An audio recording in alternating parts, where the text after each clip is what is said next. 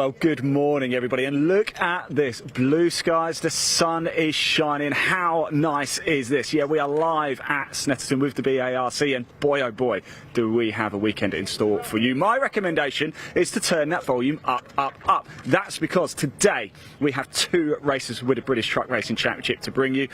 Also, guess what? The British Endurance Championship is going to be decided. Peter Ursig and Marcus Clutton are looking to make it a clean sweep of victories in 2024. Can they do it? We are going to find out a little bit later. The pickups as well, they're coming up a little bit later. But first, the Snetterton Saloons. Now, I love this. Look at this array of cars. Now, as you can gather from the name, Snetterton Saloons, they visit Snetterton quite a lot. In fact, this is the fourth time they've visited Snetterton so far in 2024. They have had a couple of away days as well at Brands Hatch and Silverstone, but they're back on home turf. Now, somebody we're going to have a quick chat to up here is Jas Sapra, because we know Jas, he races in so much stuff, doesn't he? Sorry, but he's got a very special message for somebody, because he's only here today. He's making a one-day only appearance. I'm just going to chuck the microphone in whilst he's getting belted in. I hope that's all right. Jas, you're only here today. Yes, why is that? Sorry, mate. Why are you only here today? You've got a nice story, haven't you? I've got my granddaughter Araya's christening tomorrow. Oh, nice. So that's it. Family duties. Yeah, tomorrow. Yeah, and Brian's going to take over in Brick Car. Oh, so actually you got Brian next alongside you here, so things are going to be nice into turn one today, are they? Yeah, we'll be okay, mate. We're just you know, whoever gets in front and carry on, mate. We just follow each other through, basically. Nice one. We'll see. Nice one, Jas. Thank you very much. But yeah, Brian Branson alongside as well. We will catch up with Brian this weekend. Don't forget, tomorrow, of course, we're live here at Snetterton as well. A couple of races for Brick Car Trophy. MG owners are here tomorrow as well. Hyundai Coupes as well. So much coming up throughout the course of the weekend. I want to go down here actually and have a quick chat with Catherine Henderson in the Ford Fiesta. Just look at the right. This is the array of cars we've got here, by the way. 45-minute race coming up. There is a pit stop, so we will be in the pits to bring you some of the close-up action. See if we can grab with some of the a word with some of the drivers as well. There are a couple of multiple drivers. Let's jump in, have a quick chat with Catherine. The cars are firing up. We are, but thank you very much, Catherine. I just want to come say hello. How are we feeling ahead of this one? Yeah, I'm feeling quite relaxed actually for the first time this season, to be honest. Really? Why is that? What's different about today? I'm not sure. I think it's just. I thought to myself, I always seem to get a bit nervous and then end up overdriving, so I thought we'll just play it like it's a track day and see how we go. I like that. I mean, you guys know Snetterton obviously incredibly well. What's your favourite part of the circuit? Oh, that's quite a good question actually. I've got to say, it's probably the Bentley Straight and then into the S's and out again. That's quick. But good fun as well, so yeah, excellent. I like that lot. Right, the cars are firing up. I better let you go. Thank you so much, Catherine. Good luck before the race. Remember, 45 minutes. There is pit stop just before they head out as well. I was doing a little bit of looking at the circuit, the bomb hole circuit. Believe it or not, Snetterton has never actually had a bomb dropped on it at all. And there used to be a little dip in it, and the motorcyclists used to find it really difficult. So they called it a different name. It sounds similar to bomb hole. Take off the B and you can get what I'm meaning. But that wasn't very media friendly, so they had to call it the bomb hole instead. Right, the cars are heading out on track, as you can see. It's time to go racing for the Snetterton Saloons. 45 minutes of action coming up. Me and John, we're going to get ourselves into the pits. We're going to bring you the pit lane action as well as the on-track action. But I'm delighted to hand over to your commentator. Welcome back, Dave Goddard. Well, thank you very much indeed, Ian. Yes, good morning, ladies and gents, and a very warm welcome to Snetterton Circuit, the home of motorsport in the east of England, for a very busy 2 days of action with the British Automobile Racing Club here on BARC TV. A total of 17 races coming up across the weekend. Dave Goddard here taking you through the action from the commentary box, and we kick off with the Uncle Luke's sign and sticker shop, Snetterton Saloons. This is an open event for all comers in all kinds of saloons and GT cars, as we've already seen down in the assembly area. Lovely sunny weather here in Norfolk this weekend. This will be a rolling start, a 45-minute race with a pit stop. The pit window opens after 15 minutes, closes after 30 minutes. Every car has to make a mandatory pit stop during that time. This is the sixth race of the season for the Snetterton Saloons. As the name suggests, they mostly race here at their home venue. They've had a couple of away rounds at Brands Hatch and Silverstone as well. We saw them in action at Silverstone, where Uncle Luke himself took the victory. He's in the VW Golf on the second row of the grid here. The owner of Uncle Luke's sign and sticker shop, that's Luke Allen. had some problems at the last meeting here a month ago for this category that he effectively founded and also sponsored, when he had some problems in qualifying with the Golf and failed to start the last race. And it was another local hero, Martin Reynolds, who won the last race in his Ford Escort Mark II, but he's not out in this category here today, unfortunately. He was on the entry list, but I don't think he's on the grid. We've got 20 cars out there lined up, ready to go. It will be a rolling start. The pace car about to lead them away, so we'll take you through the grid in a second. It is Brian Bransom who has set pole position in the number 26 BMW, and alongside him the BMW 1 Series M Coupe of Jazz Sapra, who we just spoke to, the man who races in, well, just about every weekend he's racing something or other in one of his collection of BMWs. Jazz Sapra, the Warwickshire-based driver. Second row, Luke Allen in number 192 in the VW Golf touring car. And alongside him is the Lotus Evora, one of very few Evoras racing in the UK. Locally built car, of course, at Hethel near Norwich. That's shared by Matthew Payne and Simon Hill. We don't have the starting drivers for these cars, unfortunately. Row 3, a pair of BMWs, number 10, John Cockerton, and 129, Tommy Grout. On the fourth row, Liam Crilly, number 12. He's in a BMW Z4 Coupe, and the number 78 BMW M3 of the Bradley family, Ronan and Adrian Bradley, sharing that car. They'll swap over at the pit stop. Row 5, 330 Anton Martin in another of the collection of BMWs on this grid. Starts alongside number 2 Martin Ward. He's in a Honda Civic Type R. There's quite a few of them in this race as well. Row 6, another Honda. That's 33 Sean Green alongside 25 Simon Donoghue in another BMW M3. Row 7 is 44 Ray Honeybone. He's in a Renault Clio, just going through there, coming out of the hairpin. And he starts alongside something a bit more unusual, the number 96 of Hugh Pelling in his MGB Roadster V8. Almost a special GT type car, that one is. Row 8 of the grid, number 99, which is Josh Files. Very quick driver indeed, sharing with Cameron Elder in their Honda Civic Type R. Alongside 124, which is the Hornigold family MGZR. Normally we see Robert and Ash Hornigold sharing that car, but it's I think it's just Robert this weekend driving solo, according to the grid sheet. Row 9, number 24, which is Jeff Connor and Callum Houchin with their Honda Civic. Alongside Catherine Henderson in her Ford Fiesta, who we just heard from. And the final row of the grid, number 54, Darren Snelling, he's in a Lotus Elise. And number 9, Eddie O'Kane in the O'Kane Irish Food-sponsored Hyundai Coupe Cup car. We'll see the Hyundai Coupe Cup here tomorrow. 20 cars on the grid then, just heading out of Williams Corner into the Bentley Straight, the back straight here on the Snetterton circuit. First of 17 races across the course of the weekend. We've got the big rigs here, the British Truck Racing Championship making their annual visit. Ryan Smith going for 9 years in a row as champion.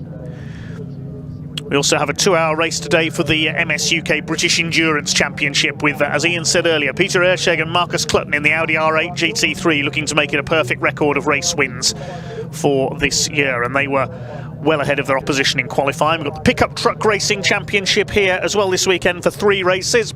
First of them is coming up this afternoon. So they're forming up ready for the rolling start then. The orange BMW of Brian Bransom on pole. Jazz Sapra in the black and orange BMW alongside him. This will be a 45-minute race here on the Snetterton 300 circuit, one of the longest circuits in UK national motorsports. I'm really looking forward to a great weekend of racing here in the Snetterton sunshine.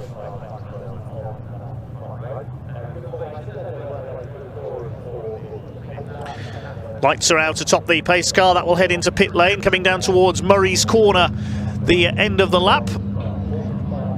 Brian Bransom failed to finish the previous race here at Snetterton, as did Jazz Sapra, while Luke Allen failed to even start it. So they're looking for better fortune in this final race of the season for the Snetterton Saloons here on this fine autumn day. Pace car pulls into pit lane. Time to go racing here at the home of motorsport in the east of England. 45 minutes for the Uncle Luke's Snetterton Saloons about to get underway. The revs begin to rise. The red light is on the Marshall's gantry there. When that goes out, we'll be underway. And here we go.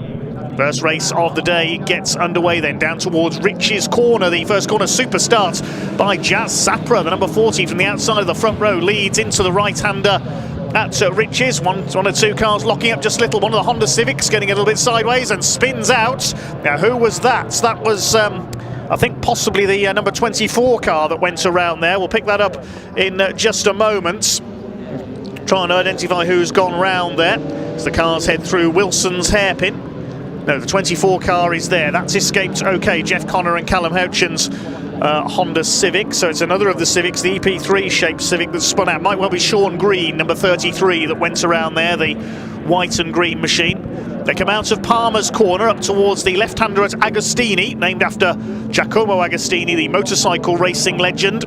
Everybody else has got round okay. There was no contact there coming out of Rich's. Sean Green it was who went spinning. There's the MGB V8 of Hugh Pelling. Certainly one of the more unusual cars in this field, certainly able to keep up with the BMWs. There's the Bradley family BMW, number 78, on the back of Liam Crilly's Z4 Coupe, as the cars head onto the Bentley Straight for the first time. Sapra from Branson out in front, and Luke Allen's Golf in third position. They swing their way onto the long back straight under the bridge and then down towards the left at Brundle and the right-hander at Nelson. This is Brundle, the left-hander, named after Martin Brundle, Norfolk resident, Formula One racer and commentator. Liam Crilly battling it out there with a couple of the M3s. That's Simon Donoghue, the blue car, I think, has just got through, ahead of the number 12. Ronan and Adrian Bradley's BMW just behind them. Then the first of the Honda Civics fighting it out for the lead of their class. That's number 99 of Josh Files, very quick racer indeed, the former European Renault Clio Cup champion. As they come round to complete lap number 1, it is the number 40 of Jazz Sapra who leads the way. Brian Bransom in number 26 in second, and they're already well clear of their opposition. And this Uncle Luke Snetterton Saloon's 45-minute race. Third is Luke Allen, the series sponsor in the Golf. Then we've got the Matthew Payne and Simon Hill Lotus Evora in fourth position. That's leading Class A. The top three all in Class S for the special and invitation cars. They're the most powerful cars in the field. And it looks as though Brian Bransom's car running without its rear bumper. Now, the reason for that will be what's happened in the previous race here at Snetterton for these cars in August. Because Brian Bransom was leading the way, and then a safety car came out, which meant that Brian had to do a very slow final lap, and as a result of that he missed the pit window and was penalised. The reason the safety car came out was because of debris at Rich's Corner, which was a rear bumper from Brian Bransom's car. So he was rather hoisted by his own petard, which resulted in missing the pit window. So he's not taking any chances this time. He's closing up on Jazz Sapra for the lead as they go into the Bentley Straight for the second time.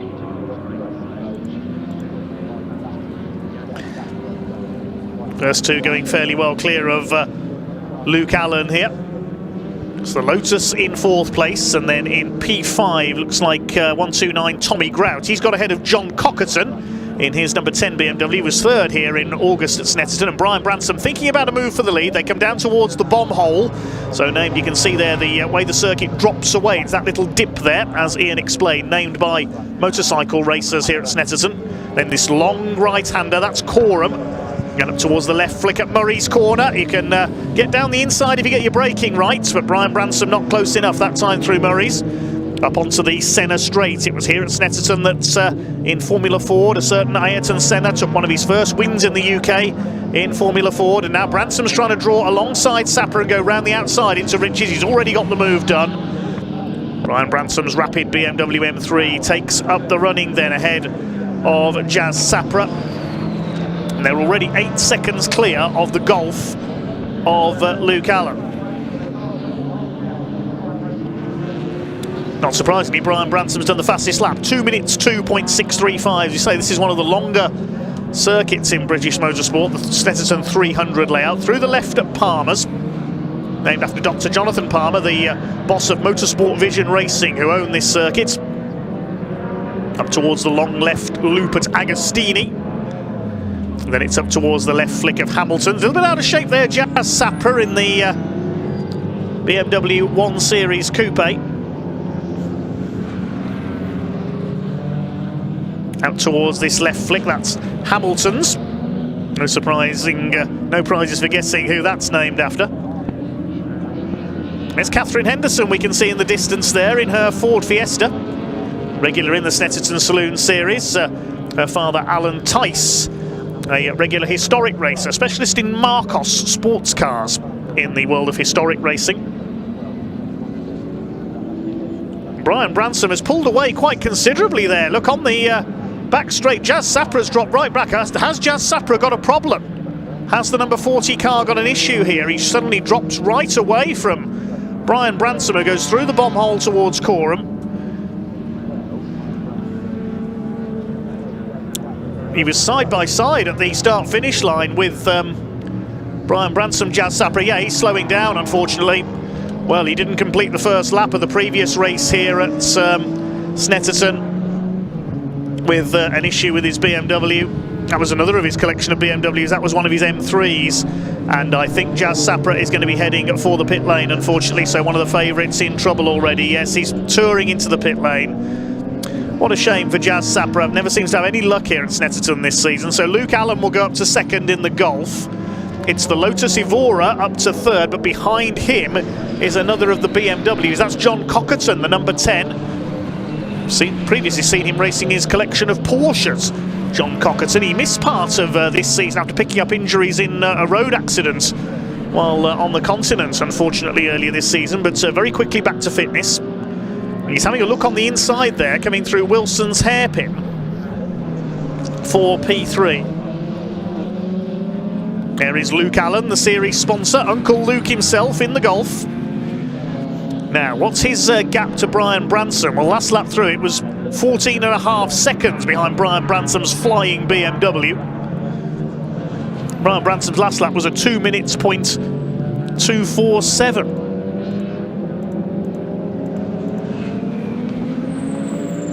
Right, I think we can head down to Ian Waterhouse in pit lane and find out what's happened with Jazz Sapra's BMW.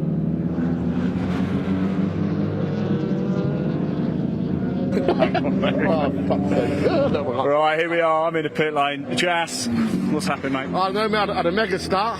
Yeah. And I was pulling on it, pulled about 5-6 cars on him. And then obviously temperature went up. And then the engine went into like a limp mode. It won't let you rev then. So I don't know what's happened, so obviously we have to get a problem with that. Well, it means you can get off early now, doesn't it? Yeah, I think so, but shame that I was having a good start as well. Yeah, it was. It was a good start. We spoke, didn't we, actually, beforehand? Yeah. You and Brian, it's always very respectful, isn't it? Yeah, no problem, mate. One of them. What can you do? That's good to see you again. No problem, thanks. There you go, Dave. Back to you, mate. Oh dear, early retirement for Jazz Sapra then. Said he doesn't have a huge amount of luck, very sadly, in the Snetterton Saloons. There's Liam Crilly, the number 12, that's the BMW Z4, just ahead of Anton Martin, the blue BMW, number 330. We see him out in the Classic Touring Car Racing Club on BARC TV as well in his collection of BMWs and Fords. There goes the number 129, that's Tommy Grout, he's in P5. John Cockerton has got ahead of the Lotus up into third position. Then it's the Bradleys in 6th, Crilly 7th, Martin 8th. Leading Class C in 9th is number 2, Martin Ward, with the red Honda Civic. And rounding out the top 10, Ray Honeybone in the Renault Clio.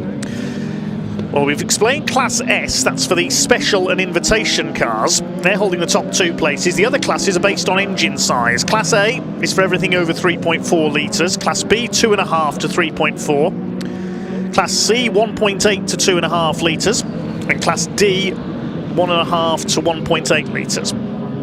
There's the leading Class A car. That's the, well, it was the leading Class A car, the Lotus, but it's dropped behind John Cockerton now.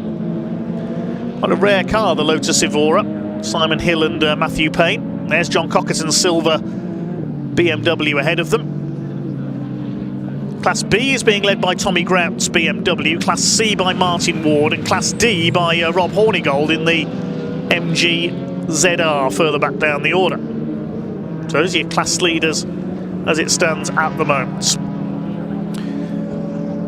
10 minutes into this race, so the pit window will open in about 5 minutes time. That's about 2.5 laps time.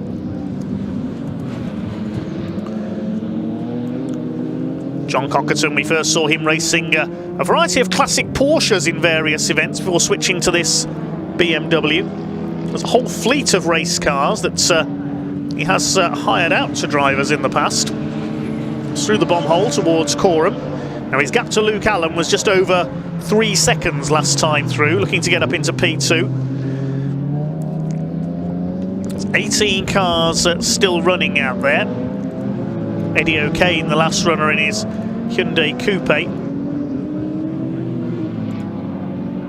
Trying to work out which car it was that didn't start. I think it was Simon Donoghue, unfortunately, in his BMW didn't take the start. I didn't mention him earlier on, but it was Anton Martin we saw.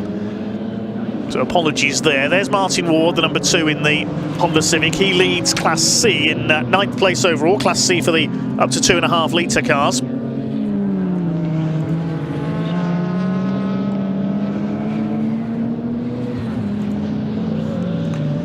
Towards the centre straight he goes. Now Brian Bransom leading by nearly 24 seconds in his flying BMW M3. Of course, could all change when the pit stop starts a little bit later on. Pit window will be opening soon.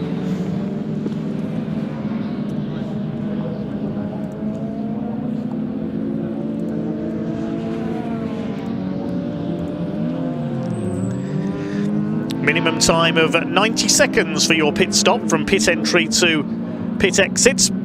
Pit window opens, as we said, 15 minutes in and closes 15 minutes after that.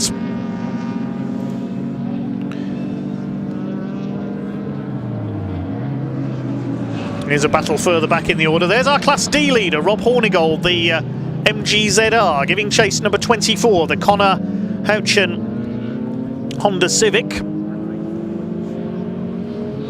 It's the later shape Honda Civic. That's an FN2 shape Civic, I think, for Honda aficionados.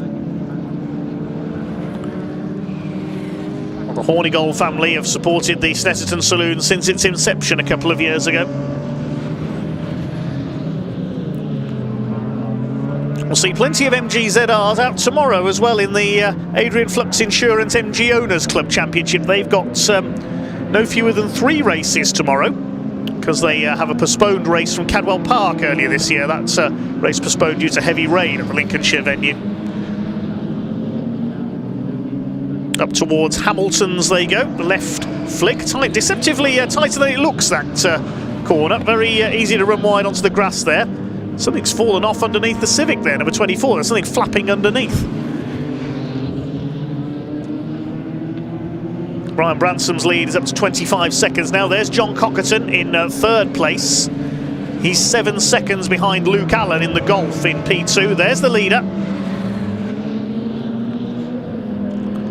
Brian Bransom continues to pull away. We've seen him in a variety of series, including Brick Car Trophy. Well, as we've heard from Jazz Sapra, Brian will be racing in the Brick Car Trophy tomorrow. The 2 50-minute pit stop races. There's the Lotus in the background.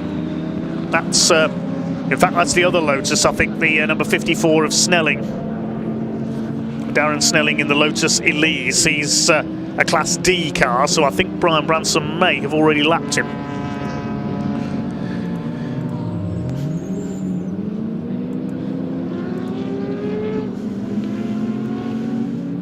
Up towards Murray's Corner they come. Named, of course, in honour of the voice of motorsports. We still miss you, Murray Walker. More lap traffic ahead. That's Hornigold under the 24 car of Connor and Houchen.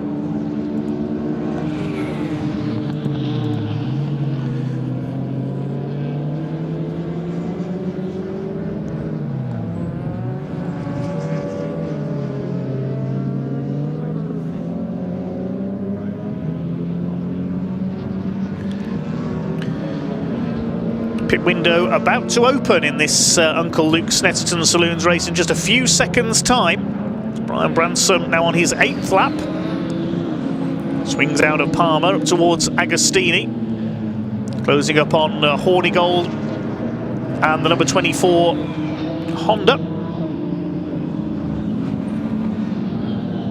Leader just ran a little bit wide there coming through the left-hander. There's Hugh Pellin in his MGB Roadster V8.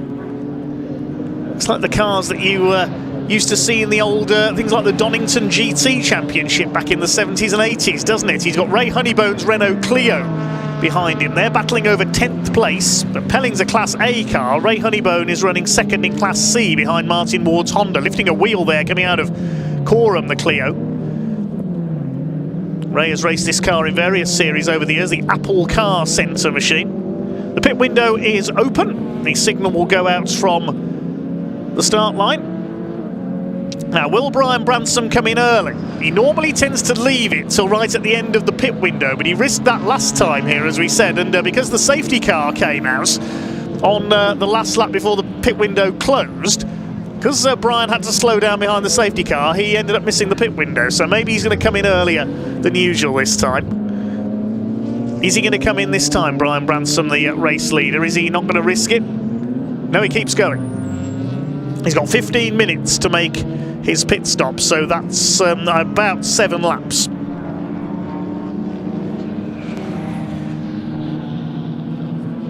There's the 24 of Connor and Houchin that's been lapped. There's Hornigold. So that means that there's 13 cars still on the lead lap. What's the gap back to Luke Allen in second place? He'll perhaps be relying on a slower pit stop for Brian Bransom to close up. 28.7 seconds is now the lead for Bransom's flying BMW. John Cockerton coming through in P3, 10 seconds back. Still these two battling it out into the Bentley Straights, and the Clio up alongside almost Hugh Pellin's MG. Martin Ward ahead of them, the red Honda Civic we caught a glimpse of there. He leads Class C. And behind them we've got the two Hondas of Josh Files and Cameron Elder, the blue and yellow car. Behind him was the number 33 Sean Green, who spun on the first corner.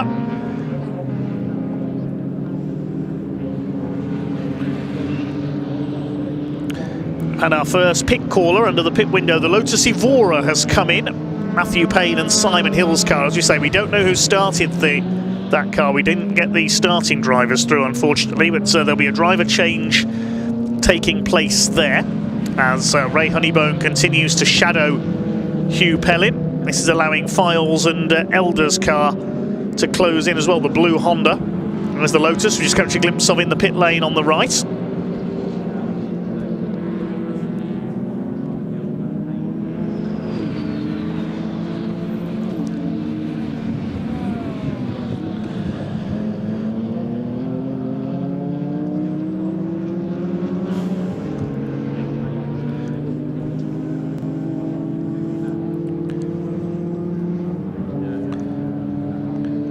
Brian Bransom goes over the line to complete his 9th lap. Fastest lap of the race, 2 minutes, .139 for the BMW. And John Cockerton, I can tell you, has been given a 5-second penalty for exceeding track limits. So Cockerton has received a penalty. Of course, there are sensors around the track. You can see the board there from the marshal's gantry. 5 seconds for car number 10. John Cockerton, who's in 3rd place. Now, how far ahead of 4th place Tommy Grout is he? I think he's sufficiently far ahead at the moment. But if things do bunch up, then he could risk losing places. There goes Cockerton. Of course, the system with track limits penalties, your first offence is noted by the officials. The second offence, you get the black and white warning flag for driving standards, and then it's time penalties. There's Martin Ward, continues to lead Class C, and behind him is Eddie O'Kane in the O'Kane Irish Foods liveried Hyundai Coupe. See a grid of Hyundai Coupes out tomorrow. The OT Publishing Hyundai Coupe Cup. We saw them at Brands Hatch a couple of weeks ago, where Dan Munro took the wins. He and Mark Ridout have been the dominant force this year. We'll see them tomorrow. Eddie O'Kane will be on their grid. Other cars coming into the pits further back. Catherine Henderson's brought the Ford Fiesta in. Darren Snelling's Lotus Elise is in pit lane as well. Tommy Grout's BMW has come in. So the pit lane's getting busy. So with Grout in, that's allowed the Bradleys up into 4th place. Ronan and Adrian Bradley's M3. And Ray Honeybone has dropped back a bit. He's now under pressure from Sean Green in the number 33. Round the outside goes Sean Green. That's a rare move. You don't very often see a car go round the outside at Rich's corner. Sean Green on the move now up onto the back of the green MG of Hugh Pellin. The other car that was in this group, the Files and Elder Honda Civic, has pitted. Everybody will start pouring in now. And then we'll have to see where everyone slots back into the race order. Hopefully we won't have a safety car during the pit window to confuse things. Eddie O'Kane being lapped. A bit of a lock-up there from Sean Green in the Honda. Eddie O'Kane moves aside, lets the quicker runners through. Used to race a Toyota MR2 about 10 years ago before the Coupe Cup came along in 2013. Green runs wide again. Is he having some braking issues possibly with the Honda? He locked up at Agostini, ran wide as Hamilton. And now he's got Ray Honeybone giving him some pressure. But the leader is behind them. There's Brian Bransom. He's coming up to lap this group. Yet to make his pit stop. Down the Bentley straight they come. Stunning looking machine, isn't it? Hugh Pellin's MGB Roadster V8. Normally it's the GT, the fastback MGB we see with V8 engines. Brian Bransom hasn't yet caught these three. Ideally he'll want to catch them on the straight so he can breeze by. Is he backing off because he's coming into the pits this time? Possibly. He hasn't moved up onto the back of Ray Honeybone's Clio just yet. So maybe he's coming in this time. The Bradleys are in, number 78 M3, Ronan and Adrian Bradley. Normally see them racing in with the Classic and Modern Motorsport Club at Brands Hatch, among others. Is anybody coming in this time? Yes, Hugh Pellin's come in the MG. Brian Bransom keeps going. Brian Bransom's pit board was out there, I noticed. It said 26 in, so they're signalling Brian in next lap.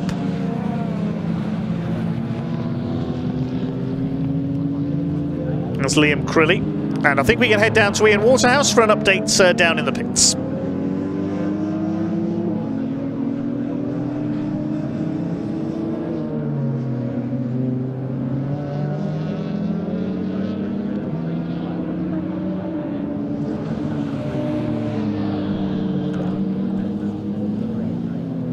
So we've got just over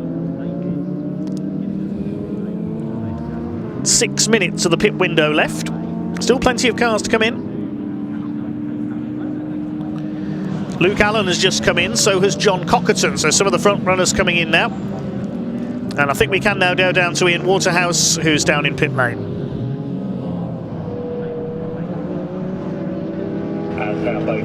Yeah, welcome to the pits, everybody. It's got very, very hectic indeed down here. How you doing, mate? You all right, mate? How was your stint out there? Yeah, good, thank you. Yeah, a bit hot. A bit hot, yeah. So yeah, over to Adrian now. Hopefully he can catch a couple of cars in front. You guys come to Snetterton quite a lot. I like to ask this question. What's your favourite part of the circuit? Probably coming out round out the bomb hole and that, and coming round and coming down onto the straight. It's a bit hairy. It's quite a unique day for you guys, though, isn't it? You're obviously out qualifying early, and you're the first race of the day, but it's the only race for you as well. So you can actually pack up after this. Yeah, that's one of the reasons why we came down. But we're here in a couple of weeks, so we thought we'd get a bit of testing in as well. And with an early start and a first race out, and we'll be done by backed up by 1:30. Watch a bit of racing and then home. So it's a day. Do you stick around? Will you stick around and watch a bit? Yeah, we'll stick around definitely to watch a couple of bits for a little while. Join me on the bike a little bit later. Take care, mate. Yeah, a lot of action happening in the pits. More cars coming in. Just stay with us. Let's watch them as they go out, shall we? Look, there goes the number 10 there heading on out. What a shame, isn't it? Jazz Sapra a little bit earlier. He started so well. He's got, look at all the cars coming in. This is so action-packed. Absolutely love it. Of course, it's the only race of the weekend for the Snetterton Saloons here. Yeah, Brian Bransom's in the pits as well. Let's just go down a little bit, shall we? Stay with us if you can. I know you want to get back to Dave shortly, but just stay with us whilst we make our way down. It's Brian Branson, of course, the race leader, now in the pits. One pit stop they have to make, 45 minutes. The only race of the weekend for the Snetterton Salutes. Don't forget, after this, the first race of the weekend for the British Truck Racing Championship is coming up straight after that. Then we go into the lunch break. We've got some fun things planned in that. We're going to see the podium celebrations for the British Truck Racing Championship a little bit later as well. Stay with us. Here we are. Here is Brian Branson now. Let's make our way down. It's typical, isn't it? We get to the middle of the pit lane and Brian pits right at the bottom. Ironically, actually, one of the BMWs a little bit earlier was supposed to stop down here. Actually stopped halfway up, and the mechanics, bless them, had to run all the way up. Let's very quickly. All good, Brian? All good? Yeah, all good, thanks, mate, you? Oh, that's very, very, very good, thanks, Brian. Yeah, we're in control. Well, let's get ready. They're about to head on out. Let's stay with it. Let's watch this, shall we? How nice is that? I think he asked if I was all right. I couldn't hear too well, but that's very nice of Brian, isn't it? Looks like we might be catching up with him after the racing park for mate. Let's stay with us a sec as he makes his way out. There he goes. Brian Branson back out on track. And that is almost it for the pit lane action here at Snetterton for the Snetterton Salute. So I'm going to hand back to Dave to take you through the rest of the action. Enjoy.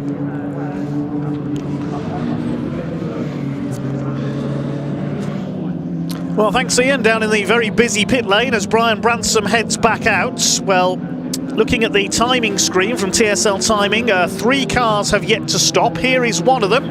Liam Crilly is now the on-track race leader. The BMW Z4 Coupe has raced a variety of BMWs over the years, has Liam. Regular race winner in the production BMW Championship for E30 BMWs a few years ago. Now it's in this lovely Z4 Coupe. He's yet to stop. And the other cars that have yet to stop, Anton Martin's blue M3 and Ray Honeybone's Clio. They're the 3 cars that have yet to make their pit stop. They've got 3 minutes left to do so, so I would say they really would have to come in this time around, those 3, or they may risk missing the pit window. And if you miss the pit window, it is a 2-lap penalty, which is a big distance here at Snetterton on the 300 circuit. So everybody else has now pitted. Just the one retirement so far. Can tell you that Ray Honeybone has just come in the Clio. So it's just Liam Crilly who we're looking at now and Anton Martin who have yet to stop. So Brian Branson has rejoined. We're going to have to wait and see where everybody slots back in after their stops. I'll tell you, Luke Allen is still ahead of John Cockerton. We'll have to see if Brian Branson had built up enough of a lead to rejoin in front of the Golf. I would imagine he has. As the Z4 comes round, he must surely come in this time. The Z4 Coupe. Of course, we've seen space frame Z4s in the Intermark silhouettes this season. Keith White has one. Swings it a little bit wide there through Murray's. Is he coming in this time, Liam Crilly? I would imagine he is. Yes, he is. Ray Honeybone's Clio in the background there, still in the pits. So the only car yet to stop now is Anton Martin. And in fact, Anton Martin's blue M3 has dropped 5 places on that last lap. Has he come through? I don't think we've seen him come through on this lap, so whether he's had a problem somewhere, I'm not sure. We'll wait and see if he comes through on this lap. No, Anton Martin down another couple of places. I'm wondering if we've lost that BMW somewhere. There's Rob Hornigold locking up a little into Agostini in the MGZR. He's still leading Class D. He's down in 14th place. Now Brian Branson still on his outlap, so we're going to wait and see when the cars cross the line next time what the time difference is going to be. I think he got out in front of Luke Allen. Had a handsome enough lead. There's the Bradleys. We heard from Ronan Bradley. It's Adrian on board. That's a lovely green and white BMW. 7th place overall. I don't think there's going to be any major change in the order here from the pit stops.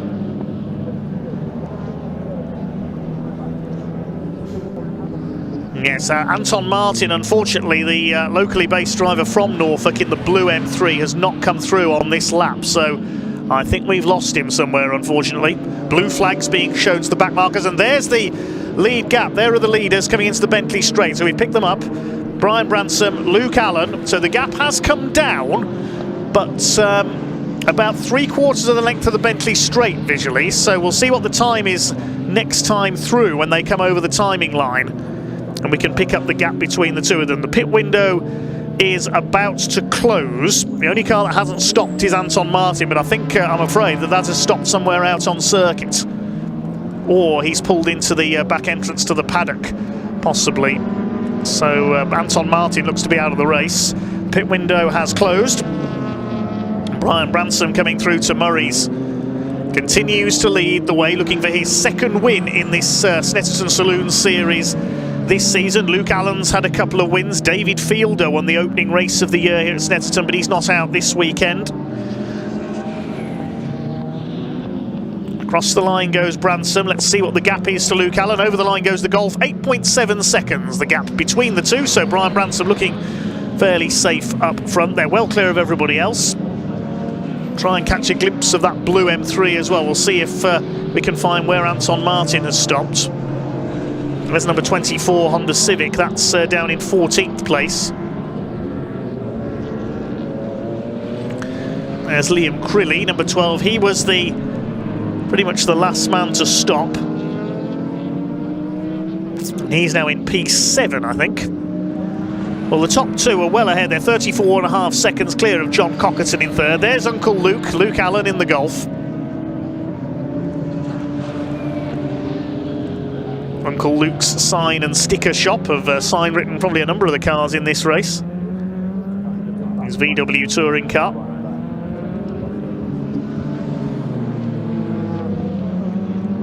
Have a look what his lap times are. They're a little bit slower than the M3. His best lap of 2 minutes 3.7. Branson with the fastest lap of the race, 2 minutes 0.1. There's Martin Ward in his Honda Civic. He leads Class C in 8th overall, ahead of Sean Green. There's not too much between those two. 3.2 seconds between the Hondas. Ray Honeybone's Clio behind them. And then behind them, the car of Files and Elder. Oh, the Bradleys have stopped. Adrian Bradley has come to a halt. That's coming out of Agostini. Yeah, so Ronan and Adrian Bradley could be out of the race here. Maybe Adrian's trying to fire the car up again, do a Control-Alt-Delete, as they say. So Adrian Bradley in trouble. He was running in 6th position. And 3rd in Class A.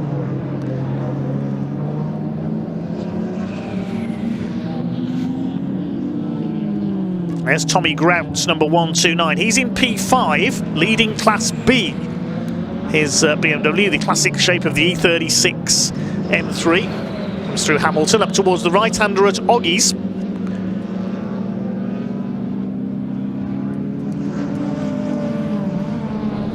Oggy's Corner, named after Sir Peter Ogden, a director of Motorsport Vision. And it's round the right-hander at Williams, named after the late, great Sir Frank Williams. And then up towards the Bentley Straight, down towards the left-hander at Brundle. Famous Norfolk racing family, the Brundles, of course. Martin Brundle, the ex-Formula One driver turned broadcaster. There's John Cockerton. He's still in P3, but he's 35 seconds back on Luke Allen. So the top three, I think, fairly well set now. Here's a battle between Ray Honeybone and the Files and Elder Honda Civic, the area motorsport car. This is for 9th overall, 3rd in Class C. They can see the two Honda Civics ahead of them, 1st and 2nd in class. Further behind them is Hugh Pelling, who's now up into 3rd in Class A with the demise of the Bradleys. Files and Elder, whichever it is on board the number 99, had a look there. Side by side here between Connor and Hodgson's Honda Civic and the Hornigolds. That's a change for P13, the Honda getting through there at Brundle. Black and orange Honda Civic. Where have we seen that before?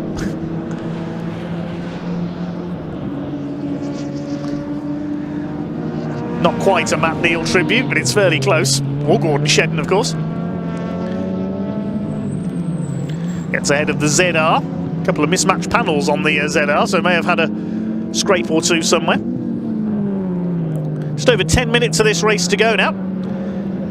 John Cockerton is being caught by the Lotus Evora. Battle for third place developing.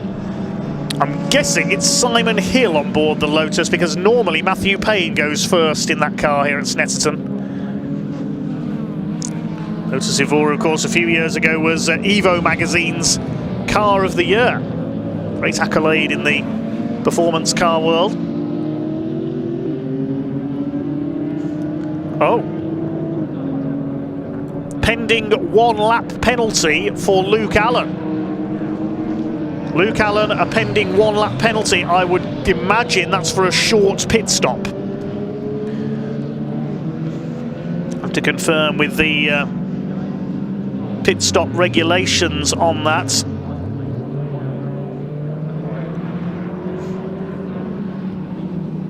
So I would imagine that is for a short pit stop. I'll have to confirm in the series regulations for the series. So Uncle Luke has not had a very lucky season, it has to be said, this year.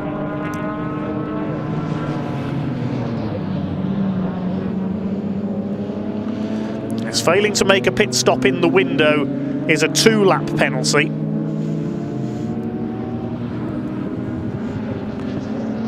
And a 1-lap penalty, yes, for failing to meet the minimum duration of a pit stop. So Luke Allen, his pit stop was too short, unfortunately, and he will be given a 1-lap penalty in the final results.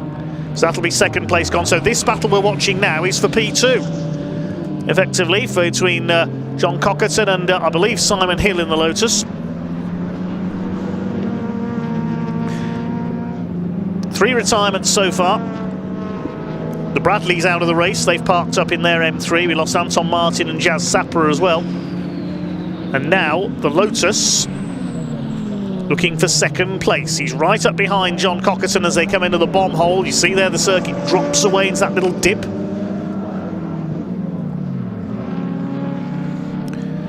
As Ian said earlier, no bombs have ever been dropped on Snetterton, but it was an airbase during the Second World War.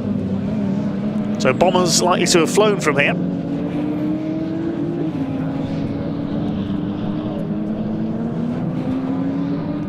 Is the Lotus going to line him up here, going down towards Rich's corner?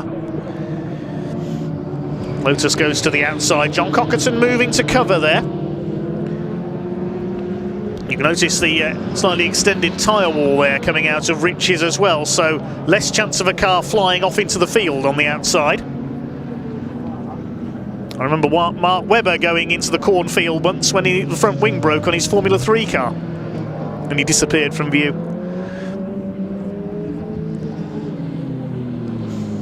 Through Palmer, coming into the closing stages now. 7 minutes of this race to go for the Uncle Luke Snetterton Saloons. Towards Agostini, John Cockerton under real pressure now from the Lotus of Matthew Payne and Simon Hill. He's leading his class, Class A. This is, of course, a series, not a championship. There's no points on this. Brian Bransom is nearly 20 seconds in the lead now over Luke Allen, but we know he has that penalty pending. Can John Cockerton hang on to what is set to become second place?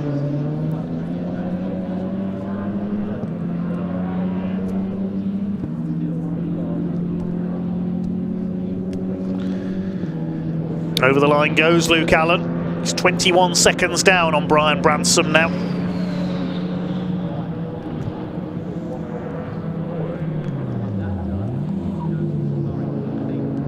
Get the class leaders. Tommy Grout still leads Class B. Martin Ward's up to 7th. He leads Class C.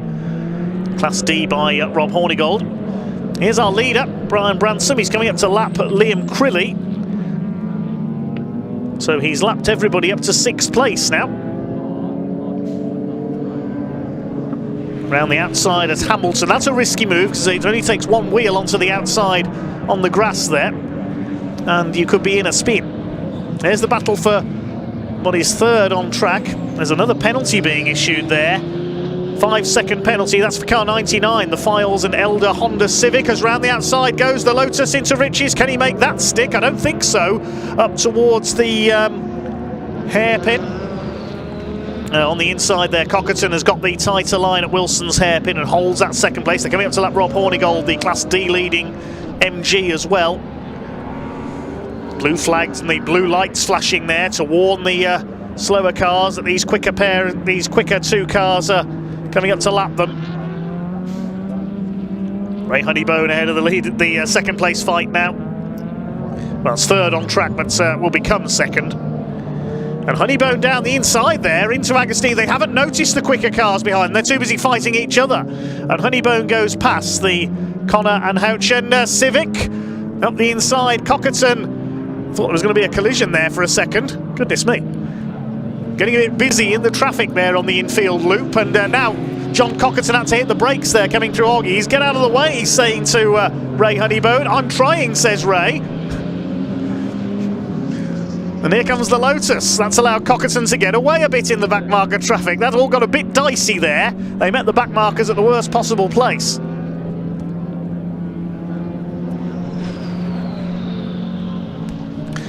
So we've got 4 minutes of this race to go. It's been a lively end to this Uncle Luke Snetterton Saloons race. Now Ray Honeybone doing some lappery. He gets around the outside of Eddie O'Kane's Hyundai. So we've got cars lapping cars and being lapped at the same time. The 24 car. The car of Connor and Houchen. And now this battle's starting to resume. The Lotus closing back up on John Cockerton after that momentary delay, and now they can see more back markers. And oh, Tommy Grout's dropped out. The 129 BMW has parked up. That was the Class B leader, so that's handed Liam Crilly the lead of Class B. These two are still at it for second place. And this is for the lead of Class A as well, so the class leaders could change on these closing laps. Now they've got to lap Sean Green. They're going for the outside into the hairpin. Yep, no problem there. Sean just slowing up a bit, letting them through. It's all happening in the closing stages of the Snetterton Saloons. Brian Bransom's heading for victory, all the action's behind him. What can the Lotus do here? Whether it's Matthew Payne or Simon Hill on board, we're not sure, unfortunately. He's driving the wheels off that thing, trying to get ahead of John Cockerton. Up towards the left flick at Hamilton. This is great stuff. Yes, one of our comments on YouTube says this race doesn't like BMWs. Yeah, we've had a fair few of them drop out, haven't we? But we've still got one leading in the shape of Brian Bransom, and still one leading this battle at the moment, John Cockerton. Here they come, down the straights, towards the bridge. Cockerton to the inside, the Lotus on the outside. Is he going to get through at Brundle? He's got the overlap in towards Nelson. Into the right-hander, and through goes the Lotus. That was a great move from the Lotus of Matthew Payne and Simon Hill, and he's into the lead of Class A and could be set for second place overall once the penalty is applied to Luke Allen's Golf. Brilliant move there, round the outside at Brundle, got the switch back to the inside at Nelson and takes the BMW. John Cockerton, look at that sideways coming off Murray's corner. They're coming up on the Class C leading Hondas, and the gap's coming down there as well between Ward and I would guess it's Josh Files on board the Civic. That car's got a 5-second penalty pending as well. There's less than a second between the two Hondas. But here's our leader, 1 minute on the clock. Brian Bransom. It's coming into Nelson. There is the BMW. And Brian is heading for victory in the Uncle Luke's Snetterton Saloons at the wheel of his BMW M3. Briefly lost the lead to Jazz Sapra at the start, but then Sapra hit problems. And Brian Bransom has dominated, holding his lead through the pit stops. We're coming up to start his final lap at this time. It's 30 seconds on the clock, so we'll get one more lap out of this. It'll be a 22-lap race. Completes lap 21, his last lap time 2 minutes 2. Quickest lap 2 minutes 0.139. Fastest lap of the race for Brian Bransom. Has been lapping about 3 seconds a lap quicker than everyone else at times. Dominant performance from Brian. He'll be pleased with that.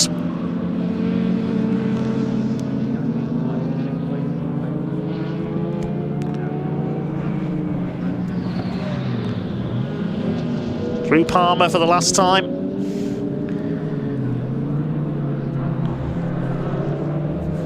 Gets up towards Agostini.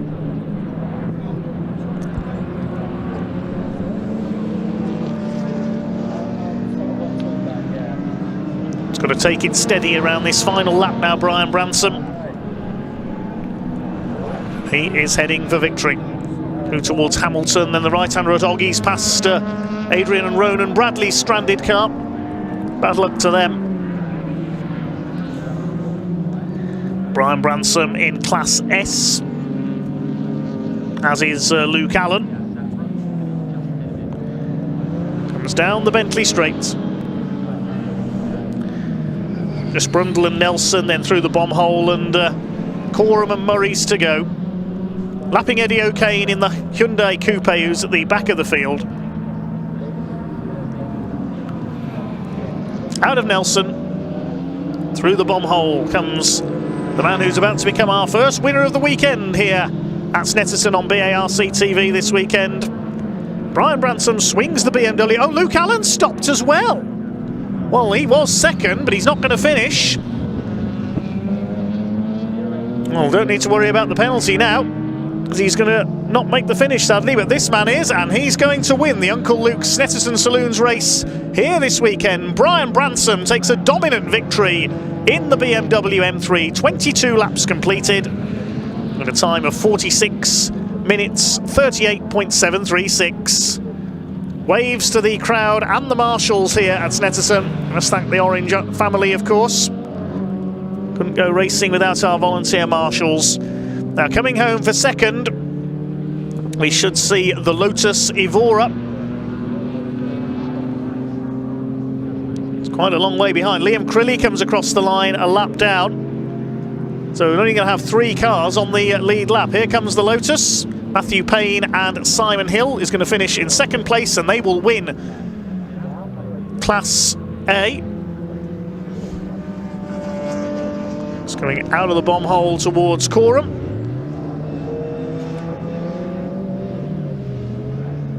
Now, they were battling with John Cockerton. I didn't see Cockerton behind the Lotus there. Don't tell me he's dropped out as well. Well, here comes the Lotus. That's the other Lotus across the line of Darren Snelling as well, the Lotus Elise. The Evora comes over in second. Cockerton has dropped back quite a long way, but there he is. He does come in to finish in third place. 10 seconds behind the Lotus in the end. The rest of the pack will come over the line. And has Josh Files? Yes, Josh Files wins Class C, past Martin Ward on the last lap. Josh Files and Cameron Elder's Honda Civic comes through to win Class C. I'd guessed correctly, I think that was Josh Files, the former Clio star on board the Honda. Noted historic racer with his father Keith as well, and he's charged through from third to first in the last couple of laps to win Class C. We'll confirm the full result in a moment. It's waiting for the last couple of cars to come over the line. There's the number 24 Honda. And the last car to take the checkered flag is going to be Rob Hornigold in the MGZR. Here he comes. It looks like they're all in now. So a spate of late retirements in that one, unfortunately, among the front runners.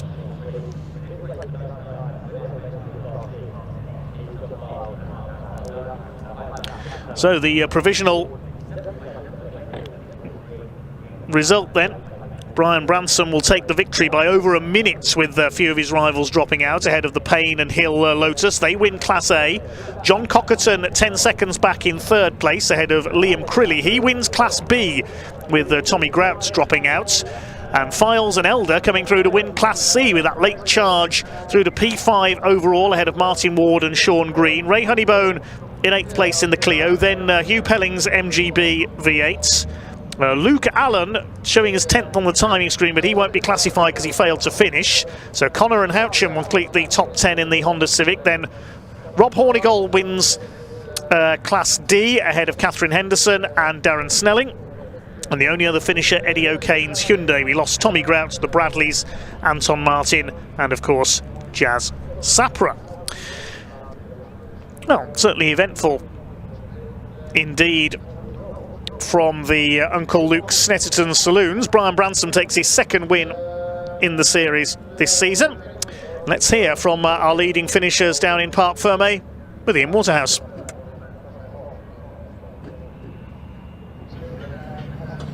Yeah, it's been one of those days already. Not for me, by the way. That's not for me, Jess. That's for you, isn't it? I actually thought you might have brought it down for Brian. I think I deserved this, didn't I? It was a hard race, wasn't it? It was a hard race for you. It lasted about 5 laps, but you think you had the measure of Brian there, didn't you? I did. I think I did. If it didn't go in limp mode. Never mind, enjoy that. You deserve it. Let's go grab a word with Brian, shall we? Down here. I just tell you something, I need to see more of these Snetterton Saloons. We had a great fight, didn't we? In fact, Brian's just going through some of the media. In fact, that was perfect timing, wasn't it? Jazz is just up there as well, Brian. Congratulations, you controlled the race, but it's a shame Jazz fell out because he thought he had the legs on you. Yeah, he would do. No, to be fair though, that is a shame because at the start there I thought me and him were going to have a good sort of, tussle for 45 minutes, but I don't know what's happened, but yeah, that is a shame, and obviously it's nice to obviously finish the race. The car done well. I've not had it out all year since probably about this time last year, so it's nice to get obviously a result on top as well. That's it, you've got a nice little pot to go home with, and but you're back tomorrow, aren't you? Yeah, doing the trophy tomorrow, in the other car, yeah. I'm sure we'll be chatting tomorrow, Brian. Well done, mate. Great to see you, by the way, fella. Let's keep moving down, shall we? We saw some great battles, didn't we? The Payne Hill car, by the way, going up against John Cockerton. That was fantastic stuff to watch indeed. Let's have a quick word with him here because gasping for breath over here, it looks like. But it was a fantastic battle out there, wasn't it? It was awesome. Anyone would think there was 20 grand prize money on it, the way everybody was going for it. But that's racing, though, isn't it? It doesn't matter whether there's nothing on it. There's a £7 trophy in it and a free beer at the bar, so it's enough. You actually get a free beer, do you? No, of course not. I'm just bluffing. Oh, right. I was going to say, because that's probably worth about 15 quid these days. Yeah. I got a 5-second penalty for something, so that's a shame. But apart from that, the gear's not changing properly, so I think we did quite well, really. Yeah. I'm glad Tommy's car broke. Yeah. Because otherwise he'd probably have passed me and then teased me for the rest of my natural born life. So, yeah. No, that's sportsmanship, isn't it? No, sorry, just kidding. No, who cares about that? Yeah, Come on, exactly. we're competitive, aren't we? I'm delighted anyway. Thank well done anyway, congratulations. Yes, the Payne Hill boys have disappeared as well, but this is their car here. What a thing of beauty, by the way, wasn't it? What a great battle with John there. Ended up second place, by the way. There was a number of penalties, wasn't there? Of course, Luke Allen actually got a 1-lap penalty. John Cockerton got a 5 second, not 10, he got a 5-second penalty as well. But that is it. Can you believe that? That is it already for the Snetterton Saloons this weekend. It's not often we say that after race one, but 45 minutes of action. Wow, that was a cracker. Really do need to see more of these. So much still to come today, though. Up next, turn that volume up, everybody, because it's time for race one of the British Truck Racing Championship here this weekend at Snetterton. Dave, over to you. Thanks very much, Ian. And yes, next up it is the big rigs, the latest round of the British Truck Racing Championship. They have 3 weekends left here at Snetterton. They go over the water to Le Mans in France, racing on the Bugatti circuit, and then of course on Bonfire weekend the season comes to a close as always at Brands Hatch. In Division 1, Ryan Smith going for an incredible 9 titles in succession, while in Division 2, consistency has put Simon Cole to the top of the points. They're both in good form so far this weekend. We'll give you the results of qualifying and the grid for the first of 5 truck races this weekend in a few minutes' time. 2 truck races coming up here today and 3 more tomorrow here at Snetterton. But first of all, we're going to head down into the truck racing paddock. And our man down on the ground, yes, he's here, as always, causing havoc in the paddock. Here's Pointy.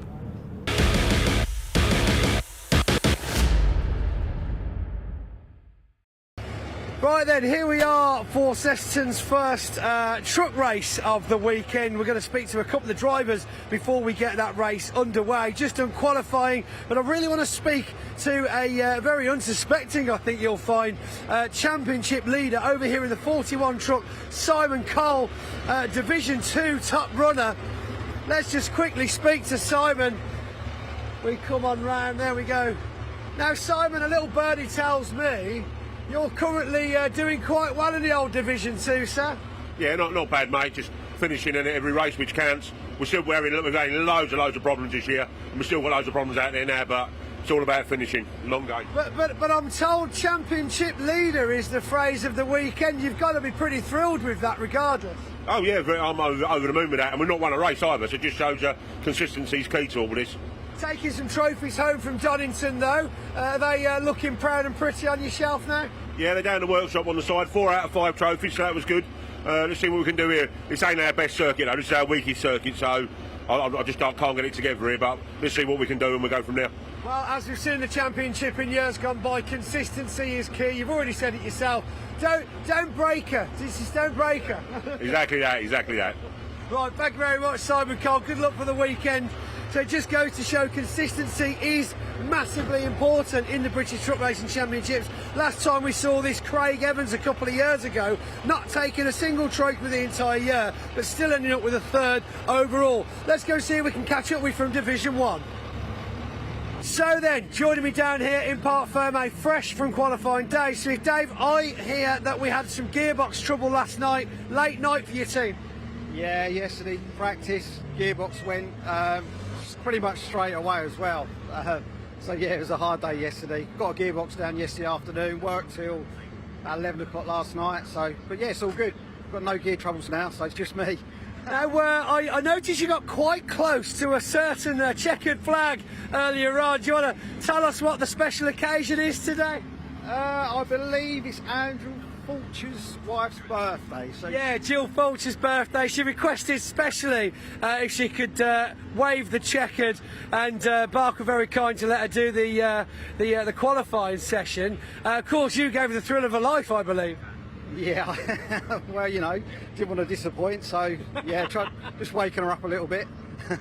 So we're ready, shaken down for the day. Truck's feeling good after that new box, and we're ready to hit the first race. Yeah, box is good. We've still got a few problems I think we've got to try and sort out. But yeah, I mean, mechanically, we're good. Yeah, we're good to go. Fantastic. Well, Dave, good luck for the weekend. Good talking to you. Thanks for joining us. That's what we've got time for then, as we hand back to Dave in the studio. We're ready to go British truck racing.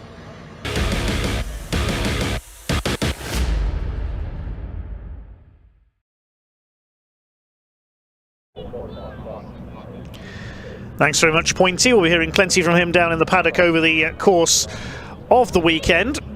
It's almost time to unleash the beasts from the paddock then. These 5-ton, near 1,000 horsepower racing trucks. If you've not seen truck racing before, you have got a real treat coming up. It's almost 40 years since the first truck races took place in the UK in November 1984 at Donington Park. That event, it was literally road-going trucks, a lot of which quite simply drove into the paddock, unhitched their trailers, raced and then carried on with their journeys after the weekend. Far removed from today's world of highly specialised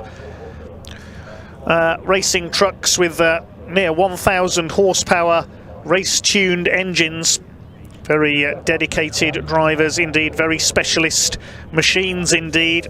And some of the all-time greats are out here this weekend. We'll bring you the grid for our first of 5 races set by the qualifying session. It was the reigning champion, the 8-time champion Ryan Smith, who set pole position, 2:22.563 his quickest lap, over a second quicker than his title rival this year, the man second in the points, David Jenkins, number 69. So it's Daimler Freightliner alongside MAN on the front row. Second row, number 3, Stephen Powell, third in the points at the moment, and a man who's unaccustomed to being a long way down the points, but it's not been a happy season for the 10-time champion, the former European champion, Stuart Oliver. of course, failed to score at Pembrey and also had a nasty accident at Thruxton, which has wrecked his Volvo VNL. The team has prepared a new truck, a new MAN, for Stewart to complete the season in. He lines up on the second row. On row 3 of the grid, number 14, John Bowler, starts alongside number 12, Michael Oliver, son of Stewart. On the 4th row, 86, Tom O'Rourke from Scotland in the International Navistar, alongside the first of the Division 2 trucks, the slightly less powerful machines, number 22, Paul Rivette. He's third in the Division 2 points at the moment. The 5th row, number 11, we just heard from David Smith, no relation to Ryan incidentally, back in the championship this year in Division 1, the former Division 2 champion, alongside 33, Neil Yates, the man from Kent. On row 6 is number 6, John Powell, currently second in the Division 2 points. Starts alongside the championship leader we just heard from, Simon Cole, number 41 in his Iveco. And completing the lineup is the youngest man on the grid, number 40, Archie Handy, the former junior saloon car racer in his Volvo FM12. Not even old enough to have an HGV licence, but of course you only need a race licence to race trucks. So a total of 13 trucks out there, 14 on the entry list. We've not seen Adam Bint out in qualifying. Unfortunately, I'm not sure if Adam is here with his Volvo white Aerodyne, the Bint racing truck, who rejoined the championship halfway through the season. The TRP truck and trailer parts DAF is ready to lead the field out. It will be a 15-minute race, a rolling start. Marshals will move well back off their posts, of course, for safety reasons. Trucks have already been to Brands Hatch on Easter weekend, then they went to Pembrey, where mechanical problems sadly prevented Stuart Oliver from scoring points, and then he had that bad accident in qualifying at Thruxton in July. Then it was Donington Park in August for Convoy in the Park, where David Jenkins and Ryan Smith once again shared the wins in Division 1. Simon Cole, incidentally, leading the Division 2 points, but he hasn't yet won a race this year. It's been Paul Rivette who's done the majority of the winnings, but he missed the round at Pembrey. He was out with a broken ankle, and touring car racer Sam Osborne took over the Napa race parts truck. And we mentioned after here at Snetterton, the series goes to Le Mans in France in 2 weeks' time before a break until Bonfire Weekend, November the 2nd and 3rd, on the Brands Hatch Indy circuit to decide the championships. In terms of points, it's 15 for a win, 14 for second, 13 for third, and so on downwards in each division. There's also a point for pole position and for the fastest lap. So the points for pole position for race 1 already decided in favour of Ryan Smith. He's got 1 point, and Paul Rivette in Division 2. Must thank all the partners of the championship this year as well. TRP Parts, you've already mentioned, the sponsors of our pace truck. GT Tyres, you'll see their colours on the Oliver team's trucks. Dines Motor Group, they provide accident recovery and management and roadside repairs. MV Commercial, that's Tom O'Rourke's company, supplier of new and used trucks for sale in the UK. Total Care Vehicle Lifts and Testing Equipment. Sylvie Fleets, which is the fuel card and fleet management provider.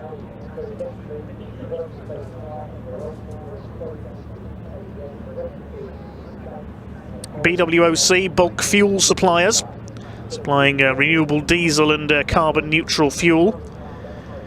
Transport Monitoring Systems Limited, Truck and Driver magazine as well, and Freyhouf Trailers.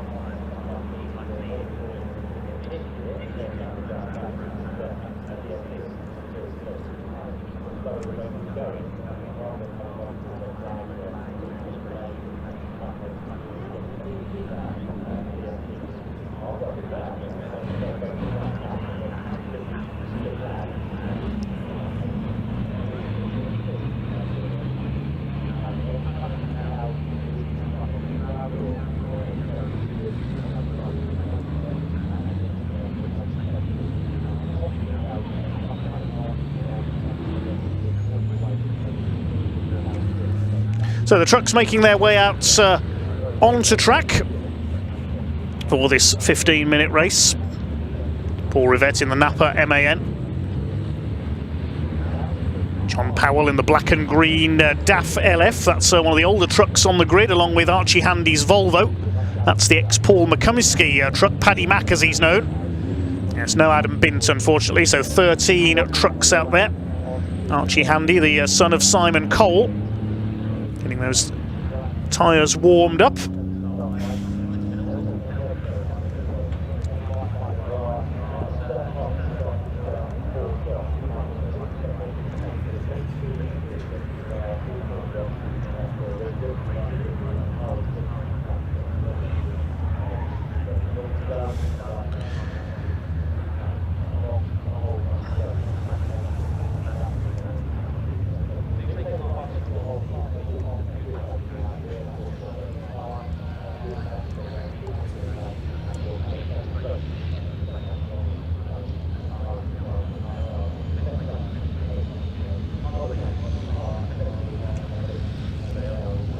No mistaking Simon Cole's truck there with the fluorescent pink colour scheme. Used to have that on his Mercedes as well, the Mercedes Beast as he used to call it.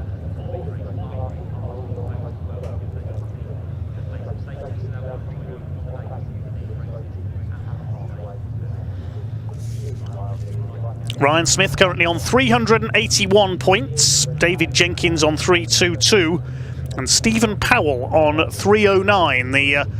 So the three leading scorers in the Division 1 Championship in the three top slots on the grid. Michael Oliver is fourth in the points. He's had a decent season so far in the GT Tyres backed Team Oliver Racing MAN. Stuart Oliver is farther up there in fourth on the grid in his new build. You can see Stephen Powell in the colours of Neil Yates Recovery. His running mate a bit further back in P10 on the grid, the number 33.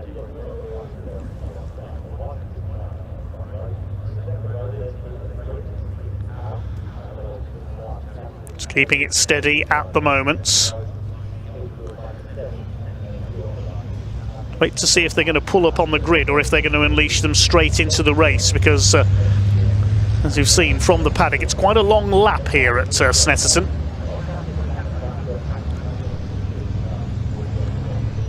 Big crowd here at Snetterton. We can see some members of Team Oliver on the left there as well.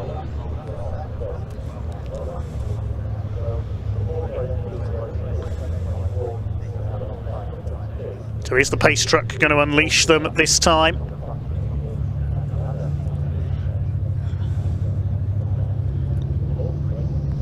TRP truck and trailer parts. DAF, the red lights are on, so we are ready for a start. This will be a 15-minute race, first of 5 races this weekend for the British Truck Racing Championship here at Snetterton. Let's get ready to rumble as the pace truck pulls into pit lane. Ryan Smith and his arch rival David Jenkins lead them up towards the starting lights.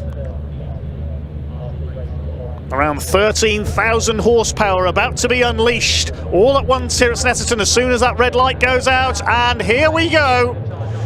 First truck race of the weekend gets underway. They thunder their way down towards the first corner of Riches. Good start by Ryan Smith in the Daimler Freightliner, leads David Jenkins. Stephen Powell is in third place. Looks like Paul Rivett has held the lead of Division 2 as they head up towards Wilson's Hairpin for the first time. David Jenkins kicks up a bit of dust on the outside. Already those two have gone slightly clear of their opposition. Stephen Powell is in third, then the Olivers, then John Bowler. Somebody's gone straight on. That's Neil Yates, the number 33, onto the grass. Slides around, no grip there, spins the MAN around. Manu had that huge accident at Thruxton last season at Allard Corner. He hasn't hit anything that time, fortunately. He'll rejoin at the back of the field. John Bowler runs a little bit wide there, the red and blue number 14 MAN. Coming under fire there from Michael Oliver. Behind him, Tom O'Rourke in the bonneted International Navistar. Then it's David Smith in the white MAN. Paul Rivett leads John Powell and Simon Cole in the 4-strong Division 2 field. Out of Agostini they go for the first time up towards Hamilton. Brian Smith already starting to clear away. David Jenkins MAN in second place. Stephen Powell in third. The Olivers sandwiching John Bowler, the battle for 4th, 5th and 6th. Stuart Oliver in 4th place, the 10 times British and 1-time European champion. Of course, sadly, the European Championship doesn't visit the UK anymore as Tom O'Rourke takes Michael Oliver into Williams' corner. There is our points leader in Division 2, Simon Cole, but he's yet to win this year, desperate for a first race victory. Tom O'Rourke battling it out with Michael Oliver, but it's Ryan Smith who leads. Opened his season with 3 wins at Brands Hatch, 2 wins at Pembrey. He won all 5 races. 2 wins at Brands Hatch, sorry, 2 wins at Pembrey. He won all 5 at Thruxton. And then at Donington scored 3 wins, restricted to 2nd place. He had to start from the back of the grid for the first 2 races at Donington at Convoy in the Park. After some problems in qualifying, and off goes Ryan Smith. What on earth's happened there? 2 trucks off, Jenkins off as well. What on earth has happened there? Stephen Powell's gone off as well. There must be fluid down. Look at that, Ryan Smith's gone straight on into the tyre wall. David Jenkins off as well. That was so sudden. There's got to be fluid down coming out of the bomb hole. All the top 3 just seemed to go straight on. Surely they're going to have to stop the race. What an extraordinary incident. So Stuart Oliver's gone into the lead, but surely this race is going to be stopped. They can't continue with 2 trucks off on the outside of the exit of the bomb hole. I do not know what's happened there because they hadn't done a racing lap. I can't understand what must have dropped fluid. There must be something on the track there. So Stuart Oliver leads. It's John Bowler in 2nd place and Michael Oliver in 3rd. So Tom O'Rourke has dropped back as well there. That was such a strange incident. The red flag is coming out, not surprisingly. You can't continue with 2 trucks stranded on the outside of the entry decorum.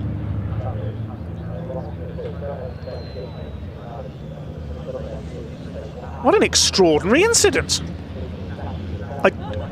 I don't think there was any contact between the 2 trucks going in there.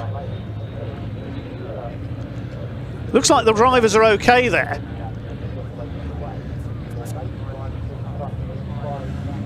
Whether they did tangle up there, we didn't quite see, but it looked as though Ryan Smith was fairly clear ahead of David Jenkins. So whether they went off independently, I can't see any damage to the 2 trucks, which suggests there may have been contact. That was bizarre.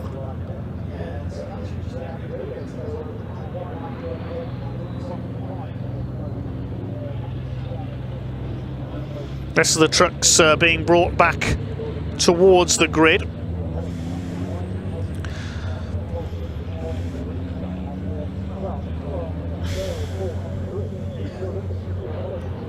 So whether there was contact between the 2 there or whether it is fluid on the circuit, I'm not too sure. They seem to go off independently of each other there towards the tyre wall. I saw a cloud of smoke go up from, I assume, the tyres on Ryan Smith's truck as he spun round. And Stephen Powell went off as well, possibly in avoidance. I thought for a second they'd all gone on wide on some fluid. Well, I do not know what's happened there.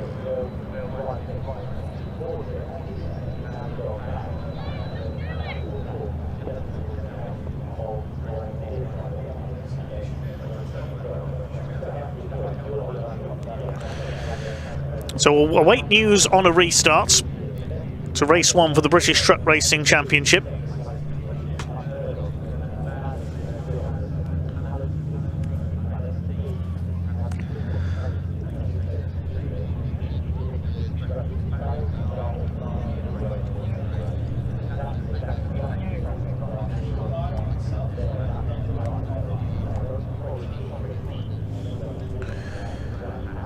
Main thing is that both drivers are okay. Great rivals for many years, these 2, Ryan Smith and David Jenkins. David, a former British champion, man from Staffordshire. It's back in 2011 that David Jenkins took the title. Ryan Smith's run began in 2016. He took his first title and has been unbeaten in Division 1 ever since. Took 16 race wins last season. Jenkins, meanwhile, his season Last year was a little bit slow to get going. He only took 2 wins in the end last year. He was 3rd in the points. Had a win at Brands Hatch at the season opener this year, 2 wins at Pembrey, and won the first 2 races at Donington at Convoy in the Park ahead of Ryan Smith, who of course came through from the back to finish 2nd each time before winning the remaining 3.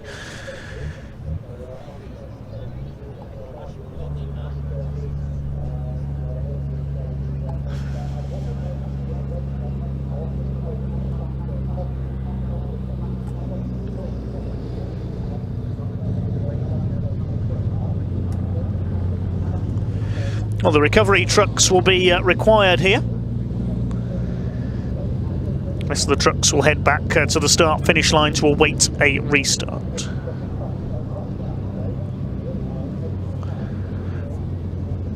Wonder what's our large crowd made of that one. Give us a wave. They've spotted the camera.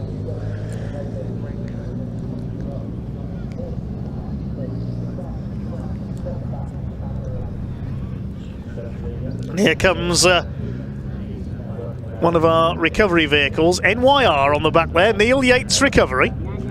It's a bit ironic,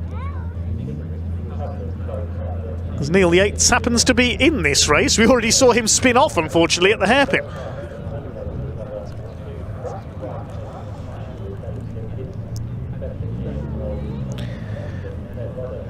British Truck Racing Championship, one of the biggest crowd pullers on the UK circuits, quite literally.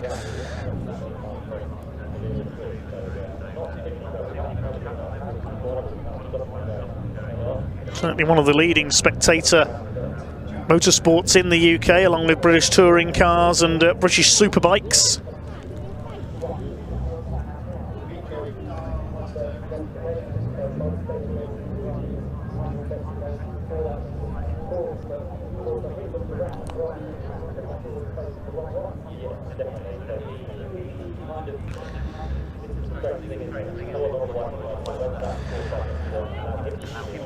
So awaiting news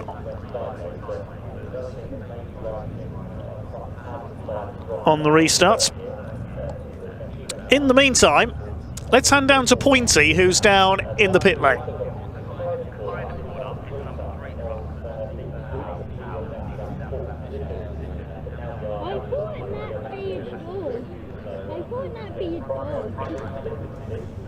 I think we can hand down to Pointy in just a minute or two. He's just making his way into pit lane. See if he can find out what happened there. So we are under the red flag here at Snetterton, following an incident up at the entry to Coreham, which saw Ryan Smith and David Jenkins go off on the outside. As you can see, the volunteer marshals there clearing up some fluid, so presumably that's what sent them spinning. It's the RB heavy recovery and repair truck there waiting to give one of those trucks a tow. And then we'll find out if they will be fit and okay for the restart. The drivers are okay. Trucks will need a check over from the mechanics and the scrutineers.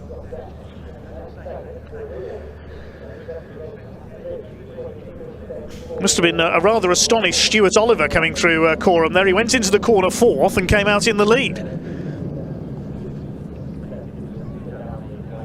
Now, the fluid being cleared up there, was it already on the tarmac, or was it dropped by Ryan Smith or David Jenkins? Because I saw smoke as Ryan Smith went spinning, and I thought it was just tyre smoke.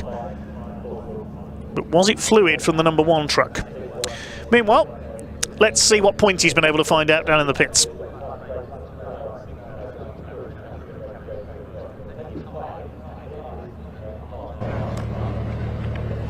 Right then, welcome to the pit lane down here at Snetterton, where we've witnessed not the best start to the racing action this weekend, especially not for Ryan Smith. David Jenkins currently getting recovered from the grass. So of course we're having a re-grid, I believe less than 2 laps completed, which means a restart re-grid of the original order. That's of course if all of the trucks are cleared to race and of course get themselves back underway. The wreckers from Trackside Recovery are on their way out, and I believe we're just waiting for permission to head out onto the grid, but it looks like the gate's shut. Are we able to get out there? Are we going ahead, or what's the... You're quick. You're not. Let's just have a quick look. So, very quickly looking out here then, we see the remaining trucks. 2 missing, looks even smaller than it did before. Stuart Oliver, of course, narrowly missing the action there. Steve Powell was rumoured at one point over the PA to have been involved, but of course he's perfectly fine by the looks of it. We're not sure, of course, how long these guys are going to be down here for. Let's see if we can get a word off the marshals. Do we know how long we've got left for recovery? Oh, for recovery, don't Yeah, no, so we've been given 10 minutes back on the clock. So, yeah, we're looking, we've heard off the marshals that we're going to be getting about 3 minutes left of waiting time before they get underway. So I'll tell you what, let's head back in, because that means we don't want to get caught out on the circuit with that little amount of time. You can go down if you want. Well, I'll go down this way, it's fine. Sure. Yeah, there's only a couple of minutes left now. They'll be getting them back in soon. 10-minute restart. Let's find you guys. Have you heard off Steve that he saw anything? Because he was obviously next in line. He was just lucky, and he said it was very slippery.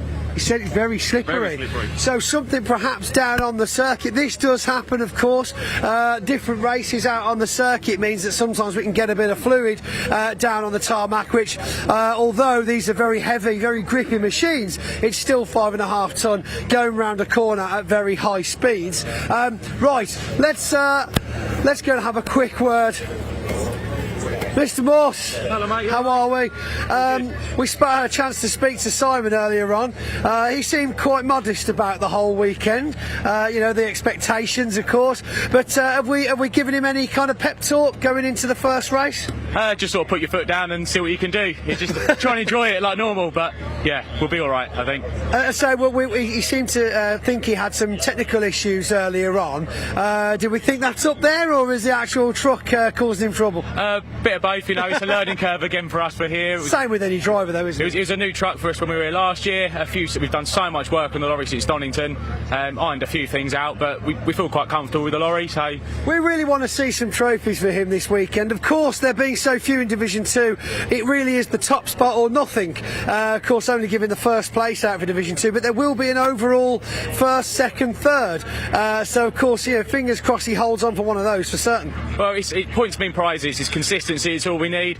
As long as we stay out there and feel comfortable, it's lap times what we want to look at data. Yeah, just consistent is what you want. Fingers crossed. Keep up the good work. A lot of work, of course, goes into these trucks behind the scenes. If you've not watched the British truck racing before and this is your first time joining us, there's a lot of people. There's a lot of people involved. All the teams here, of course, feeling a bit lost, not knowing what to do with themselves, not allowed to go out and work on the trucks, of course, because they are effectively under race orders here, so no work getting done on the trucks. So of course they've only completed 2 laps, so why would they need to do anything?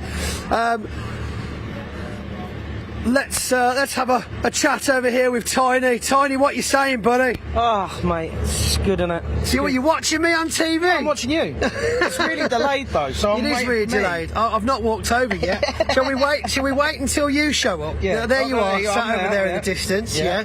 This is going to be very weird to watch this back, isn't it? Here I go. Here we come. Yeah. And we are 3. You do look better from behind as well. Oh, I've heard that off many a man. Thank you, Tiny.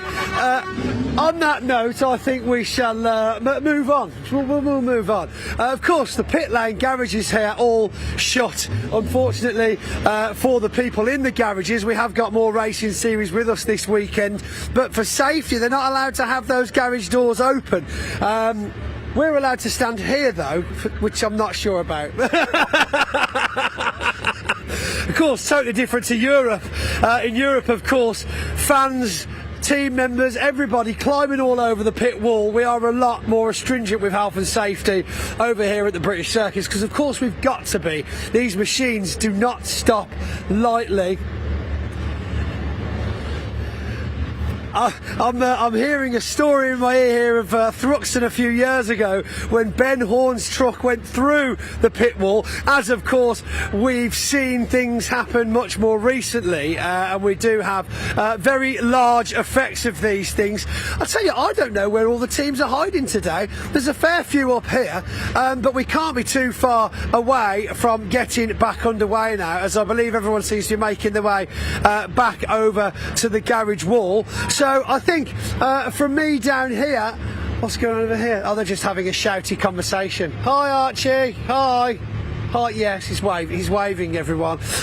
Right, I'm going to run back up to Dave now. I'll hand back to Dave in the commentary box to probably reminisce and give us some more tidbits from his history of truck racing experiences. Back to you, Dave.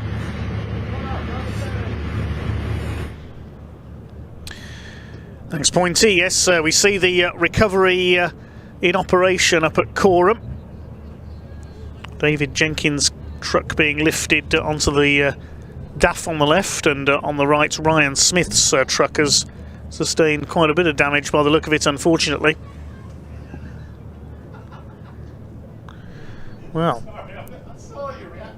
that's a great shame if they're out of action for the rest of today. The mechanics will work as hard as they can to try and get the big two of the championship back out. Stephen Powell went onto the grass but managed to get away without hitting anything. He's kept it going.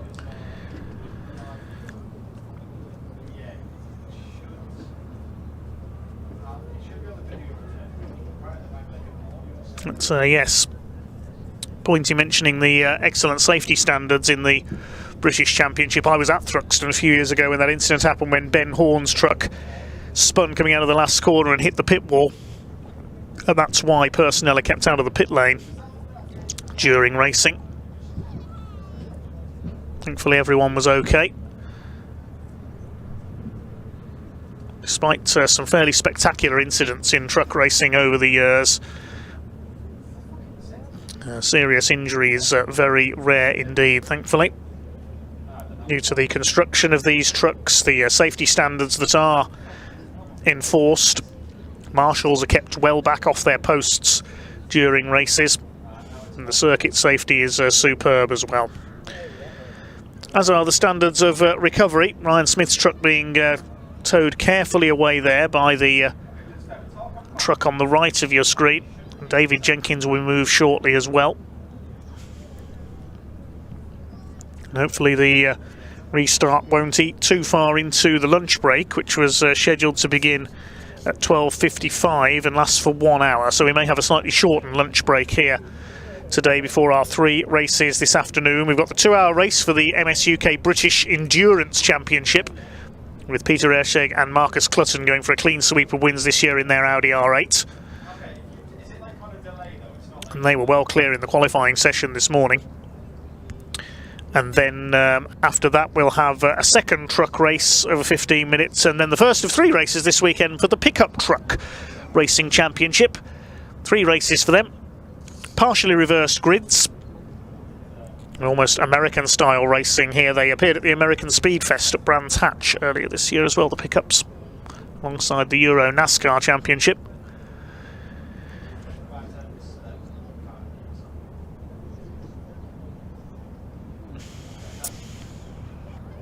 So David Jenkins' truck is towed away behind that of Ryan Smith, and the clerks of the course will just be inspecting for any barrier damage. It doesn't look as if there was much damage to the tyre wall there. Ryan Smith's truck was sliding into it, I think.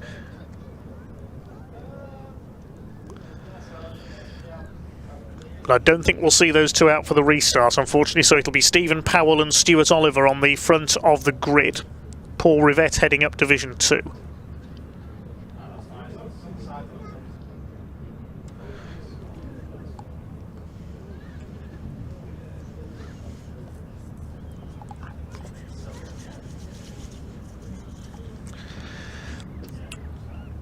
So just a final inspection being made by the course car there. Pace truck is back in position. In front of an empty front row, unfortunately. No Ryan Smith or David Jenkins. Those the top 2 in the championship.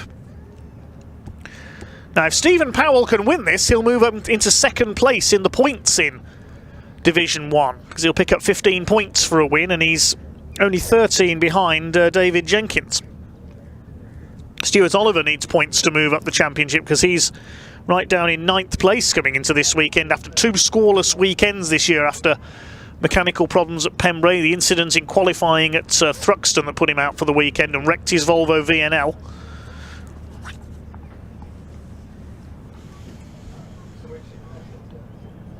Michael Oliver 4th in the points. He's quite a way behind Stephen Powell though. John Bowler 5th in the championship, the red and blue number 14 MAN. Made the move up from Division 2 last season. So there goes David Jenkins. The LJ Transportation DAF 3-axle tows him in.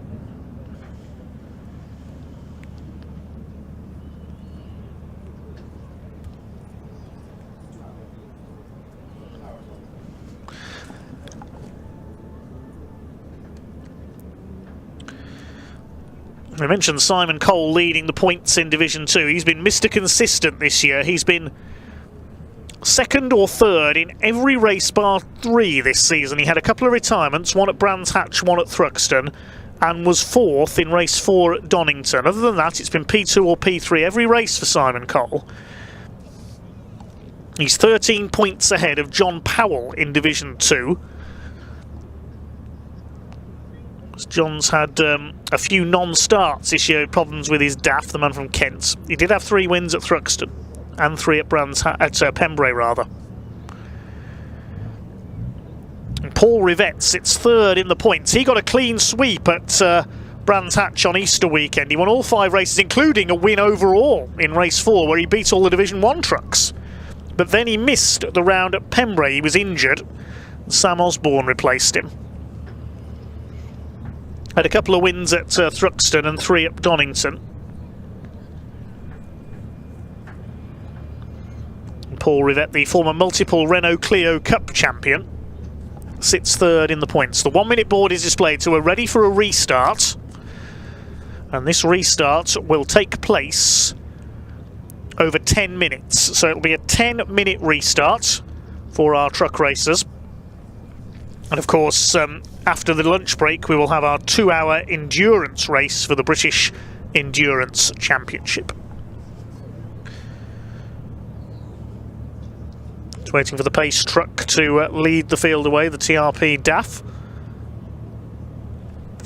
Got 1 DAF on the grid this weekend as well, John Powell, the DAF LF. JP Racing truck. We've got mainly MANs out there.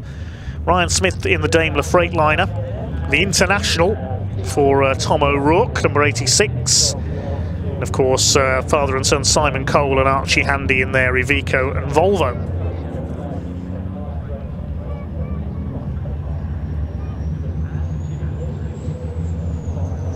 So here we go then. Stephen Powell moves up into de facto pole position for this one, with the front row left empty. No Ryan Smith or David Jenkins.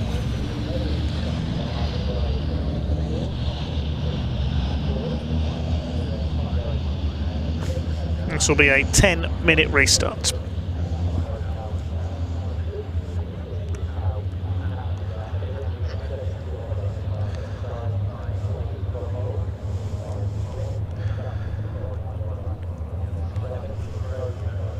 Are we going to see Stuart Oliver on top here, I wonder?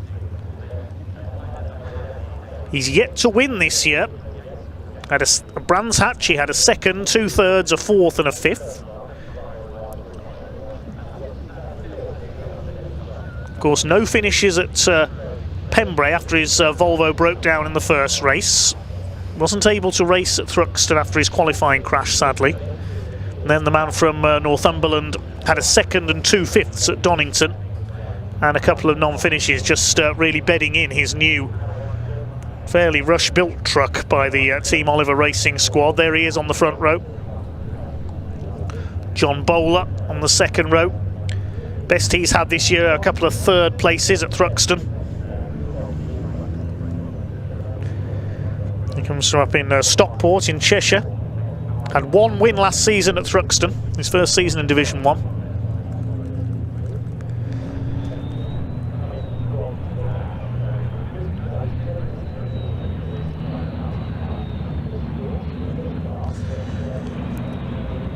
86 Tom O'Rourke there in the bonneted International Navistar. He runs MV Commercial, the man based up in Scotland. Had never been to a truck racing event, never even seen the sport until a few years ago when he exhibited with MV Commercial at Donington Park, at Convoy in the Park. Offered to sponsor the sport, ended up as the title sponsor of the British Championship for a time, and then started competing in it. Not even a big crash at Thruxton a few years ago could hold him back. Had a couple of podiums last season, has had one win in his British truck racing career, Tom O'Rourke. That was 2 years ago at Donington Park. Did an MAN then in the International now.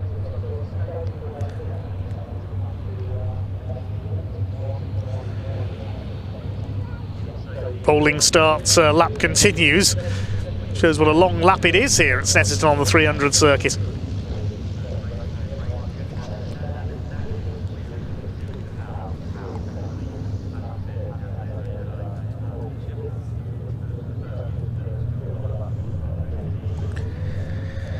Drivers will certainly be getting pretty hot in their cabs here. The sun is out, but it's not the warmest day here in Norfolk. But it does get very hot in a race vehicle very quickly.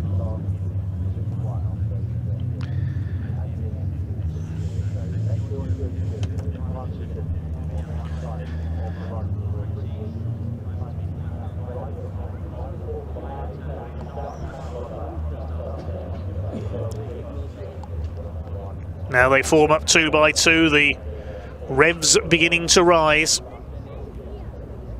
11 trucks out there for the restart of race number 1 for the British Truck Racing Championship here on the Snetterton 300 circuit.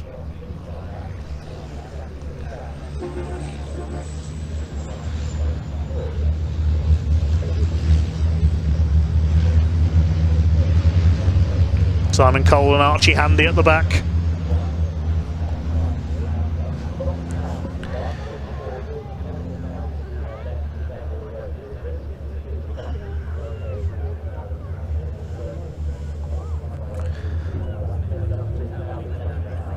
See the dust there, it's been put down on the fluid at Corham. Here we go then. Stephen Powell and Stuart Oliver lead them round. The second attempt at race number 1 for the British Truck Racing Championship here at Snetterton. Tension begins to mount once again. It's 5-ton beasts about to be unleashed. Pace truck into pit lane. Red and white MAN of Stephen Powell alongside the grey and yellow of Stuart Oliver. Revs beginning to rise, the red lights are on. Waiting for the lights to go out. 10 minutes of racing about to get underway. Here we go. Lights go out and they're away. Who's going to get the whole shot into Rich's corner? It's a great start by Stephen Powell, the man from Kentley's Way. Look at John Bowler up the inside. He's taken Michael Oliver, he's taken Stuart Oliver. What a start by John Bowler, up into second place in the number 14 MAN. Up towards Wilson's hairpin they come for the first time. Stephen Powell has the lead. Bowler in second place, then it's the Olivers. Which of them is in front? It's Stuart ahead of Michael. Tom O'Rourke is in fifth. Neil Yates avoids spinning this time, but he does run wide. Well, I say avoid spinning, he nearly lost it there on the exit. The back of the truck almost came around. Needs to work on taking that hairpin, Neil Yates. But a great start by John Bowler up into second place. Tom O'Rourke there in fifth position. David Smith is in sixth in the number 11. And behind him, Paul Rivette leads Division 2 ahead of John Powell. And in third place in Division 2, and further back is Simon Cole behind Neil Yates. Through Agostini they go for the first time. It's slightly reduced distance of 10 minutes on this restart. It's Stephen Powell who leads the way in the number 3, based just down the road from the Brands Hatch circuit in Kent. It's had 3 wins this year already. He won twice at Brands Hatch the season opening weekend in Division 1. He was beaten in that second one by Paul Rivette to take the overall win, but Powell topped Division 1. Had a win at Pembrey as well in race 5. The best of second place. He's had 4 second places since then across the Thruxton and Donington Park events. Down the Bentley Straight they come for the first time. John Bowler trying to close in on Powell for the lead in the Rochdale LGV Centre sponsored machine. Then the Olivers in 3rd and 4th in their identical MANs in the colours of GT tyres. 5th place Tom O'Rourke running well, then David Smith. Those half dozen breaking away slightly from the rest of the field. This is a chance for the rest of the field to close up with David Jenkins and Ryan Smith out of this race. Hopefully we'll see them back out for race 2. Paul Rivett it is who leads Division 2 in 7th place. Coming through to complete the lap then, Stephen Powell, a couple of truck lengths ahead of John Bowler, who was off like a slingshot at the start, down the inside, over the line they go. The gap is 0.7 of a second between the 2 leaders. Powell with a 2:28.444 for the lead of this race.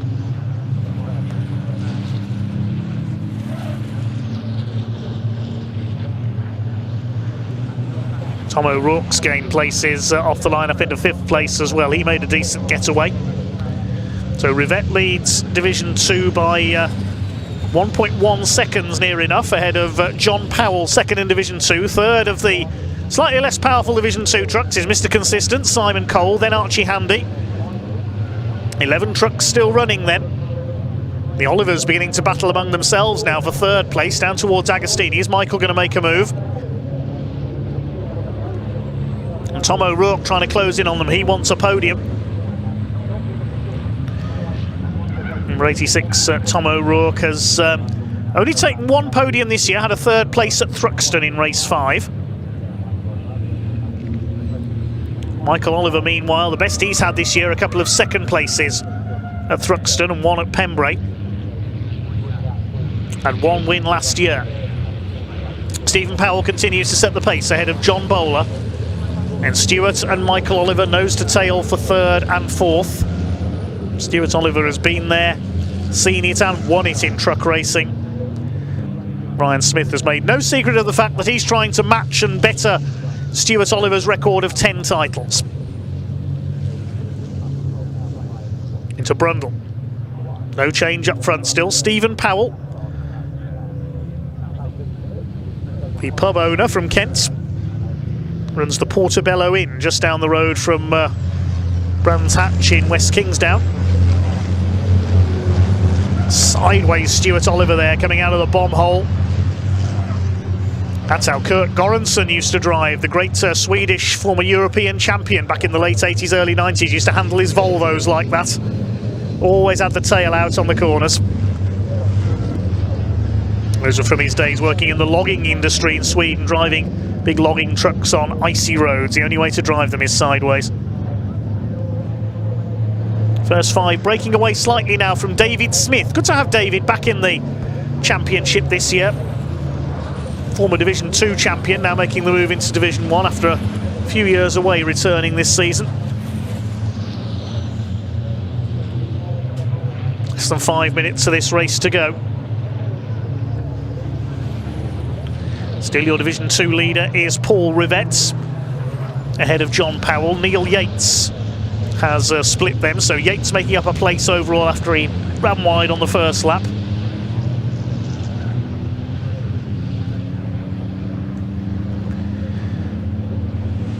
Oliver's displaying the colours of Tahuna Honey, their new sponsor this year, and again Stuart Oliver kicks the tail out. Handling like a speedway bike, his machine. He could lose 3rd place to his son Michael, trying to get round the outside. I don't think he'll get round the outside at Agostini, or will he? Yes, he has. Yes, he has. Can he get the move done here on the exit? Well, I don't think that's ever been seen in truck racing before, a truck going around the outside for a place at Agostini, but Michael Oliver's got it done. Possibly because Stuart's suffering from a few handling problems here. Now Tom O'Rourke closing in the International as well. This is allowing the first 2 to get away slightly. Stephen Powell certainly opening up a gap over John Bowler here. Nearly 1.5 seconds up now, the man from Kent. John Bowler from Cheshire in 2nd place. The Olivers from Northumberland. Tom O'Rourke all the way from Scotland in 5th place. David Smith, also from Kent, in 6th position. Paul Rivett still 7th ahead of Yates, John Powell and Simon Cole. Here they come into Brundle and the right-hander at Nelson. Be careful on the curbs through there. Very easy to run wide on the exit or get up on the inside curve, can flick your front wheel into the air. John Bowler's being closed down here by a rapid-looking Michael Oliver. He's up to 3rd. Can he get 2nd place away? They may get 2 more laps out of this in this slightly reduced restart for race 1 for the British Truck Racing Championship. Here they come up over the line. Now the lead gap was 1.45 seconds. See how close Michael Oliver is, as well as a black and white flag going out. That's the driving standards flag, and it's for John Bowler, number 14. Possibly for exceeding track limits. He could lose 2nd place here to the number 12 of Michael Oliver. A couple of laps to go then. And Michael Oliver is in attacking mode. He's going for P2, looking for his best finish of the year so far. Stephen Powell still leads. His lead gap had come down very slightly. It's down to 1.38 seconds. But less than 1.3 seconds covering the next 3. The Olivers and Tom O'Rourke.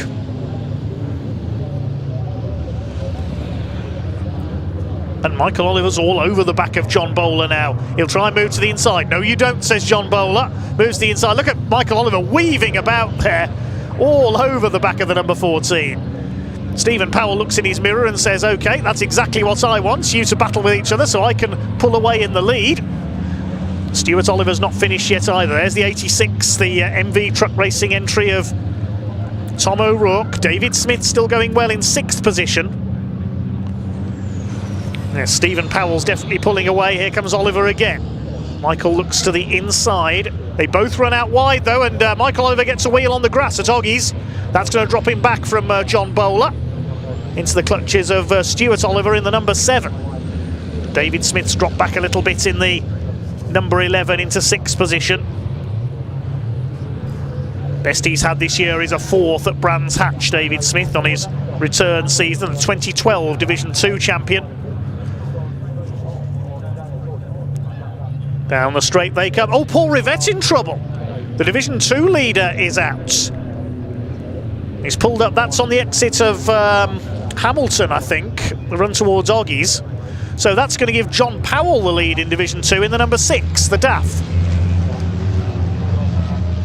That's a great shame for the Napa and Tacosys sponsored truck. Paul Rivett opens the door. He's getting out. Clearly a mechanical failure of some kind. So Stephen Powell in the clear. And they're side by side now for 2nd. Look at this into Murray's. Michael Oliver up the inside. Forces his way down the inside. Good driving by Michael Oliver. Takes 2nd place away from John Bowler. There's only a few seconds on the clock. Now, is it going to be checkered flag this time, or are we going to get one more lap? There's one more lap. The clock went to 0 just as Stephen Powell crossed the line. So it's going to be one more lap for Stephen Powell to hang on. Can Michael Oliver catch him? It was right on the cusp whether we'd see the checkered flag or not that time through. The clock went to 0, literally has. Stephen Powell crossed the line to start his final lap. Michael Oliver going great guns in 2nd place. John Bowler is 3rd. And Michael Oliver sideways. Just as I say that, he overshoots slightly at the hairpin. Hope I haven't put the curse of the commentator on there. Well, John Bowler's run wide as well. Gets a wheel on the grass. That was on the exit of the hairpin. Then we've got Stuart Oliver still 4th. Tom O'Rourke keeping up the pace in 5th position. David Smith dropping back into 6th. Neil Yates is now 7th with the demise of Paul Rivett. And John Powell further back leads Division 2 in the number 6. 2nd in Division 2 is now Mr. Consistent, Simon Cole. Yellow flag out on the exit of Agostini because of Paul Rivett's stranded truck. You can see the green light flashing there. Michael Oliver continuing to pull away. No, there's Paul Rivett. You can see him, he's parked well off circuit there on the exit of Agostini, so I'm not sure why the green light was showing just before that. So Simon Cole up to 2nd in Division 2. Archie Handy is 3rd. Now, has he had a podium in Division 2 yet, the number 40? Yes, he has. He had a couple at Pembrey. So he'll equal his best result in Division 2 here. Here come the leaders, and Michael Oliver's not finished yet. Look, he's still keeping up the challenge. He's reeling in Stephen Powell. Now, can he repeat his move coming out of Coram? Runs a little bit wide at Nelson.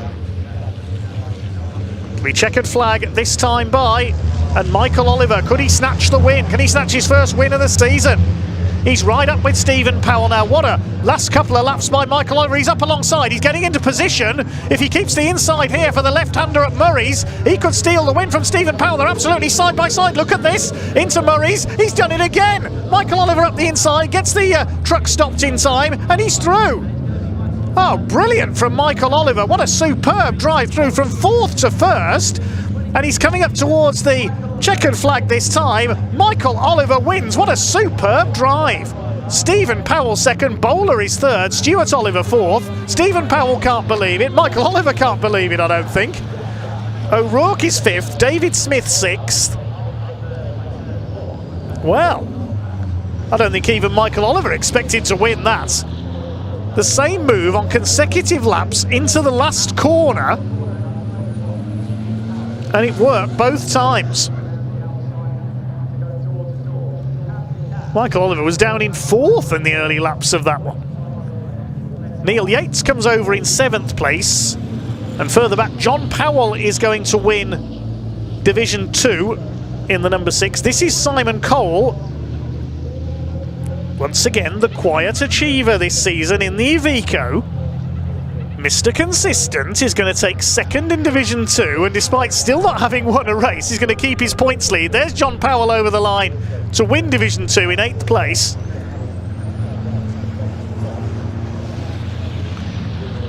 But keeping the championship lead is going to be Simon Cole. He's a bit further back down the road. And Archie Handy's going to take 3rd. Here comes Cole, the man from Dartford, just east of London. And there's Archie Handy. Well, what a remarkable race to begin the weekend for the British Truck Racing Championship. Simon Cole keeps his points lead in Division 2. Now, who gets the point for fastest lap is another question. Stephen Powell got the quickest lap of the race, 2:27.859, so he gets the extra point there. And in Division 2, it'll be Paul Rivette will at least get a point for fastest lap. So Michael Oliver the winner ahead of Stephen Powell, snatching the win on the very last corner, and John Bowler a fine 3rd place. You'd have got relatively long odds on that result if betting was allowed here at Snetterton. Stuart Oliver in 4th ahead of Tom O'Rourke, then David Smith and Neil Yates. Then Division 2 won by John Powell in number 6 ahead of Simon Cole and Archie Handy. We lost Paul Rivette, and of course Ryan Smith and David Jenkins didn't take the restarts. We'll wait Pointy to catch up with the drivers down in Parc Ferme.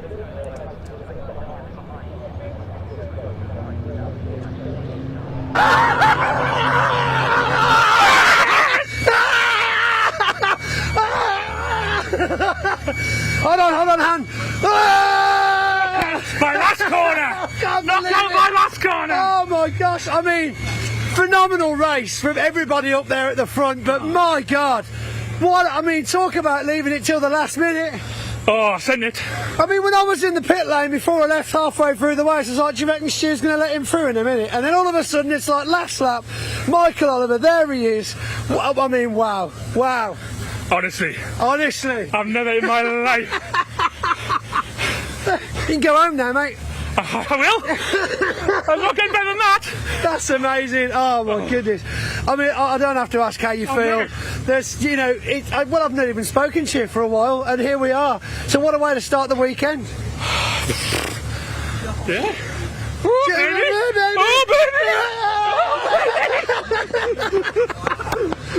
No, I know I'm not allowed to be biased, but he's my mate, yeah? Right, well done, Michael, well done.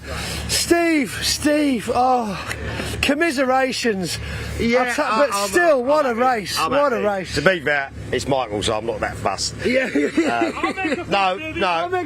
I'm pleased for him. I mean, you know, so it was just so much crap on the circuit. I think Paul's It's had a very wet. It's not wet, it's slippy as anything, wasn't it? After the incident, obviously, 2 laps in, it was all right, and then the last 2 laps, there was a whole a line all the way round. So I was standing on the inside, coming around the bomb hole, and he's come round the outside. Great move, because then the next bend's the left, and I was like, do I? And we'd have ended up probably taking each other off. And then all I'm thinking, I'm chasing Dave.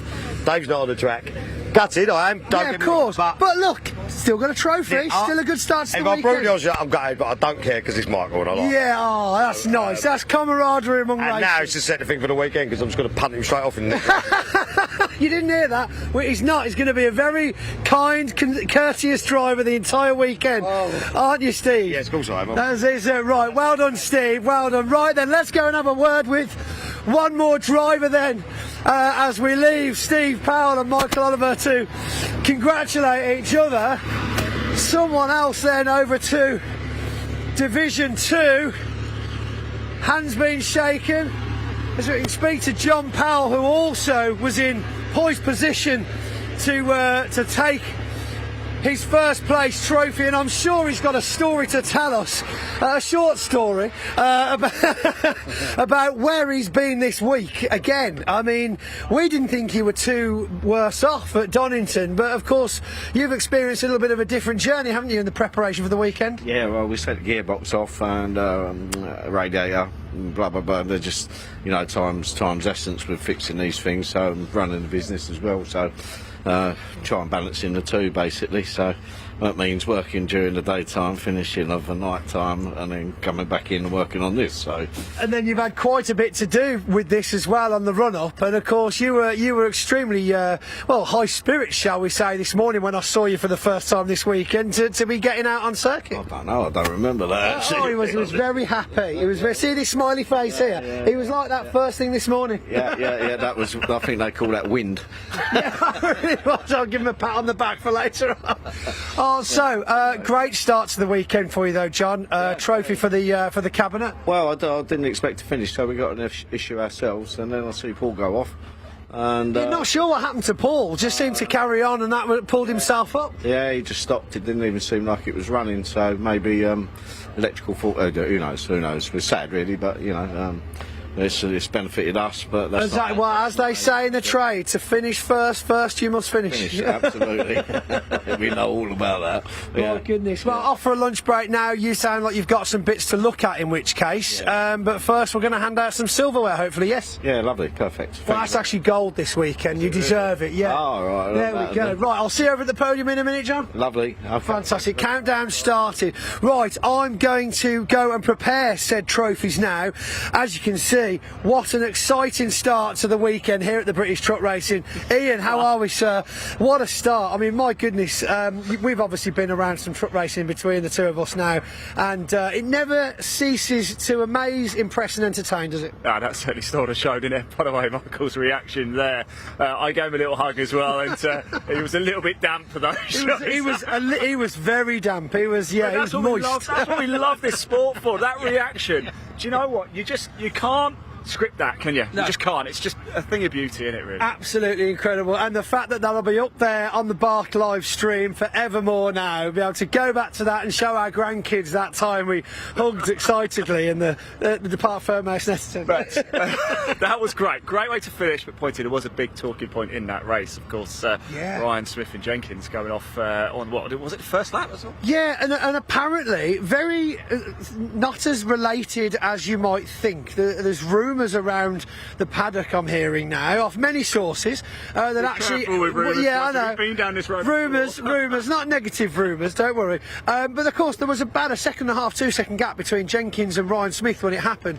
So the way I'm hearing off some of the teams is that Ryan's had engine trouble, and that sent him off. Of course, very possibly similar to what we had. It's quite slippy up there as well. Yeah, so there may well be fluid down. I think Jenkins got caught up in some sort of fluid as well. So for all intents and purposes, completely unrelated incidents, just both happening in the same place. But doesn't this set everything up for race 2 later today? Oh my goodness, it's going to be a hard lunch break for a couple of teams now though. I mean, we've had Rivette, he's currently getting towed back in as well. Don't know what happened there. We'll have to find out what happened to Paul Rivette. He just seemed to pull up. We were obviously listening to the commentary on our way over here, and then, you know, last lap, what was going on there? But it really does come down to the last minute and a half in racing, doesn't it? It does. Right, I'm going to hand this to you. You go. If we get a chance, we are going to bring you the podiums for the British Truck Racing Championship Race 1. Just a quick reminder, of course, what is coming up. We're actually in the lunch break now at Snetterton, so don't worry, you're not missing anything at all. There's no one-track action.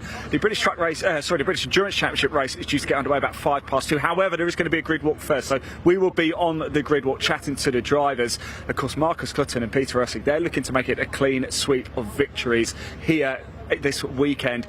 Basically, all they've got to do is start and they win the championship as well. So we are going to crown the outright British Endurance Championship winner today. You will see that live as it happens. It's going to be an absolute corker. Right, we're going to go get ourselves into position. When we come back, if we've got time, just going to find out how long we've got on the lunch break. Due to the red flag, it might be cut short a little bit. So now might be a good time. You just want to make yourself a nice cup of coffee, a little sandwich or something. But do come back. Do not go far. And please, as ever, we bring you these pictures completely free for you to tune in and watch here at Bark TV. If you just hit that like button, hit that subscribe button as well, just means you don't miss any of the BARC action. It might be the season ender for the British Endurance Championship this weekend, but we've still got so much more motorsport action to bring you in 2024 here with the British Automobile Racing Club. So please hit that like button, hit that subscribe. Let's get motorsport seen by as many people as we possibly can. We're going to go get ourselves in position. When we come back, if we've got a chance, we'll bring you the podiums for the British Truck Racing Championship Race 1, and then we'll bring you the grid walk live for the British Endurance Championship. I'll see you very soon. Thanks to Ian and Pointy then. So we are now in our lunch break, which is scheduled to last for about another half hour before we get the grid walk for the MSUK British Endurance Championship finale. Great cars to be seen out in that one. That will be followed by our second truck race of the day. Hopefully Ryan Smith and David Jenkins will be back out for that one. And then we close off the day with the Pickup Truck Racing Championship race scheduled over 7 laps or 15 minutes. First of 3 races for them this weekend. So I'm going to head off, as Ian suggested, to grab a cup of tea. And I'll be back with you in about half an hour from now to take you through our 2-hour MSUK British Endurance Championship race.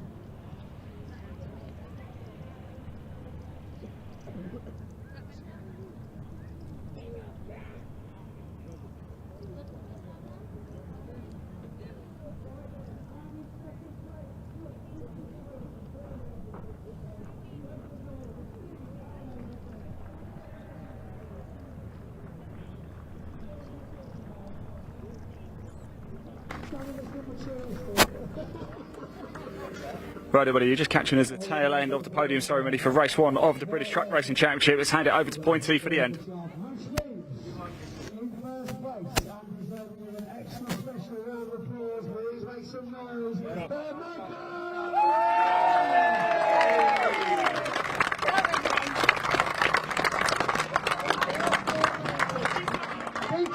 He's milking it, he's milking it. And I've just been reminded that we didn't do the one word. We didn't do the one word. John, where have you gone? Where's John? Has he hiding? Has he gone? John's got to do his one word if he's still about. And before we go, I'll get a one word off this John. John, one word for the race? Fast. Okay. Steve, one word for the race?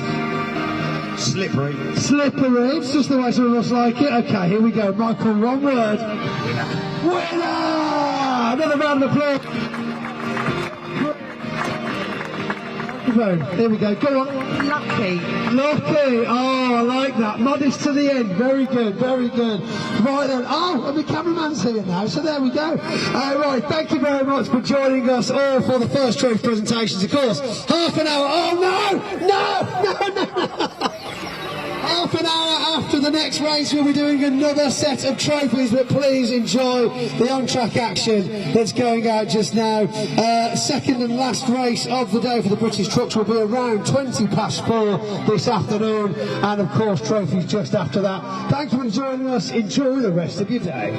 We will, Pointy. That was brilliant stuff. We got a little bit drenched in champagne. I got dampened by champagne. Yeah. Oh, hold on. Hold on, everybody. I've got some hats to hand out to the kids, so I'll throw those to you. There's not enough to go around, so you just have to fight for it. Just fight for it. Right, we better get off camera then, because that could get messy. Right, so there you go. That's the end of the trophy presentation for round 1, race 1, sorry, of the British Truck Racing Championship here at Snetterton. Now, stay with us, because we are going to head down to the track now, because it's almost time for the grid walk for the British Endurance Championship. Yes, the final round of the season. Second time, actually, we've been here at Snetterton this year. A little bit earlier on, of course, Marcus Clutton and Peter Essig did take the win. So what's at stake in the British Endurance Championship? Well, a number of classes have already been wrapped up. We'll give you a little look behind the scenes actually as we watch. That's it, that's nice, isn't it? Nobody wants to look at the back of my head, so we'll give you a little look behind the scenes here at Snetterton as we make our way out actually off the truck paddock. And you see a couple more out there actually. There's Archie Handy and Simon Cole. That's where they're based. We're just going to make our way down. And if we turn the camera around actually, you can see the British Endurance Championship teams and the Britcar Trophy. They're out tomorrow. They're occupying all of the garages. I mean, look at those. Some of those lorries are unbelievable as well, aren't they? That's the British Endurance Championship hospitality over there on the down there on the left, and I can tell you it's a pork and rice goulash for lunch today. Very tasty indeed. And tomorrow, I'm delighted to say, we have a roast dinner being prepared for us. Sorry, I'm taking this the wrong way, typical as you would do. Right, so what's at stake in the British Endurance Championship? Well, as I said, a number of classes have already been wrapped up. In Class A, Peter Essig and Marcus Clutton, they've already won Class A. The small matter, of course, today is the outright title. Now, unfortunately, Justine and Balsidou are not here. They're second in the championship, 12 points behind. So essentially, with scores and how the handicap works, all they really have to do, Marcus Clutton and Peter Essig, is just sort of start the race, really, and get through a lap, and they will be champion. Hang on, Mr. Sharp is here. He's here tomorrow with the MG owners. Let's just grab a quick word of him. How you doing, mate? You're out tomorrow, aren't you? You just caught me mid-manoeuvring the trailer. Yeah, out tomorrow, yeah. You're looking forward to it, right? Really looking forward to it. And the weather's gorgeous. Yeah. All right, it's going to stay nice for tomorrow as well, so you're going to be in good shape. Look, yeah, you're out in the MG owners. Tell us what's it been like this season. Yeah, it's been really good. Will's out in his MGB because his midget's not ready. Right. So we had a problem at Donington last round. Our engine went to Donington, so we've had a new engine put in. Trade Glass UK and Spider adhesives have literally saved the day. Nice. And without them, we wouldn't be here. So thank you so much to them. But yeah, tomorrow's going to be a good day. everybody's all moaning about points or wondering where they're all going to finish. Me and Eddie don't care. We're just going to hell for leather, go for it. Top man, look, we better crack on anyway. Cars are going on track. It's great to see you. We'll see you tomorrow. As I was saying as well, Class B has been wrapped up. Nick and Richard Avery, they are the winners of Class B. Can't be caught in that. In Class D, of course, Bal Sidhu and Josh Steed sit second in the championship overall. They've wrapped up Class D as well. Class F, of course, got the brothers Callum and Adam Thompson. They cannot be caught in Class F. Let's just cut through a garage, shall we? We've got this is actually High Road Motorsport. They're out tomorrow in the Britcar Trophy in the Clio, so that's going to be a cracking race, by the way. Do tune in for that one, because certainly the Clio class in the Britcar Trophy is very close indeed. Sorry about that, John. Can you get through there? We've just got to be careful. We're going to get ourselves onto the track. In Class E, Simon Mason and Chris Byland, they're actually not here this weekend. Could have probably done with a little banker, but it looks like they're pretty much good for the title. And in Class G, the Ginettas, Johnny McGregor and Arthur Simon Depp, they could have been caught this weekend by Cameron Bratt-Thompson and Charlotte Birch, but Cameron is not here. Look at that. There you go. There goes your Class A. There's Peter Ursig and Marcus Clutton going out. So it looks like today they will be crowned champions. There goes the 68 McLaren there of Team Brett. Here comes another one as well. Yeah, it's great to see these cars, isn't it? This one here, this is Takumi Aiko. He's come all the way over from Japan, and Noah Crosby in the for the first time in the car this weekend as well. We'll see. I think he might be out on the grid actually. So let's go out, shall we, and see who we can find for a little chin wag, shall we? Let's take a little walk around. Hey guys, how we doing? All right? All right? All right. Let's move around and see who we can have a quick chat to, shall we, and get ourselves down a little bit further. Look at you've got the famous telephone box over there as well, haven't you, here at Snetterton. And Team Brett looking good this weekend, right? Yeah, very good, very good. Now you've got Noah in the car for the first time. How's he feeling? Yeah, he's really excited. Yeah, yeah, he's ready for it. Big challenges here at Snetterton. Where do you think the hardest part of the circuit is? I wouldn't be able to tell you, I don't think. No? No. Okay, we'll ask the drivers. Jack, no, Jack's running away. Look, he doesn't want to talk to us. Right, let's just move over here whilst we wait for the cars to come down. We've got a beautiful shot here, isn't it? Beautiful sunshine. Look at this weather. If you are watching, of course, with Bark TV on YouTube, as ever, please do hit that like button, hit that subscribe button as well. All the pictures we bring you are completely free for you to tune in and watch. And a big thank you, of course, to the team around the circuit bringing you the pictures. So I can see one of the Ginettas. That will be Johnny McGregor and Arthur Simon. Arthur Simon, of course, all the way from Texas. So we'll catch up with him. In fact, they had a bit of a stinker actually, didn't they? Last time out at Donington Park, I caught up with Arthur a little bit earlier, walking up and down the pit lane, and he said hopefully better things to come today. Of course, Arthur went off the track at Donington, just sort of disappeared. I caught up with Johnny McGregor, and they were a little bit unsure as to where he was. But cars are now coming down, so we're going to have some drivers. We'll grab a quick word with some of them, see how they're feeling ahead of this one. A final race of the season for the British Endurance Championship 2024. Coming up to us is Neil Wallace and Ian Astley here in the BMW. They line up in second place, so let's just interrupt everybody, shall we, and have a quick chat with them. I'm not too sure who is actually behind the wheel here, but I wonder if I can just... Do you mind if I just jump in? Is that all right? There we go. Going up in the air then. Right, so it's not what you want, is it? The first thing is to see my face as soon as you pull up, but you're in a great position here, aren't you? What are you feeling? How do you feel the season's gone for you? It was a tricky start. We lost the first two races because of the problem with the car. But it's built, I mean, to be honest, every race we've done has got better and better, really. Yeah, and of course looking to round out on a high, and you know, you and Ian have made some team, haven't you? Got in for a podium today, haven't we? So that's the one, of course. Big celebration later in the hospitality. Thanks for talking to us. So there you go, Neil Wallace there. Let's go round and chat to our teams on pole position, shall we? It looks like it's Peter Ursig behind the wheel of this one, so let's have a quick chat with Peter. Of course, there's still work to do, but the handicap system, Peter, the handicap system has certainly spiced things up, and this race is actually perhaps one of the most important for you, because if you take the checkered flag in first, it's a clean sweep of victories. Yeah, that's what we're going for, right? It'd be lovely to get the maximum amount of points, get the 6 out of 6. We did the pole today, so yeah, get the fastest lap and hopefully get the win. And we'll have a little bit of champagne in the tent a little bit later, shall we? Yeah, we can share that. Well, let's not do it just yet, but there you go. Thanks, Peter. Good luck for the race, of course. Let's keep moving down, shall we? We've got... I really wanted to find Noah because he was hanging around somewhere. But who have we got in the car here? Oh, we've got Johnny McGregor in the car. I want to show him something.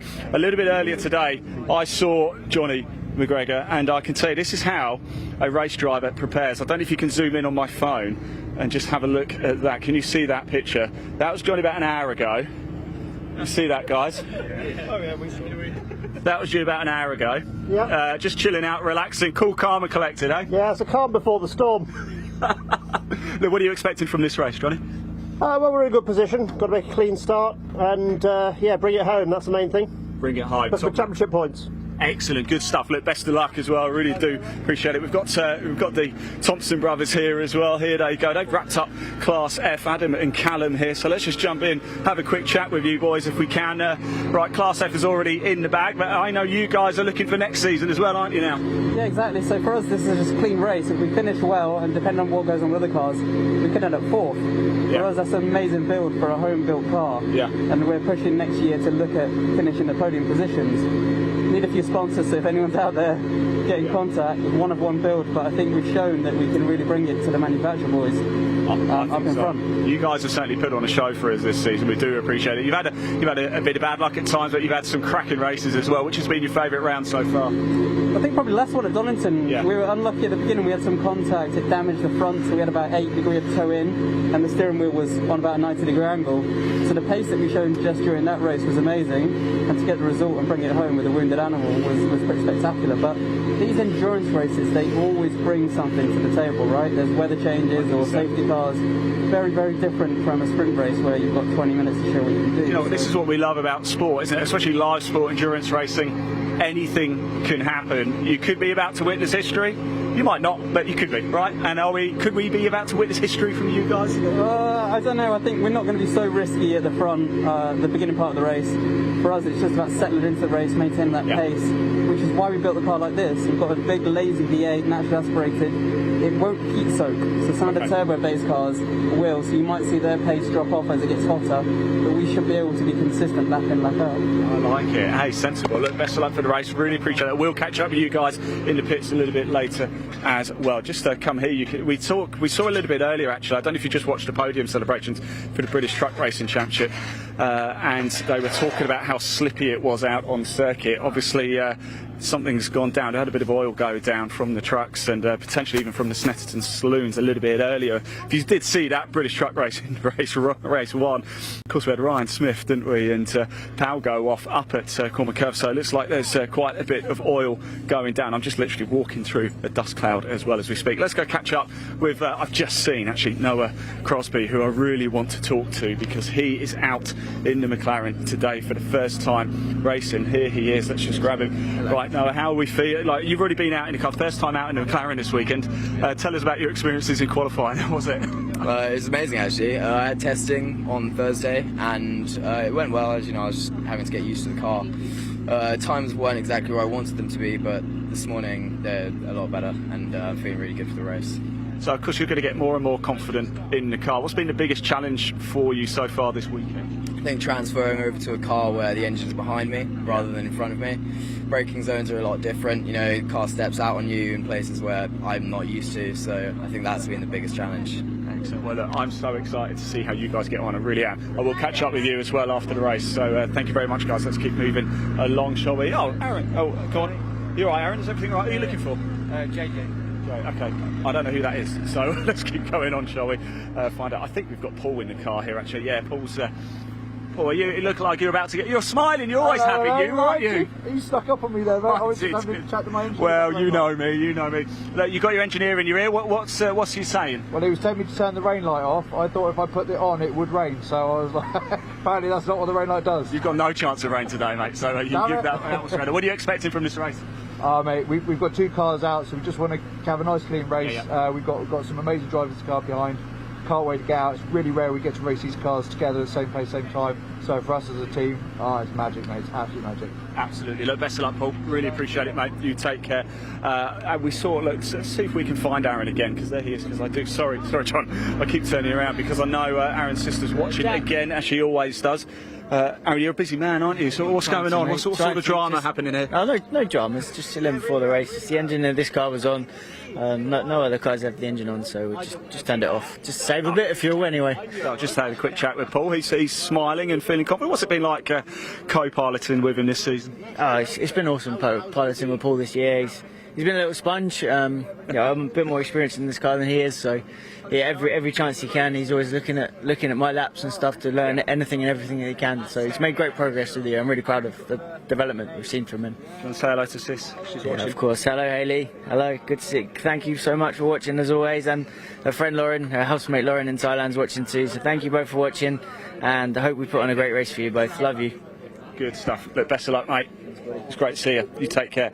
Right, there we go. How nice was that? Yes, Hayley watches every time. Hello, Hayley. It's great to see you. Thank you for tuning in once again. Right, I've got a question for you guys watching as well at home. We know Hayley's watching over in Thailand. So whereabouts in the world are you watching from? If you're in the UK, tell us whereabouts you are in the UK. If you're overseas, well, whereabouts are you overseas? We'd love to hear from you. Remember, the live chat is open at Bark TV, so please do pop your comments in. Let's just turn the camera around, shall we? Look at this. We've got this is the grid walk, the invited guest grid walk right now.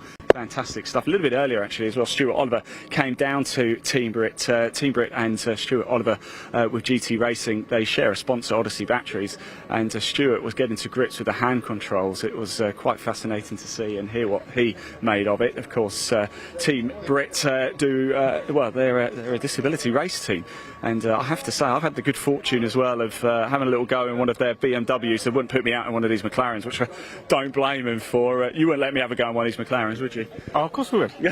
Not if you want it to stay in one piece, eh? I have had a go in the BMW with the hand controls. Oh my word, unbelievable, isn't it? Crazy technology. How did you find it? Well, I was terrible, but really awkward. You know, for me it was really awkward, but I guess, you know, you get used to things pretty quick. Yeah, you do. I've always driven with hand controls. Yep. It's second nature to you, then. Second nature, and it's great. We don't have to take our hands off the wheel. Yep. We can change gear like everybody else, so it doesn't put us at any disadvantage. How's Team Brit going to do today? I think we got the win. We got the win. Love the confidence. Top man. Thank you. Right, let's go make our way back to the front, shall we, and keep on going. So I think we've actually spoken to pretty much everybody already. Sorry, mate. You're right. There you go. Thanks, buddy. How's it going? We've got Steve and Amy here. Let's have a quick word with... Oh, we've got to go. Amy, how are you doing? It's great to see you again. What are you making of all of this? It's really good. It's going to be an exciting race, hopefully, especially for the back of the grid, so really excited for that. It is going to be great. And Steve, of course, you know, with the handicap system, they've really got to go for it, these boys, haven't they? He's still got to watch the people behind him and make sure that time is there. Absolutely. It's going to be 8 laps over the Jaguar. 8 laps over the Jag. Thank you so much. Right, it is time to go racing here for the final time in 2024 with the British Endurance Championship at Snetterton. It is going to be an absolute corker. I will be in the pits. You'll be seeing quite a bit of us chatting to the drivers as they come in, finding out all of the stories as the race happens. 120 minutes. It is time to go racing here for the British Endurance Championship. Dave, over to you. Well, thanks very much, Ian. Yes, great to see so many people down there on the grid walk ahead of our British Endurance Championship race, the final race of the season. This will be a 2-hour race, 2 mandatory pit stops for each car. There will be driver changes for all but one of the entries as well, one car being handled by a solo driver. Pole position, as expected, goes to the car that has dominated the overall results so far this year, the Audi R8 GT3 of PB Racing by JMH. Peter Erscheg, as we've seen, will start that car. Marcus Clutton, the pro driver, will take over. Alongside them is number 24, the SVG Motorsports BMW M4 GT4, the first of the Class D cars. That will be started by Neil Wallace. Ian Astley, the ex-Lotus racer in British GT, will take over. Second row, number 83, the first of Class G for Ginetta. The Ginetta G55 Super Cup car of Mac G Racing. Team boss Johnny McGregor starts, and Arthur Simondet will take over, the American. Alongside them, the first of the 2 Team Brit McLaren 570 SGT4 cars. Second of the Class D cars. Car number 68 will be started by Paul Fullick. Aaron Morgan will take over. Then on row 3, we've got the only Class F car, the Jaguar F-Type V8 of New Barn Racing. The Thompson brothers. Adam Thompson is going first. Callum will take over. Alongside them, number 67 is the second Team Brit McLaren. Number 67 started by Takuma Aoki, the former World Superbike racer, among others. He'll share with Noah Cosby, his first time, as we heard, in that McLaren. Been racing in Britcar Trophy this year with the BMWs. And completing the grid, number 8, the Class G Ginetta of SVG Motorsports, Mark Ellman driving solo in that car. So it is, we have to say, it's a rather reduced field for this final race of the season, but the cars that are out there will do their best to put on a good show of endurance racing here on the Snetterton 300 circuits. Now, the qualifying time for PB Racing was 1:48.831.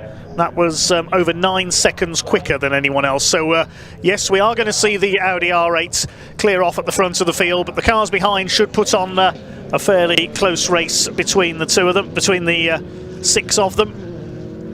Behind them, looking at the qualifying times, the car of Wallace and Astley was only a couple of tenths quicker than the Mac G Racing Ginetta, and less than a second back Aaron Morgan and Paul Fullick in the first of the 2 Team Brit McLarens. Team Brit, of course, the team which has helped so many disabled racers and mechanics and everyone behind the scenes as well to find a new lease of life after various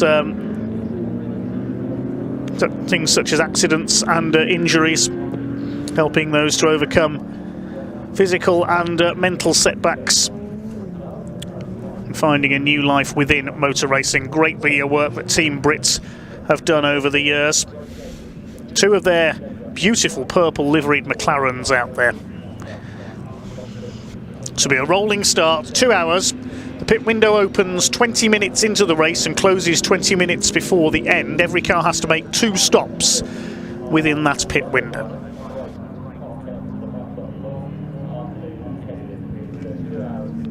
So it's the beautiful Audi R8 GT3 that has won all 5 races so far this year. Peter Erscheg, the former Porsche racer, leading them round. Share with Marcus Clutton, who's raced McLarens in the British GT Championship, among other things. He's raced Radicals very successfully as well, the little sports racing prototypes. The BMW M4 starts alongside. Seen Neil Wallace and Ian Astley find success in Britcar Trophy with a Ginetta in the past for SVG Motorsports. Look out for the Thompsons in the white Jaguar as well. They would dearly love an overall podium here.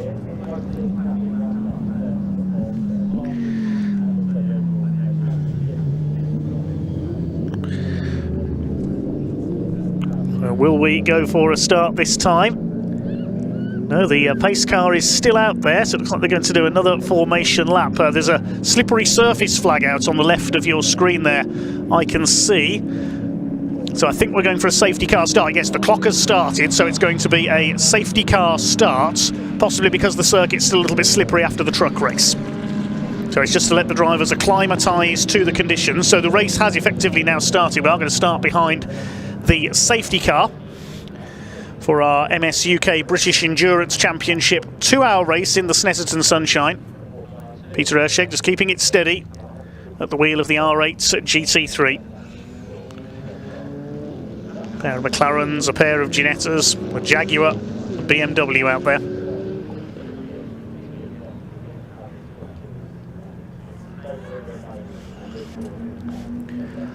Beautiful looking field of sports and GT cars.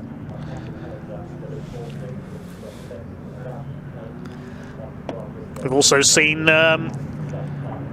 pro driver Hugo Cook sharing with Peter Erscheg to a couple of victories this season. Can he make it 6 wins out of 6? Nearest championship rival, as we heard, Balsidou and Josh Steed in their Porsche. They're not here this weekend. They've already wrapped up the Class D title. Class B has been won by Nick Hull and Richard Avery's Porsche. There's no entries in Class B or C this weekend. Class C, that means, has been won by the Team Tasman Porsche of David Harrison and Nathan Lucky.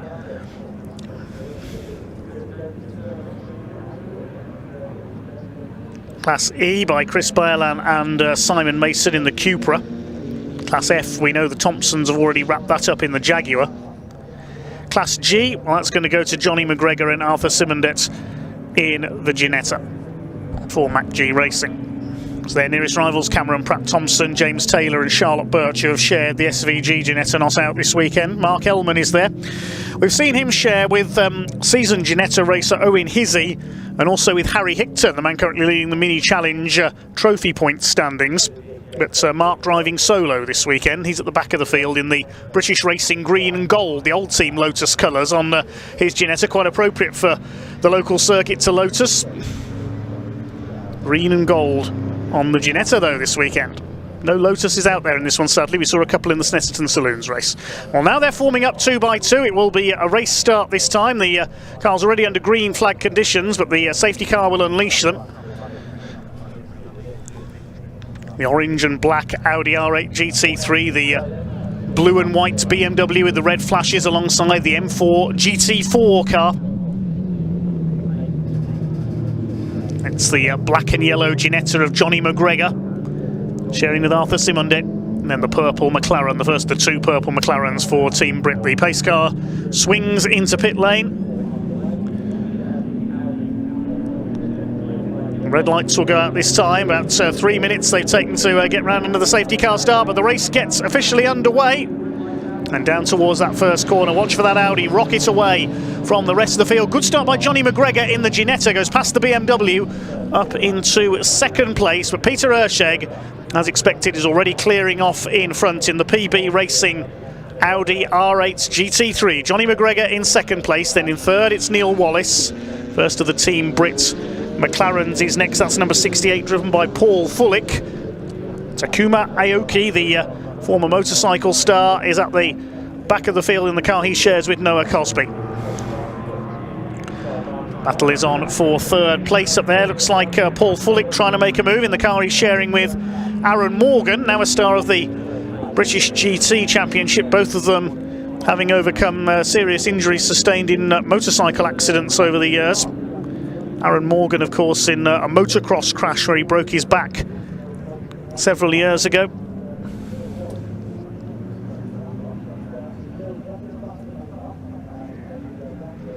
So they start to settle in then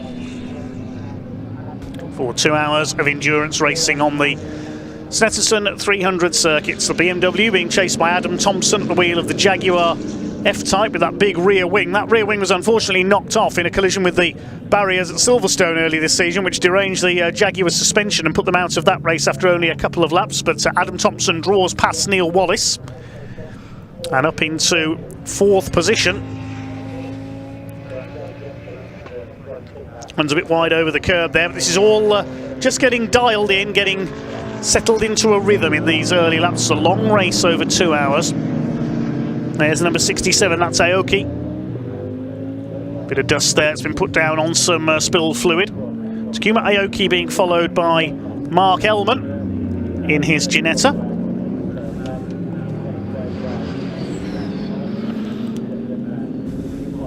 Over the line come the leading cars. The lead gap is already 7.39 seconds at the end of that lap. First lap under full racing conditions completed. The number 68 McLaren is a further 2.5 seconds back in third. There's our third place man, that is Paul Fullick in Team Brit's McLaren. Wonderful to see the drivers in Team Brit, what they've achieved. Of course, looking to become the first all-disabled team to race in the fabled Le Mans 24 hours in years to come. Neil Wallace in the BMW has dropped back into 5th position. He's being reeled in by Takuma Aoki now, former race winner in the World Superbike Championship, sadly left partially paralysed after an accident in 1998. There's Johnny McGregor, seen him race a variety of cars in the MS UK British Endurance Championship in the past, notably the Taranis prototype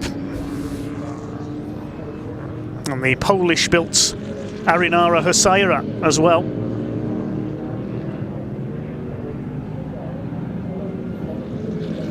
Running in second place, Neil Wallace has been reeled in by the McLaren and the Ginetta of Mark Ellman behind him. Takuma Aoki tucks in under his rear wings. Going to try and make a move into Brundle. This is for P5. He's going through. Takuma Aoki takes the BMW. The SVG Motorsport cars now running down in 6th and 7th, but the BMW will quicken up when Ian Astley, who is, with no disrespect to Neil Wallace, Ian Astley is the quicker of the two drivers in that duo. And he takes over at the pit stops. Mark Ellman at the tail of the field in the number 8 Ginetta. See a fair few Ginettas running tomorrow as well in the Brick Car Trophy Championship for the likes of SVG, also Datum Motorsports. Fastest lap of the race recorded by the PB racing car, 1:54.475 that time through.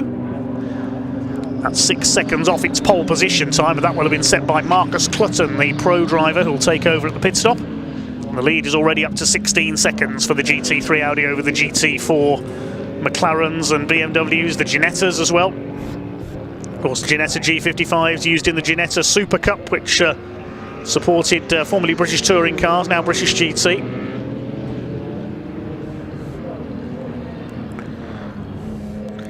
Team Brit in 3rd place, 3.5 seconds off Mac G Racing. Their lap time about a second slower that time through, 2:04.1 for Paul Fullick, sitting there in 3rd position.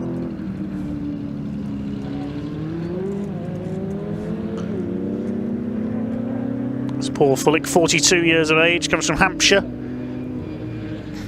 Former member of the British Army, where he sadly suffered a serious accident while diving.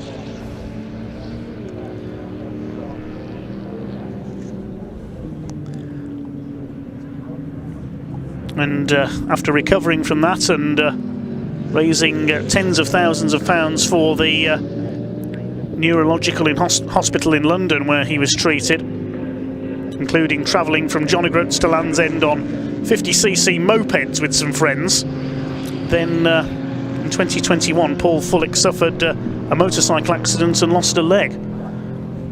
So he's had a lot of misfortune in life, Paul Fullick, sadly, racing the 68 Team Brit McLaren. He's in 3rd place.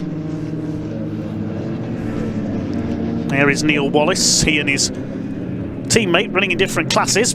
Mark Ellman's Ginetta just behind them. We really cannot praise Team Brit enough for the work they have done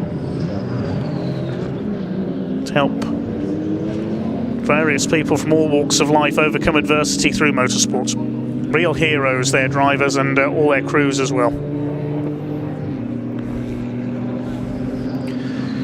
So the Audi leads by 25 seconds. New fastest lap, 1:53.041 for Peter Ertscheg. Still in 2nd place is Johnny Mack, as he's known, John McGregor. And he's 5 seconds ahead now of Paul Fullick in 3rd. Neil Wallace has settled into his rhythm now in the BMW, not letting Takuma Aoki, the Japanese driver, get away. Takuma sharing with Noah Cosby, moving up from BMWs in Brick Car Trophy to the McLaren this weekend.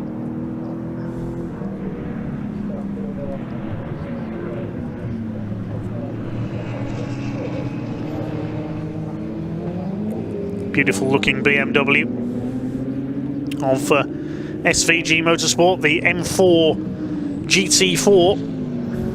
It's Class D for GT4 spec cars, Class A is for GT3s. No entries in B and C this weekend, unfortunately. Class G exclusively for the Ginetta G55 Super Cup cars. The closest fight on track at the moment, these three towards the back of the field. The Jaguar is only 2 3/4 seconds behind our 3rd place man, but lapping about half a second slower.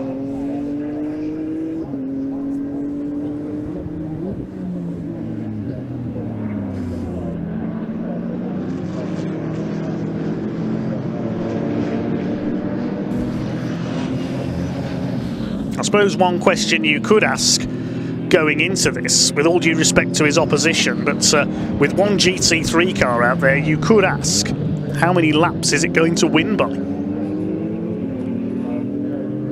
I believe it won one race on the Brands Hatch Indy circuit last season by around 6 laps. That was after the Aston Martin Vulcan sadly fell out on the opening lap. It's a shame we haven't seen the Vulcan this season.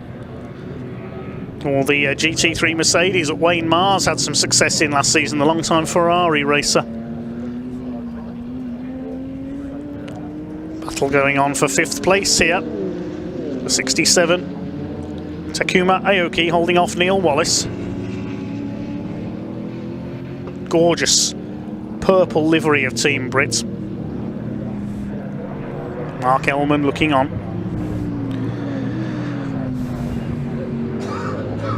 33.9 seconds the lead for Peter Erscheg now. 7 seconds in it between Johnny McGregor and Paul Fullick for 2nd and 3rd, and Fullick just under 2 seconds clear of Adam Thompson in the Jag. That's closed in by just under a second on that last lap. Could we see a fight developing for 3rd and 4th possibly? These three are some 17 seconds back on the New Barn Racing Jaguar. Neil Wallace coming under pressure from Mark Ellman for that 6th position. Wallace 3rd in Class D, Ellman 2nd in Class G. They are teammates, these two, both run by SVG Motorsports.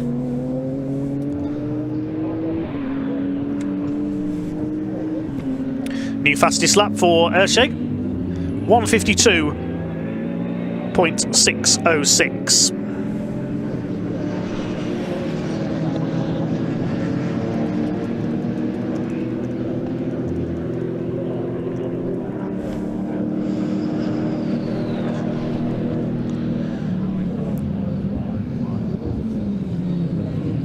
Well, of course, throughout this race, Ian Waterhouse, our ace pit reporter, will be down in the pit lane. Let's head down and get a first update from him.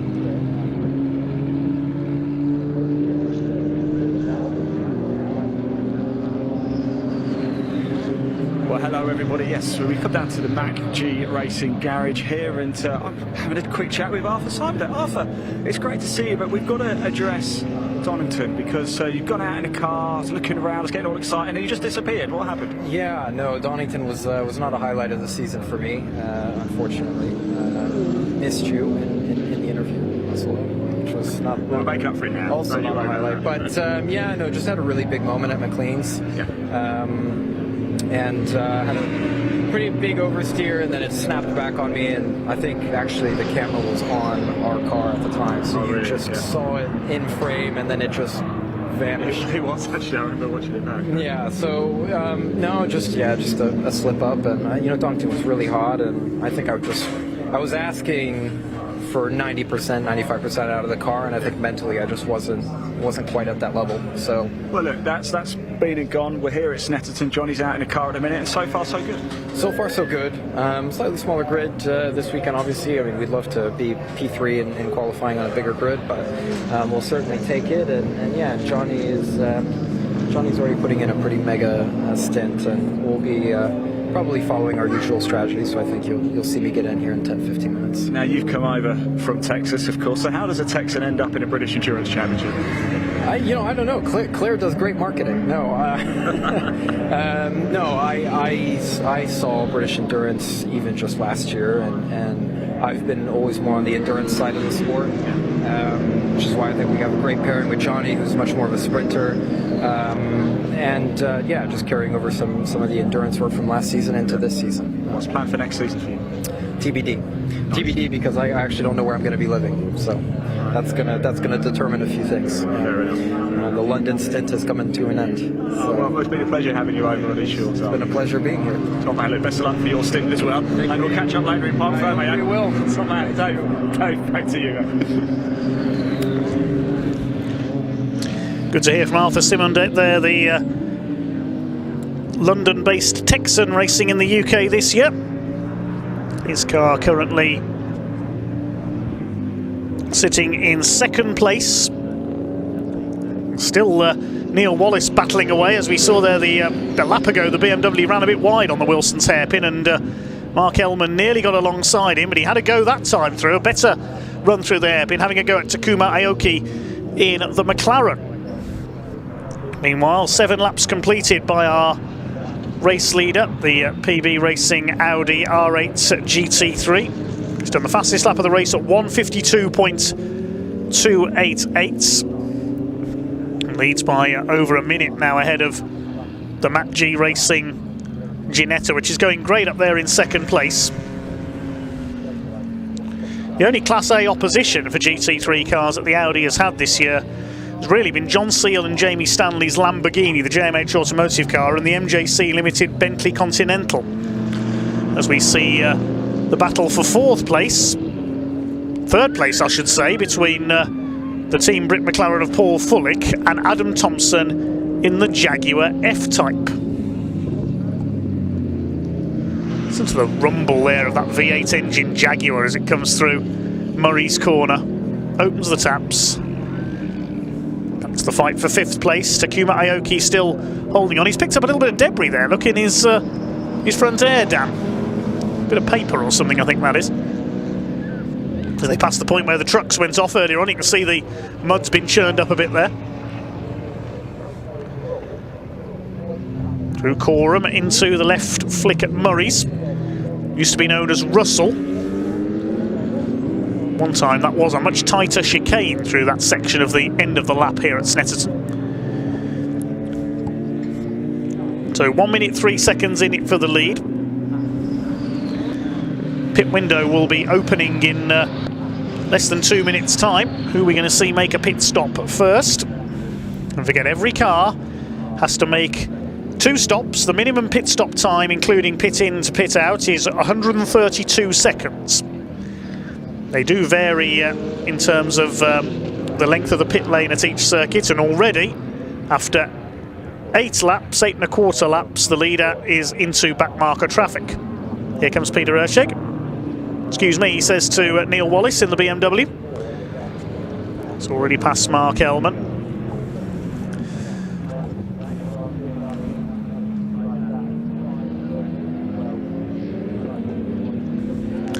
So the leader has lapped those 3, no problem. Peter Erscheg continues his pace. As we said, the minimum pit stop time, 132 seconds, so 2 minutes 12 seconds basically.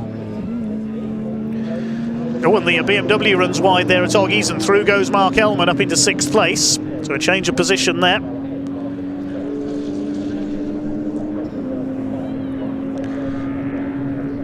Did Neil Wallace possibly miss a gear there? Seemed very slow through the right at Oggies, but he's picked it back up again now. Away goes Peter Erscheg through Nelson up towards the bomb hole.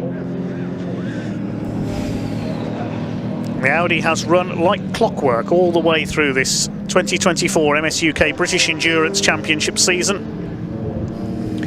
Their only serious rivals for the title up to the last couple of rounds were Balsidou and Josh Steed in their Porsche GT4, Porsche Cayman for Zentec Motorsport. But they've not been able to race this final round, so the title all set to go to the Audi. Sidou and Steed console with the Class D title. Johnny McGregor and Arthur Simondet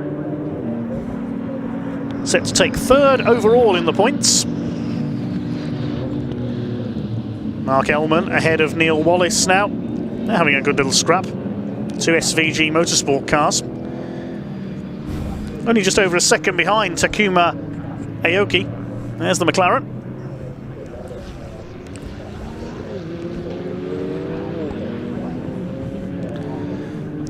Battle for 3rd is still fairly close as well between the other McLaren, the 68 of Paul Fullick, and the Jag of Adam Thompson. There's only 3/4 of a second between those two at the line. They're 15 seconds back on the 2nd place car of Johnny McGregor.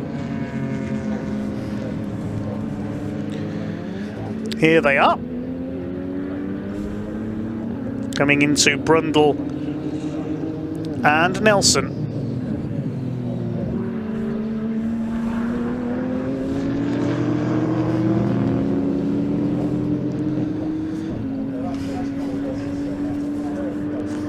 Team Brit against New Barn Racing. The Jaguar is getting closer and closer in the hands of Adam Thompson. They've had a lot of teething troubles over the last couple of seasons with the Jaguar.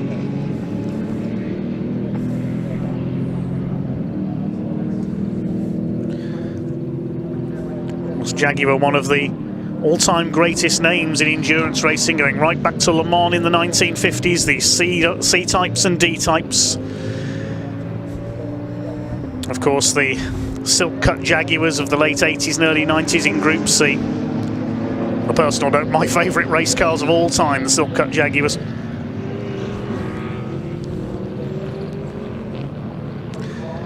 Although I do like the Martini-style livery on the F-Type here. Like with the Martini stripes. And Adam Thompson continues to harry Paul Fullick for third place. They're both leading their classes. All the top 4 cars in this race are leading their respective classes, as you can see from our timing tower. Blue for Class A, green for Class G, yellow for Class D, and purple for Class F.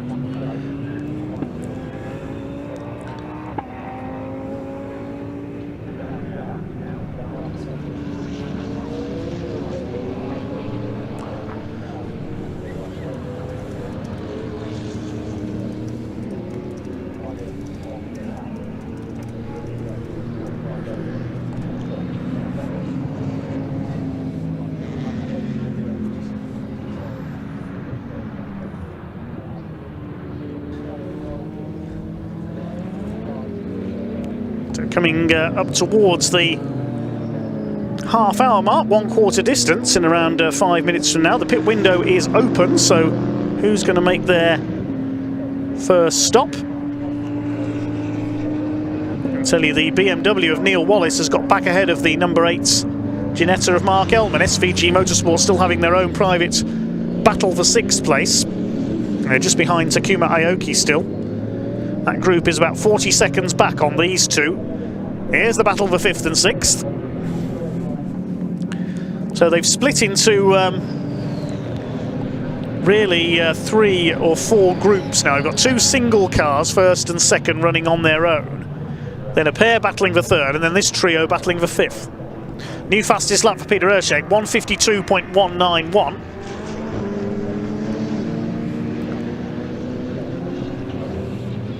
"11 laps completed."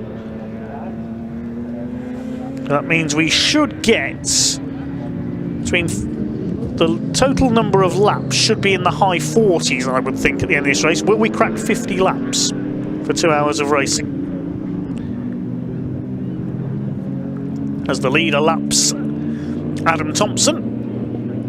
Next to lap Paul Fullick. Fullick just keeps it out on the wide line, lets the leader through. No problem at all.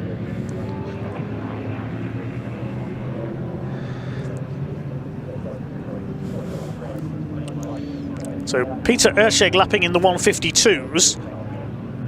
Up the inside, meanwhile, Adam Thompson takes Paul Fullick into Williams' corner.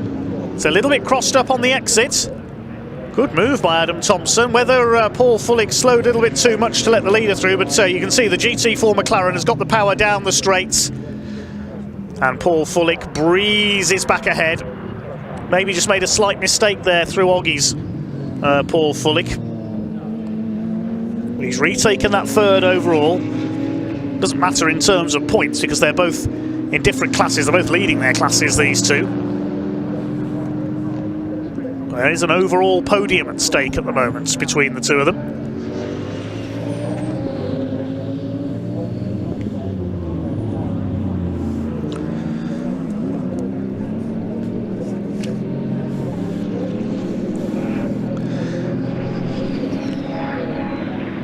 One or two of you have asked about live timing as well. If you go to TSL Timing, that's tsl-timing.com, you'll be able to find the live timing and schedules from this event. Thanks to all of you who have commented so far. Don't forget, there are 2 more races to come after this. Got the British Truck Racing Championship and the Pickup Truck Racing Championship as well. As Ian said, let us know where you're watching from today. We've got Laserman, who's watching from the United States. Alan Edwards, who's watching from Great Yarmouth, so not all that far from Snetterton. As Neil Wallace has a look at the back of Takuma Aoki through Murray's. He's got to be mindful that the Ginetta of Mark Ellman's there behind him as well. Also got Jonathan Smith watching from Knoxville, in the USA, and Larry Richmond from County Meath in Ireland.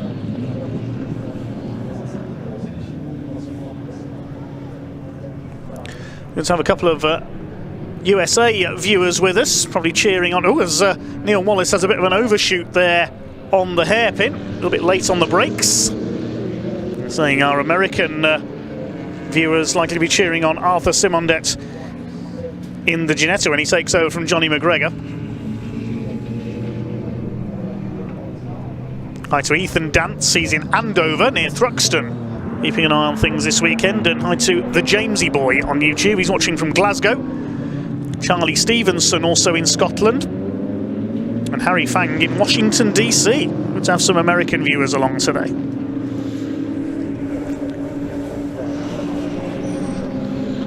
Let us know where you're watching Snetterton from today on BARC TV. There goes our leader. There's our second place man. And pretty soon, it's only taken him half an hour, Peter Erscheg is going to be a full lap ahead. There he is, the second place Ginetta of McGregor. There's the Audi behind him. And so it's taken him just under half an hour. You can see there's 29 minutes, near enough 30 gone. And Peter Erscheg has now lapped everybody else. So that means, subject to safety cars and so on, we'll do a little bit of mathematics. That Audi is projected to win the race by 4 laps. Wait and see if that prediction rings true. My maths was never brilliant, as some will know. Trying to add up speedway scores on my commentaries on 2 wheels proves that time and again.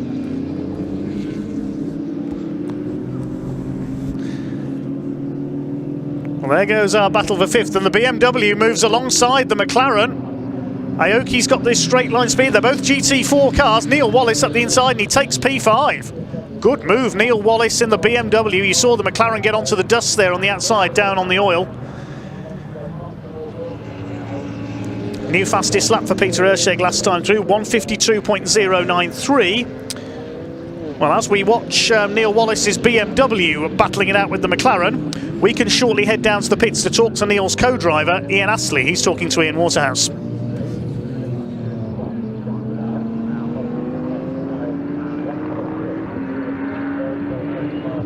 Hello everybody, yes, pop down to the garages. I'm here with SVG. We've got Ian Astley's over here. Ian, great to see you again. How are you? Very good, you? Yes, not too bad, not too bad. Now the race, of course, Neil's out there now. How's he getting on? Well, brilliant actually. He's just overtaken the McLaren, so... it's nice to see some good battles out there, isn't it? Yeah, well, there may not be many cars, but there are 2 really good battles going on. So, yeah, so he's got ahead of the McLaren, which puts us second in class. Brilliant. So, yeah. So he's going to be handing over the baton to you soon, and it's then all the pressure on you. Well, I'll do what I can. How's it gone for you this season, please? We missed the first 2 races, which was a bit of a problem because we had some accident damage from testing. But since then, it's gone okay. Yeah, it's gone okay. Now, Snetterton, tell me about it. What's your favourite part of the circuit? Blimey, that's a good question. Probably bomb hole through Coram. Everybody says that. What's so good about it? It's just, I don't know. It's a bit brave. It's a bit of undulation change, and it's a good fast corner. And Richard's pretty good as well.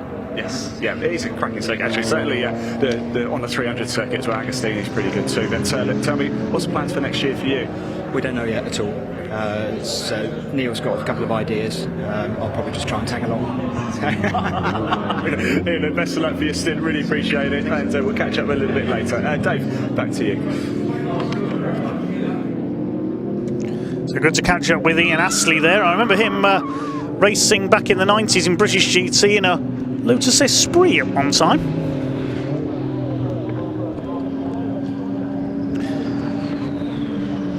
Quick hello to Hayley Morgan. I heard her name mentioned earlier on.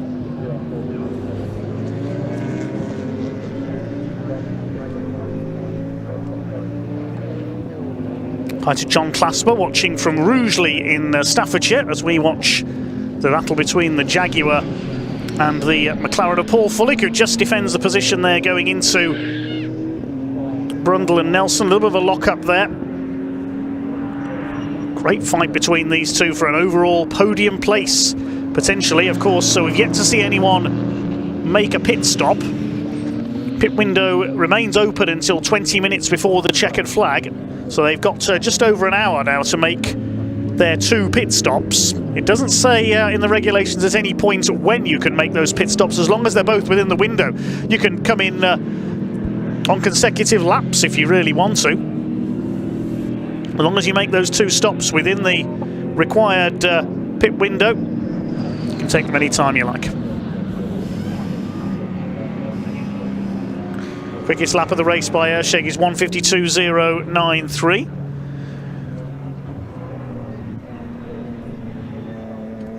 Quick hello to Jimmy Mifsud, who's watching in Malta. Now, Malta's got an emerging motorsport scene. Drag racing very popular there. They're trying to get a round of the FIA European Drag Racing Championship in Malta, I seem to remember reading. Also stock car racing quite popular there as well. So both the Team Brit McLarens we've seen under pressure. Takuma Aoki being chased by Mark Ellman. Adam Thompson all over the back of Paul Fullick as they continue to fight for 3rd place.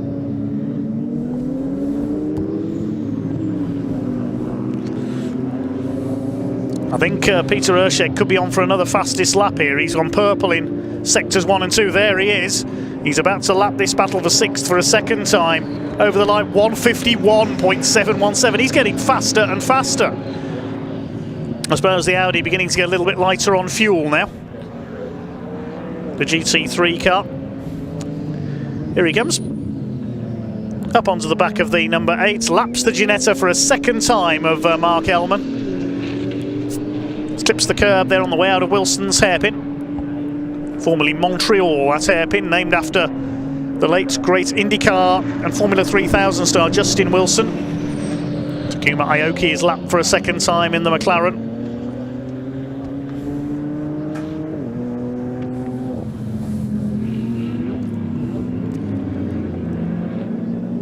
Here's our 2nd place man.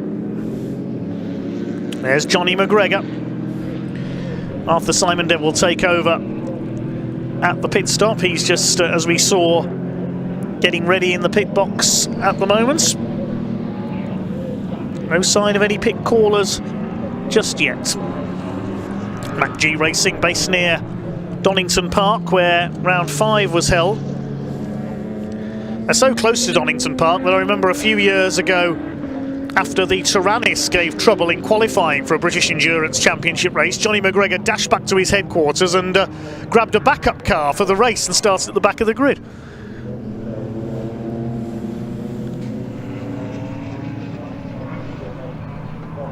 Here's our fight for 3rd, still the McLaren of Paul Fullick, shared with Aaron Morgan. Chased by Adam Thompson, he'll hand over to his brother Callum in that Jaguar F-Type.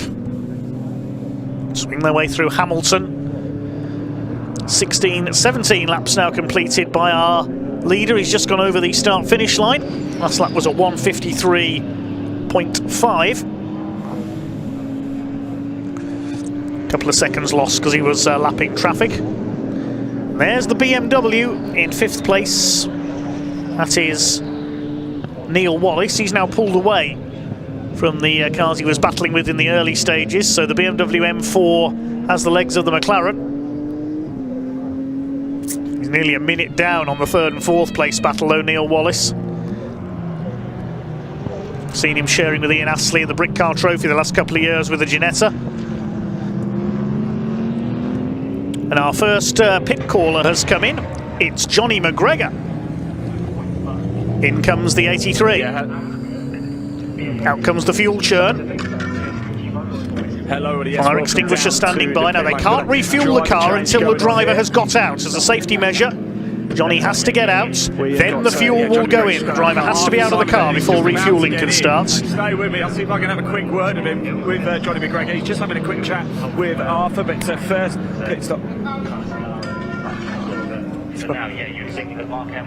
So yes, I'm going to go have a quick chat with Johnny if I can. Actually, just having a quick catch up with Arthur there. He's going to jump in now. Actually, whilst we've been away, I was catching up with Arthur. And a bit of controversy. We actually think that Mac G have a chance to get second overall in the championship. We think there might have been a slight miscalculation with Zentek Motorsport, Bao Sidhu and Josh Steed. They're not here this weekend, but our understanding is if Mac G get pole position, which they did in class, they need the fastest lap and the race win in class. If they do all of those three things, we believe they might actually pick Zentek to second place by about half a point. So well, obviously that's not confirmed, but this is what we're hearing. That's what Arthur gave me a little bit of information on a little bit earlier. That could be true. Let's grab Johnny very quickly and just find out how his stint was. Make sure the car's okay. Johnny, the car okay?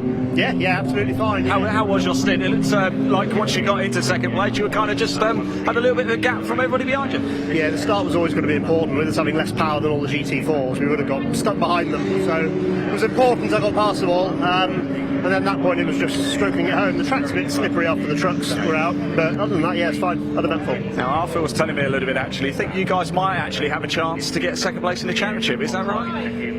Technically, we'll see. I'll tell you in an hour. Okay, great. I'll catch up with you later. Cheers, Johnny. Thank you. There you go. First pit stop completed. Arthur Simon Deck now takes over the wheel of the 83 Ginetta. Dave, over to you. Thanks, Ian. Yes, good stop there by the Mac G Racing team. Arthur Simon Deck takes over. The American rejoins the race. So that's the first of our stoppers. We'll drop him to the rear of the field, of course. Out comes the Ginetta from P2 down to P7. So with the exception of our leader, the rest of the field relatively evenly matched, it has to be said. We get there are penalties if you do have a short pit stop, not stopping for the correct amount of time. You get a stop-go penalty for 1 second, every 1 second under the allotted pit stop time. So if your pit stop is 10 seconds too short, you get a 10-second stop-go penalty. That, of course, excludes the time getting in and out of the pits to service. Here's the battle of the third and fourth. They've rejoined just behind the Ginetta.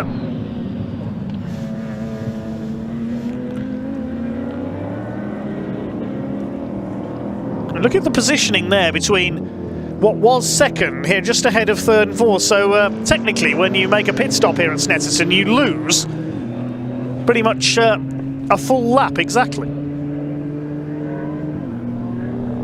Still these two fighting it out for third place.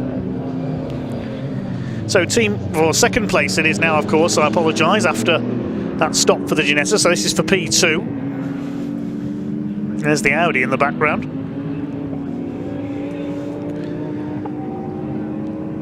Over the line goes our scrap for what is now fifth position. Takuma Aoki, former world superbike racer, ahead of Mark Ellman.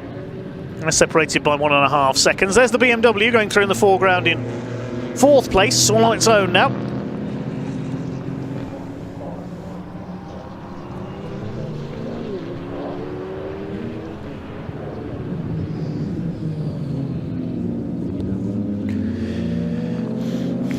Still Team Brick versus SVG Motorsports for fifth place.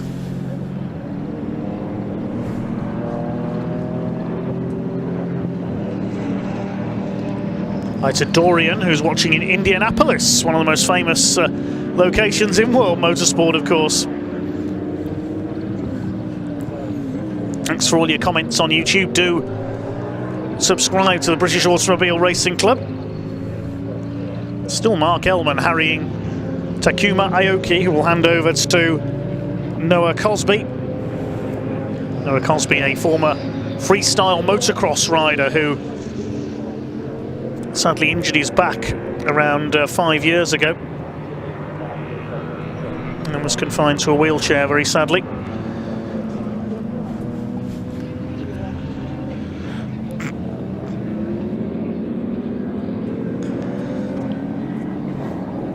Clouding over a little here at Snetterton.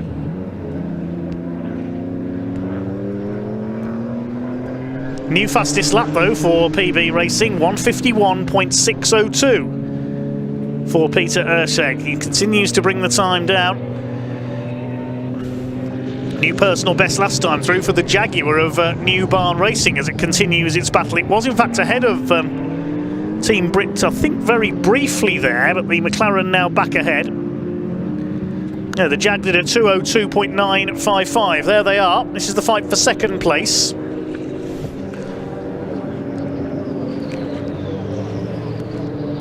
There's the Ginetta just behind them of Mac G Racing, now down in 7th after their pit stop.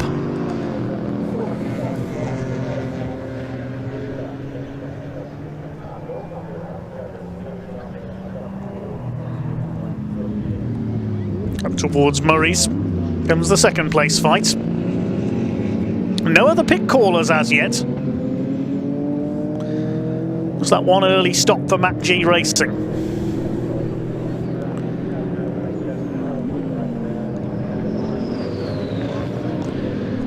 Arthur Simonded has got back up to speed now in the Ginetta. We switch from McLaren and Jaguar battling to McLaren and Ginetta.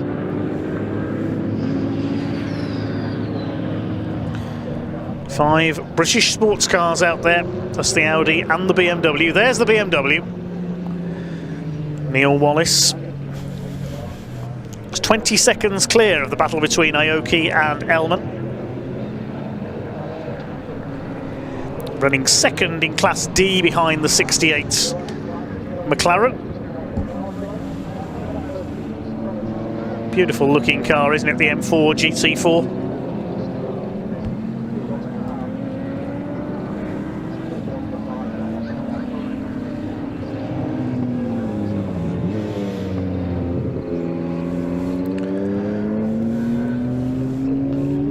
Out of Murray's up towards the Senna Straights. Still not coming into the pits here, still just the one pit caller. Here's the battle for second.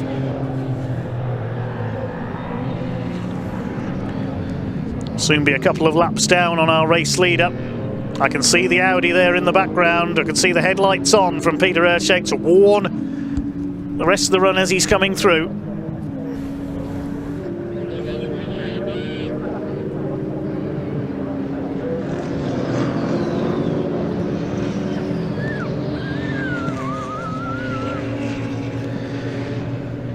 Gap has increased just a little there, I think, for second and third.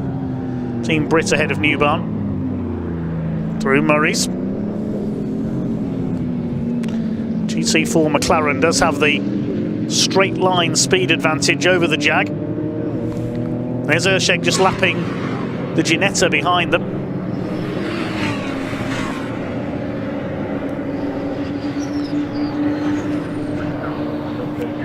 Big shot there from above the pit lane.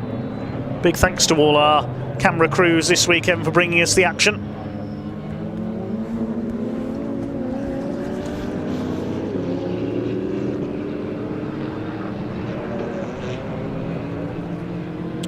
So 1 hour, 15 minutes of this race to go, 45 minutes gone. Let's head down to Ian in the pits.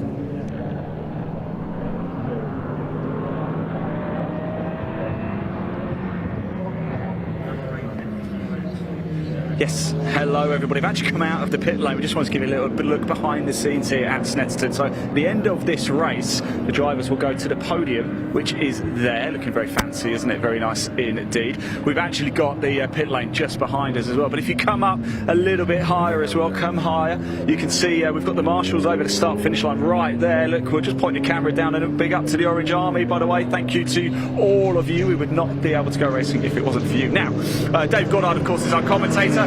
He's actually not on site, but we do have the circuit commentators on site. They are literally here now. I don't know if we should do this, but let's just put the camera in anyway, shall we? There you go, we can listen to them in action. There they are, look. There's Matt Suckling there, and hey guys, we're just having a little wave.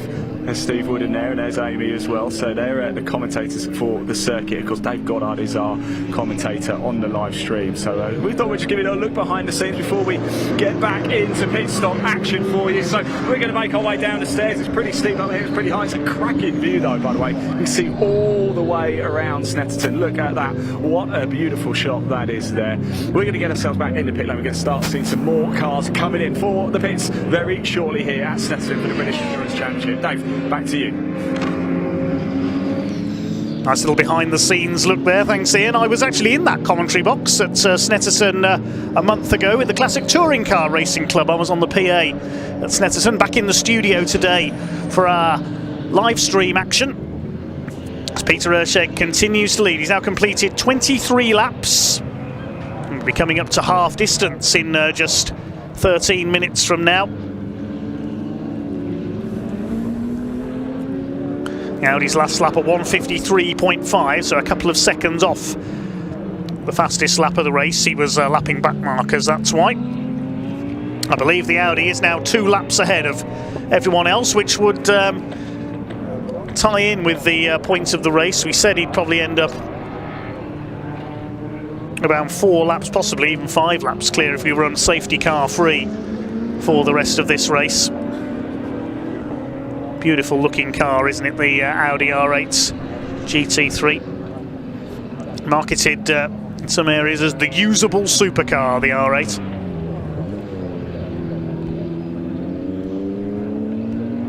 Really is a supercar you can use every day. I vaguely remember seeing an R8 driving in snow a couple of winters ago. You can take them out in the snow. The Jaguar has come into the pits, I can tell you. Adam Thompson has come in with the New Barn Racing Jaguar F-Type. The Ginetta of Mark Ellman we see here all over the back of Takuma Aoki in the McLaren.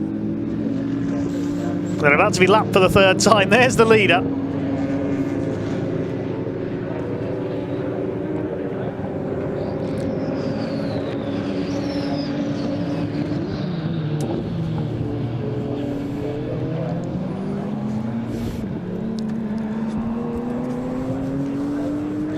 Here comes the Audi up the inside, takes the McLaren.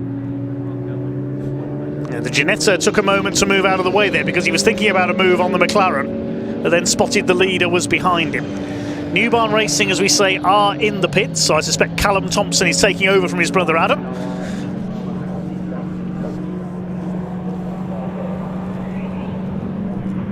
Nice to see Matt Suckling in the commentary box here at Snetterton as well. He's a regular here on the PA at Snetterton. We've had him as our pit reporter in British Endurance in the past when Ian's been elsewhere.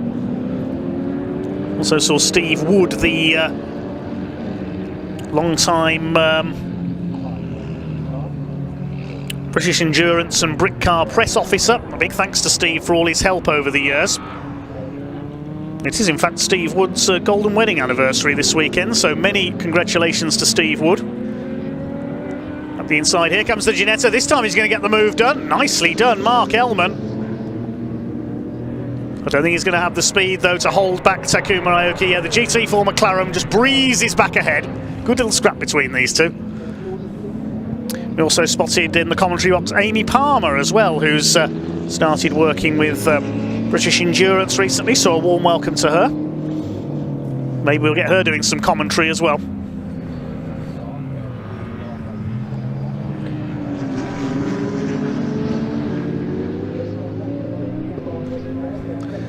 Running out a little bit wide there, the McLaren, and again Mark Ellman has a look. The Jaguar's completed its pit stop, the BMW has come in.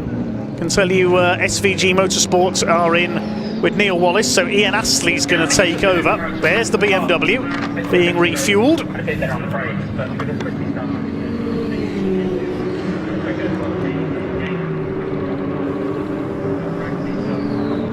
Another churn of fuel goes in. So Neil Wallace will have got out, and once refuelling is completed, Ian Astley will get in.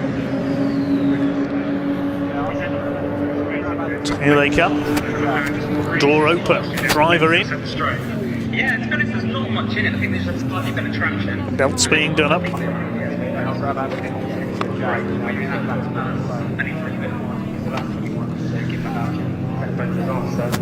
Also got the, that's a wheel chock or an earthing strap at the back of the car there.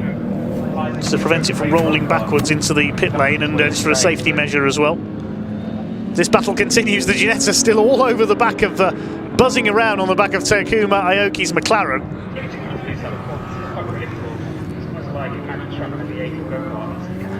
Checking the tyre pressures on the BMW as well. Yeah, good. I think pace-wise we're usually pretty competitive, so a couple of tenths in it. So we can maintain that pace. I think actually if he's got free air, he'll probably be able to take a couple of seconds off, because I was getting held up a little bit. But yeah, we'll see what it's like when I'll be back out.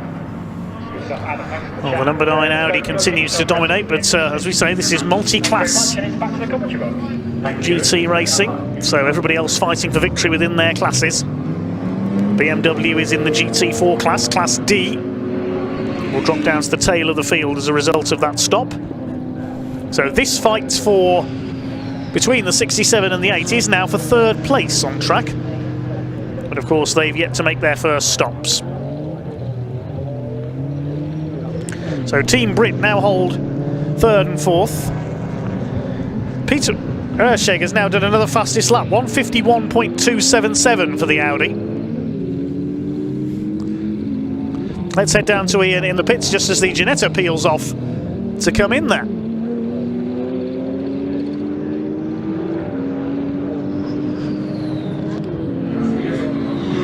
Yeah, hello everybody, welcome back to the pit lane. I've come down actually because I want to grab a chat with Adam Thompson from New Barn Racing. Let me just quickly rudely interrupt. Sorry guys, I had a very quick word. Sorry, we'll be back in a second. But boy, oh boy, you were having a good fight out there, weren't you? Yeah. It was amazing, really good fun. I think, like we said at the beginning of the race, we racing manufacturer cars is fantastic. And I think actually Paul was driving an amazing race, but we were quicker, so it was a bit frustrating not to be able to get past. You know, with the Jag, it's quite quick in a straight line, but they actually have the legs on us. And I don't have the brakes in that car to be able to do on the brakes, so I got past. Were there were opportunities out there? Where were you making it stick? Yeah, in the infield Agostini, there was opportunities there, so getting the run out, because I just got better traction a couple of times, but then going into Bentley straight I didn't get traction, so he just dragged.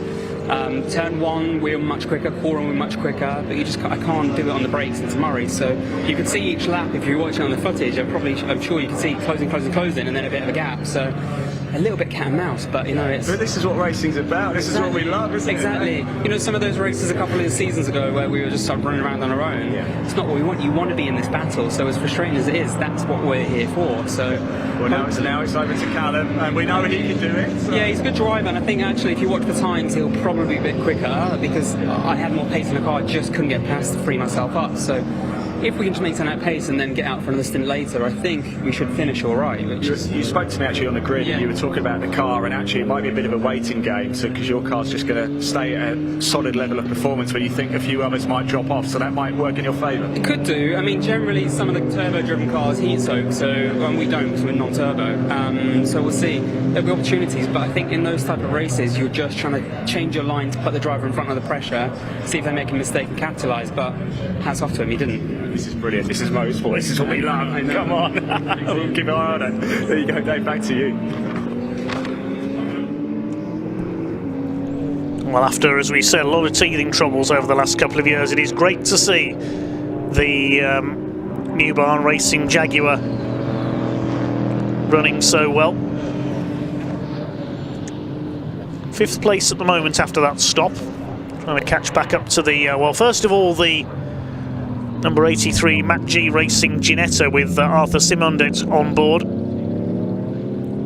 Here are the 2 Team Brit McLarens. 68 and 67. I think they're a lap apart, those 2. Behind them, the number 83 Mac G Racing car. Now, this is for position between these 2, 3rd and 4th. I think the Ginetta with Arthur Simondet on board is about to take 3rd place away from the 67 McLaren, and he's done so. It's past Takuma Aoki. So the 2 cars, the 2 Team Brit McLarens and the Audi have yet to stop. Everybody else has been in for their first stop. So up to 3rd go Mac G Racing. But I think the number 68 car is a further lap ahead. The Audi is it's into the 1 minute 50s now, 150.711. As the fuel load lightens, Peter Erscheg is just going faster and faster.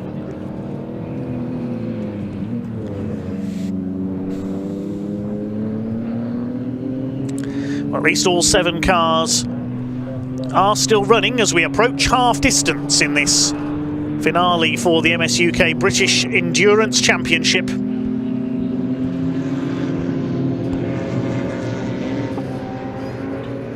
Number 8 SVG Motorsport Ginetta still in the pits. That's the car of Mark Ellman, driving solo for the 2 hours of this race.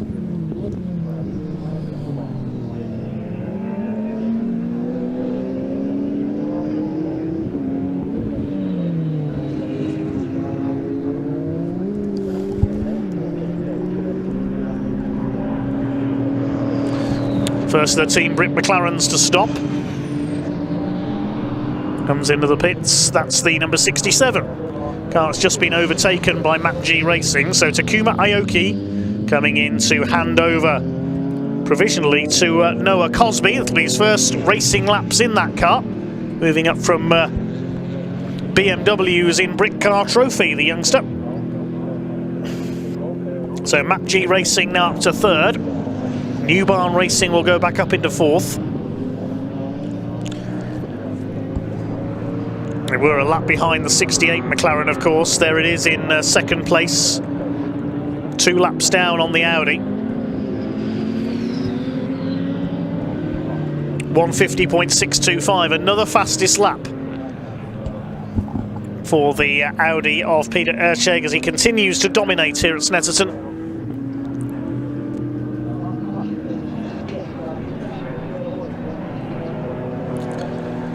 Out towards the back of the circuit. There's the Jaguar back on circuit. It's Callum Thompson at the wheel.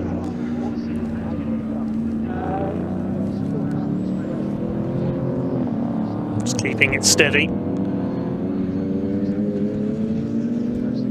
Somebody's kicked up a bit of dust there. That's at Oggies. Somebody's run a bit wide.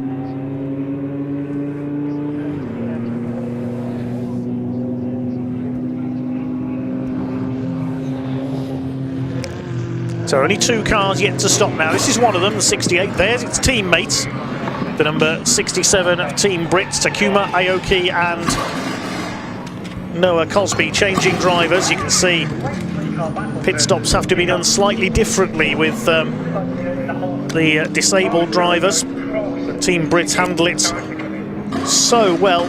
Brilliant to see. As the tyres are changed on the GT4 McLaren. Beautiful looking car, the 570S. As Noah Cosby is strapped in.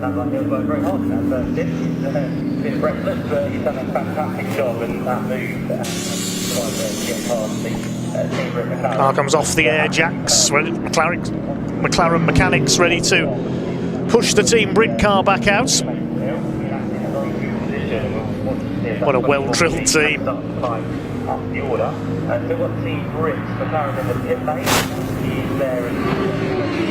We're just being told in my headset that the leader, the Audi, may have had a quick spin somewhere.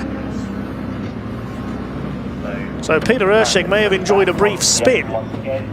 It won't drop him out of the lead, but whether he's starting to have his tyres go off, that could mean. So he may call into the pits soon, that might mean. Just final checks going on there for number 67, Noah Cosby, as away goes the McLaren. But I'm being told that the Audi has had a quick spin somewhere. We don't know where out on circuit. It's still going. There is Peter Erceg, so he's had a quick spin somewhere, which will delay him on this lap. Yes, his last lap was a 2 minutes 3.9, so he lost about 10 seconds there.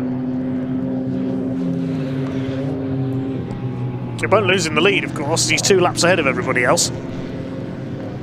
Maybe that's a sign the Audi's tyres are starting to go off.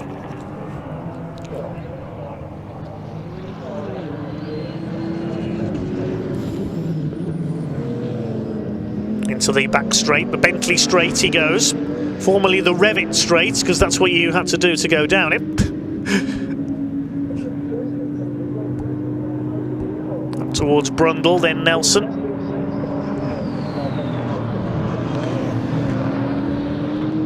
There's the 67 McLaren that has rejoined. Just behind it is the SVG Motorsports BMW.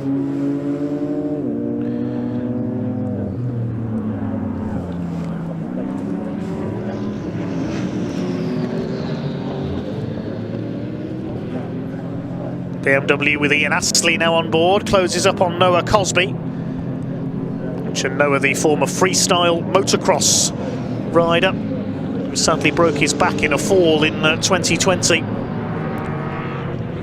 Team Brit helping him get back into the world of motorsport. Let's head down to Ian Waterhouse in the pit lane.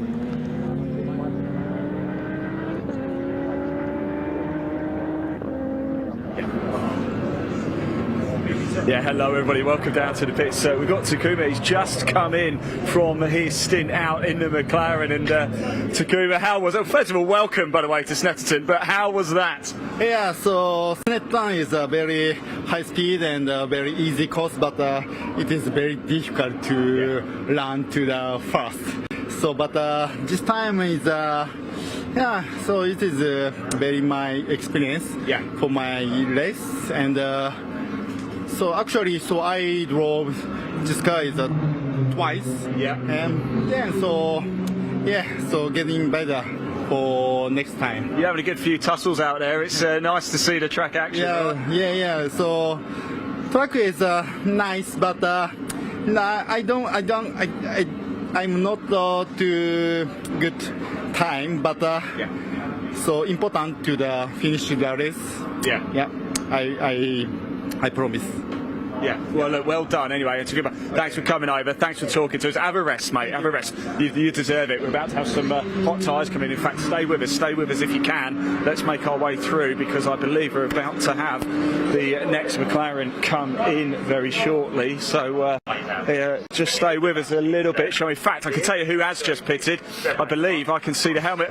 I'll tell you who's about to pit. Actually, the race leader is about to pit, and I am hearing that Peter Ursig actually had a spin out on track as well. I don't think we quite caught it on camera, but it looks like the race leader, Peter Ursig, did have a spin. He's okay because he's coming into the pits right now. He's down there, so he's going to hand over to Marcus Cluster. Remember, there is that handicap system. He's leading comfortably. Needs to finish 8 laps ahead of the new barn, the Jaguar boys, Adam and Callum Thompson. So that won't do that attempt any good at all. And as you can see, Team Brit, I'll move out of the way. Let's keep the camera on Team Brit, shall we, in the pits, because they are about to come in as well. It'll be Paul Fullock will be handing over to Aaron Morgan, but the race leader is in the pits right now. Dave, back to you.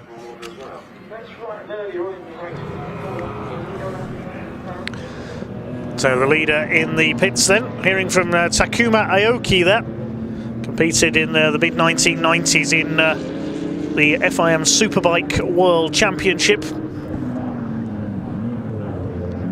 scoring a win in 1996 for Honda at the Sugo circuit in his homeland. Was paralysed in a motorcycle accident in 1998 and has helped Honda to develop cars for disabled drivers. He's competed in the Dakar Rally and the Jaguar I-Pace E-Trophy, supporting Formula E as well, Takuma, and the Asia Cross-Country Rally, and has competed at Le Mans in 2021 as well. Real inspiration is Takuma. Good to have him racing here at Snetterton with Team Brit. Here's their other car, the 68s. This is the battle for second place on track, and the 68 car does peel in, so they're the last to make their first pit stop with 55 minutes of the race to go. We were a lap ahead of the Mac G Racing Ginetta, so we'll see if that can take second place back again now that everybody will have cycled through their stops. In comes the number 68, driven by Paul Fullock, and it will be Aaron Morgan, race for Team Brit in British GT in the McLaren this year, who will take over. Paul Fullock out of the car, in goes the fuel.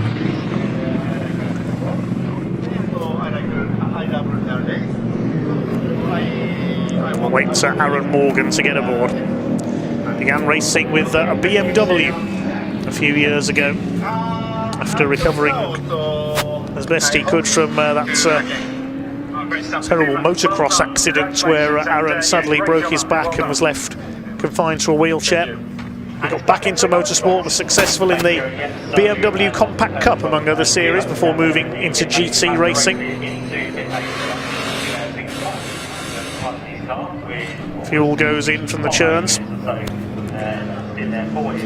Aaron Morgan up to the side of the car and will be strapped in. There's the number 8, the SVG Motorsports Ginetta going through Hamilton's, running in 7th place. They were about the 4th car to stop. There's the first car to stop, the number 83 Ginetta. Now, if that can make it round before Aaron Morgan leaves the pit lane, Arthur Simon Depp will take 2nd place back again, I think, to make up a lap. We saw them running together but a lap apart, so we'll see if the Ginetta can take P2 here. Aaron Morgan climbing aboard. We hear the voice of Kieran McGinley in the background, teaming up with Matt Suckling on the PA commentary this weekend. It looks as though, yes, the Mac G Racing Ginetta is going to go through before the McLaren leaves the pitch, just being pushed back, aircraft style there. And Mac G Racing go up into 2nd place, albeit 2 laps down on the Audi R8.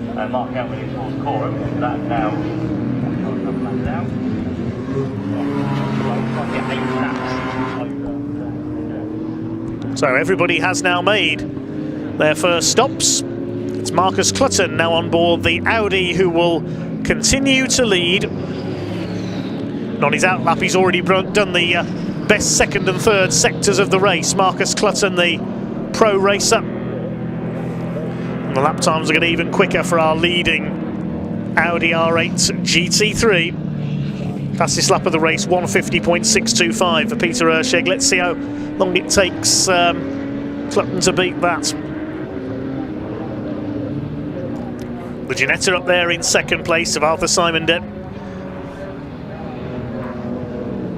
sharing with Johnny McGregor. And they're 22 seconds clear of the Team Brit McLaren, but of course the number 68 has only just started its outlap, so we'll see where it slots back in. Once the last couple of cars have completed their outlaps, we'll give you the order after the first round of pit stops. And we'll wait to see who's going to be the next to make their 2nd pit stop. There goes the BMW in 5th place, provisionally. Just got to see where the number 68 slots back in. So there is Marcus Clutton. He's already done a 33.8 for Sector 1 of this lap, a 38.7 for Sector 2.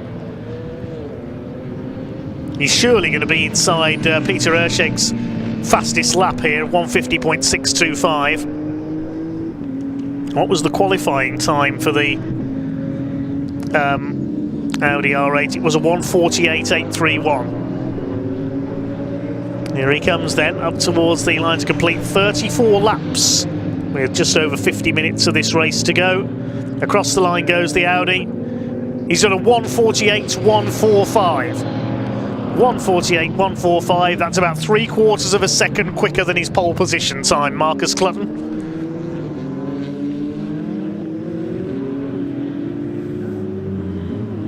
And Clutton leads by 2 laps ahead of the Mac G Racing Ginetta. We're just waiting to see where the 68 Team Brit car with Aaron Morgan on board slots back into the race order on his outlap at the moment.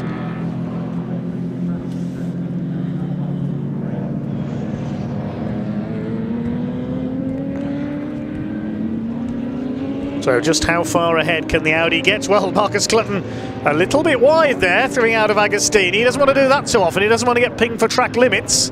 But he's right on the limit. Look, he's throwing the Audi around here. Up towards the right at Oggies. And up to Williams and into the back straight.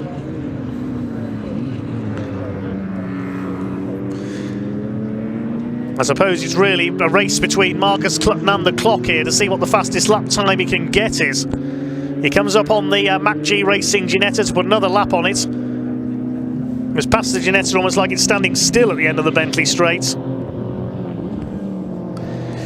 And it has to be said, this season really has been a demolition job by the PB Racing team on the British Endurance Championship. And they're heading for 6 wins out of 6.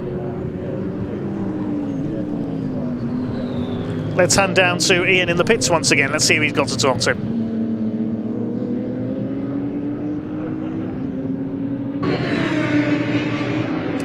Yes, everybody, here we are down at JMH, and of course Peter Ursig did the first stints. Marcus Clutton has taken over in the Audi R8, and where has Peter gone? He's just literally run away, isn't he? Let's go find him. He was here 2 seconds ago, was Peter Ursig, so stay with me. I'm going to go find him because I understand he had a little bit of a spin. Where is he? He's down that way. Where's he gone? He's down here. Right, I'm going to go get him. You stay there, everybody. Let's go get Peter, have a quick chat. I think he's probably run away from me. Peter, you in here? Knock, knock. Peter, how you doing? All right? We've got him. Don't you worry, we've got him. Sorry, Peter, I know this is what happens. You have to do media duties when you're out in first, but am I right in thinking we had a bit of a spin out there? Was it on camera? I didn't see it, but I heard it in my ear. Yeah, I was struggling a little bit towards probably about 2/3 from first oversteer through bomb hole, and then understeer through bomb hole and a little bit of oversteer, and I was told 10 minutes to go, so I thought I better get some fast times in, and just coming onto the bendy straight, I was probably a third away in the corner, and then I just let go. So did a bit of a loop and then carried on, but yeah, they're funny ones because normally you get a bit of a warning. That one didn't. But anyway. Well, tell me about the track because a lot of people have said it's quite slippy out there. Is it still quite slippy? Yeah, I think so. There's certainly not the grip. You know, I found I was pushing pretty hard, but we weren't getting the lap times out. You know, you just got to drive what's there to be fair. And Snetterton tends to slow down in the afternoon anyway, so maybe that's part of it. And the trucks. So I mean, look, anything can happen, and we know the handicap system. There's still quite a bit of work to do. But this is motorsport. It's come down to the wire before, and it looks like it's going to go that way again. Yeah, for sure. So fingers crossed the motorsport gods will be on our side today. But I think we've earned it. So yeah, let's see what happens in an hour. Peter, congratulations, mate. Well done. Right, there you go, Dave. Back to you. So nice to hear from Peter Ursig there, the New Zealander. His car now 3 laps ahead of the rest of the field. Mac G Racing are in second place. They're 30 seconds clear of the Team Brit McLaren, now driven by Aaron Morgan. It's Arthur Simondette at the wheel of the Ginetta, number 83. New Barn Racing's Jaguar is fourth. They're 11.5 seconds off the number 68, so their battle might resume if the Jag can catch up. And then another 40 seconds back is the SVG Motorsport BMW with Ian Astley on board in P5. Noah Cosby 6th in the McLaren, and 7th is Mark Ellman driving solo in his Ginetta, who's some 6 laps down at the moment.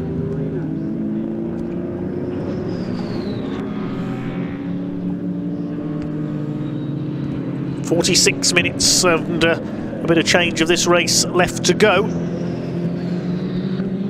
Down the Bentley Straight goes Marcus Clutton. First rose to prominence in the Radical Championship, the little sports racers built in Peterborough. Before moving up in the world of GT racing, he's appeared in a variety of GT championships, including in McLaren's very successfully. There is the number 83 of Johnny McGregor and Arthur Simondette. In second place, the Donington Park based Mac G Racing team, based near Donington Park anyway. Their best lap of the race at 2 minutes 3.9.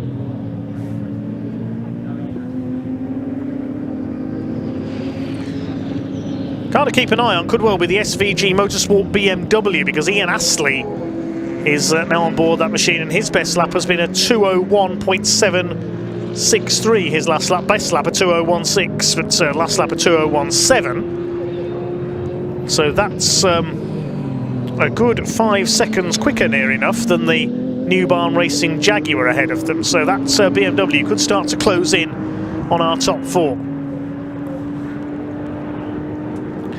Over the line goes the Mac G Racing Ginetta. Still 3 laps behind our race leader.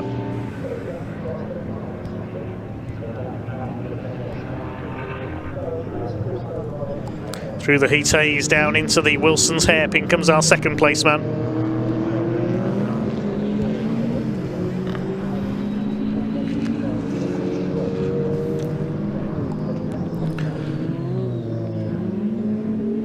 Over the line goes our third place car, the number 68 of Aaron Morgan, taken over from Paul Fullick for Team Brit.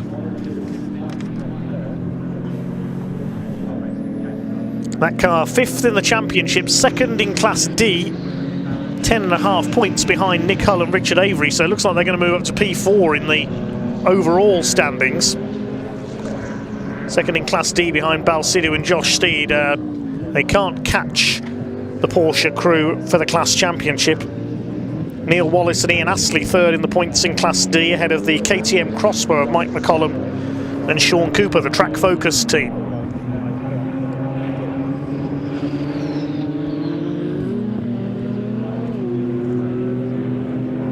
Class A, the title is going to go to Peter Erscheg, Marcus Clutton and Hugo Cook in the Audi. In Class B, we had hoped to see the return this weekend of Bon Grimes and Johnny Molam in their Ferrari, but that sadly withdrew. Right, shame. We haven't, I don't think we've seen any Ferraris on the grid this year in the MS UK British Endurance Championship. Hopefully we'll see Bon Grimes back next year with the 458 Challenge.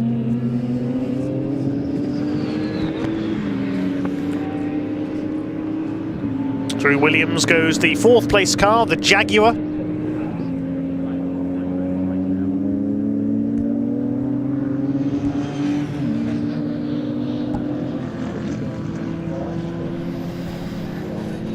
"15 seconds back they were on the Team Brit McLaren.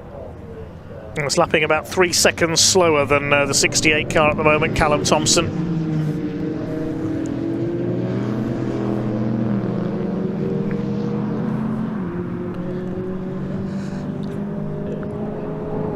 Through towards Coram comes the 2nd of the Thompson brothers. Whether he'll hand back to Adam for the final stint, we don't know. They have the option to in their 2nd pit stop. Drivers have about 20 minutes now to make that 2nd pit stop. The pit window closes with 20 minutes of the race to go.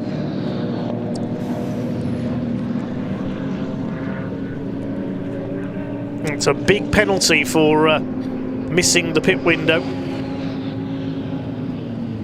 Stop and go for 1 second for every second outside the allotted pit stop in the pit window, so however long you miss the pit window by, it will be multiplied by a penalty. Here's the 5th place BMW with Ian Astley on board, just done its personal best lap, 2:01.323. Mark Ellman just did a personal best as well, 2:06.347 with the Ginetta at the tail of the field. BMW 27.6 seconds behind the New Barn Racing Jaguar, so he is catching them. Ian Astley reeling Callum Thompson in. There's still 27.6 seconds in it between the two of them at the moment.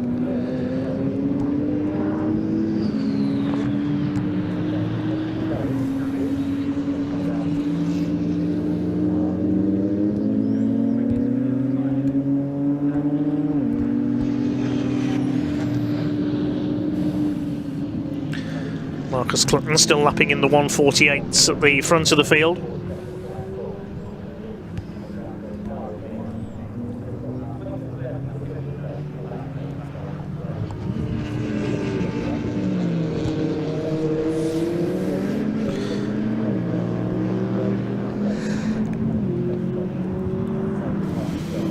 Already in P6 we have the number 67. This is Noah Cosby. It's taken over from Takuma Aoki. And Cosby has just done the personal best for this car, 2:04.53. So good lap by young Noah Cosby.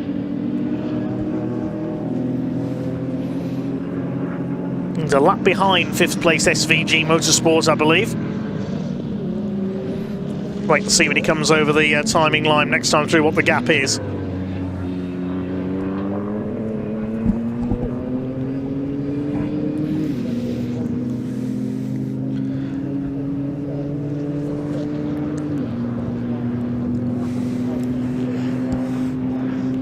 "40 minutes, just under of this race still to go. So just under 20 minutes for everybody to make their 2nd pit stop.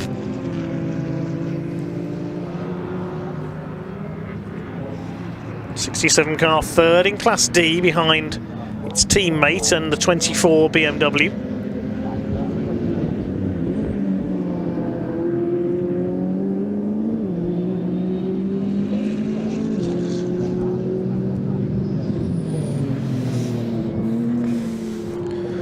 Up over the line goes the McLaren.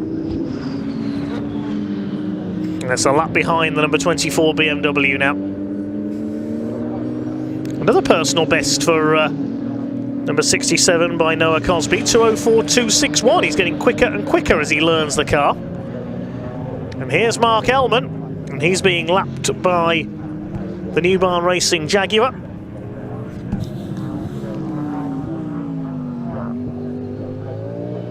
Mark Ellman in 7th place, he's 6 laps down on our leader.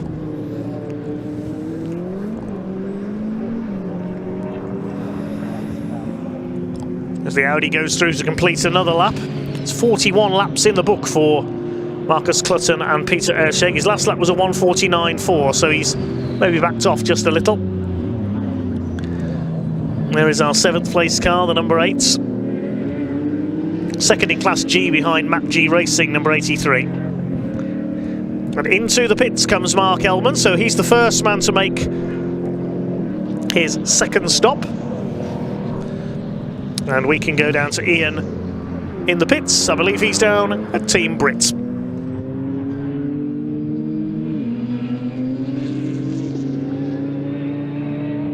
Yeah, here I am. I've put that down to Team Brit because, Paul, right, I've come to see you. You always smile. I love that. You came in for your pit stop. You came in hot, didn't you? You gave that pit board a bit of a battering, didn't you? There's a little bit of oil on the track. I think some of it's still on my tyres, and I didn't quite pull up in the distance I thought I would. So yeah, sorry about that. No, I haven't dented it. They're all good. No, listen, I'll tell you what, it's been fantastic. The racing, actually. I know there's not loads of cars, but you and Broad in a cracking battle out there, weren't you? Yeah, I know. We had a good old play out there. We had a couple of scuffles backwards and forwards, and that he was on it. That gentleman, we're going to see him later. Yeah, what a good race. I've never raced so much with my mirrors. So brilliant, isn't it? Look, Aaron's out there now. But you happy with how things are going? Yeah, superb. I think we're P1 in Class P3 overall. That's fantastic. It's right where we want to be. We've got 2 cars out of track, which is always amazing. So hopefully just get to the end of the race, get them both home, and enjoy a good result. And guess what? You are smiling. I've never ever seen you not smile. You know, that's brilliant. You raced him, mate. He doesn't get better than this. Well, come on. No, you really did. Take back to you. Cheers, man. That's all, mate. Little bit of oil on the tyres. Sounds like racing drivers' excuses to me. Good old Paul Fullick, full of fun as ever. A man who, as we mentioned earlier, has faced a lot of adversity, a lot of bad luck in his life. It's great to see him racing here along with Aaron Morgan. The car currently running in 3rd place. 5 laps off the lead now. Over the line it goes. Correction, 4 laps off the lead. It's 37 seconds down on Mac G Racing in P2. So the first car to make its second stop is the number 8 SVG Motorsport Ginetta. We saw Mark Ellman come in. That car will be prepared for its run to the finish. It's the only car running solo in this race. We'll have to wait and see if any of the other crews elect to leave the second driver in the car, or whether they will swap them back again for the final stint.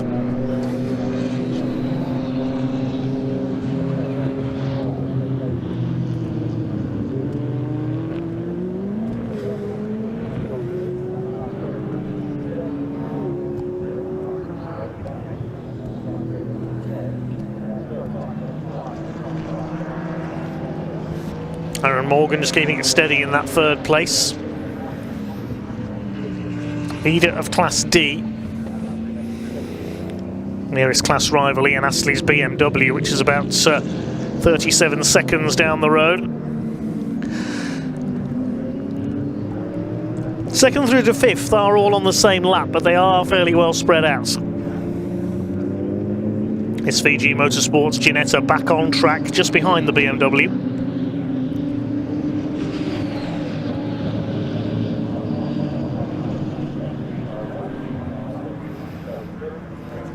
Lead is now up to 4 laps for the Audi. Well, my prediction is that it would win by 4 laps. It might even be more than that for Marcus Clutton. The speed having increased even more with the pro driver on board. Could be anything up to 6 laps, the margin of victory for the Audi.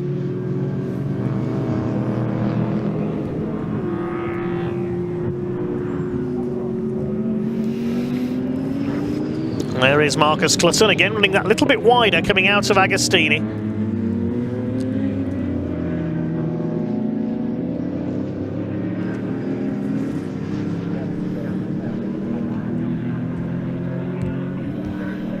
Through towards the Bentley straight once again for the 44th time for the Audi crew. It's over 33 minutes of this race still to go.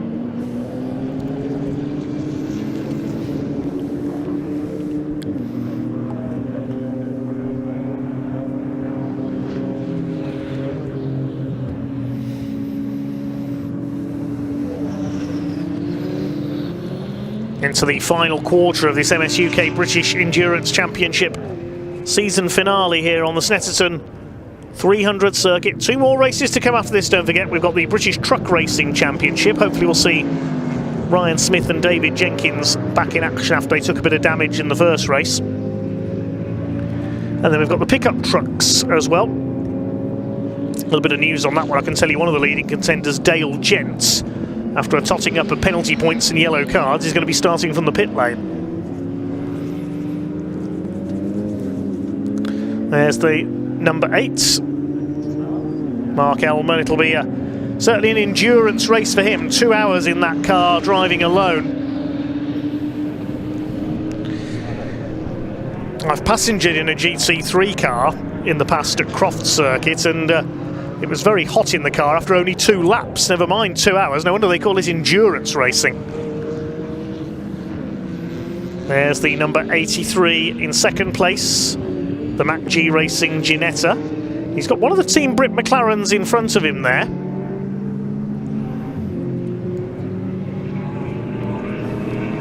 Now, which of them is that? I think that's the 67, yes, it's Noah Cosby in the 67, so he's a couple of laps down on the second place man.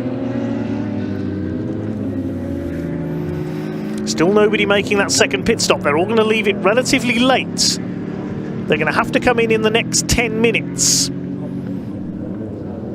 to make their second and final mandatory stop. Ginetta all over the back of Noah Cosby here. That's Arthur Simondette, the American.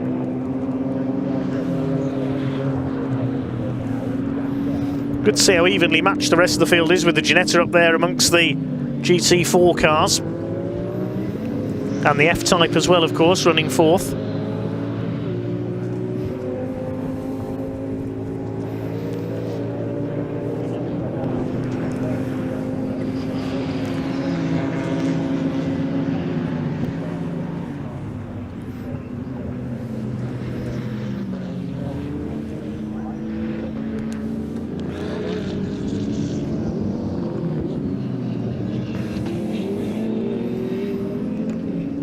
Down the Bentley straight goes our third placed McLaren. Their best lap at 2:04.7. Best lap for the their best lap at 2:03, I should say. Their last lap at 2:04.7. Sorry. Best lap for the Ginetta ahead of them at 2:01.9. Just keeping it nice and steady. Aaron Morgan knows he can win the class. So all the final championship permutations will be officially ratified after the race.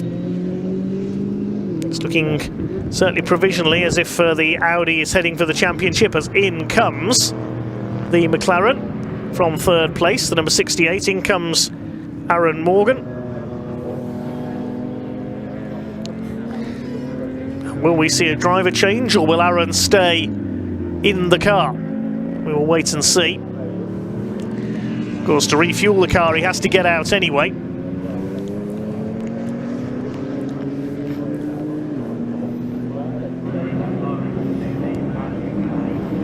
Okay, so the tyres are checked.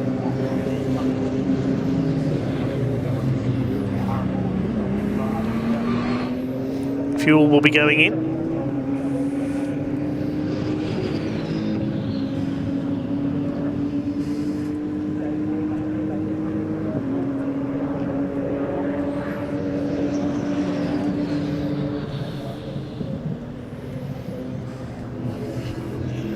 Second place man catching the other Team Brit McLaren to put a lap on him. It's already 2 laps between them. So a great performance by the Ginetta.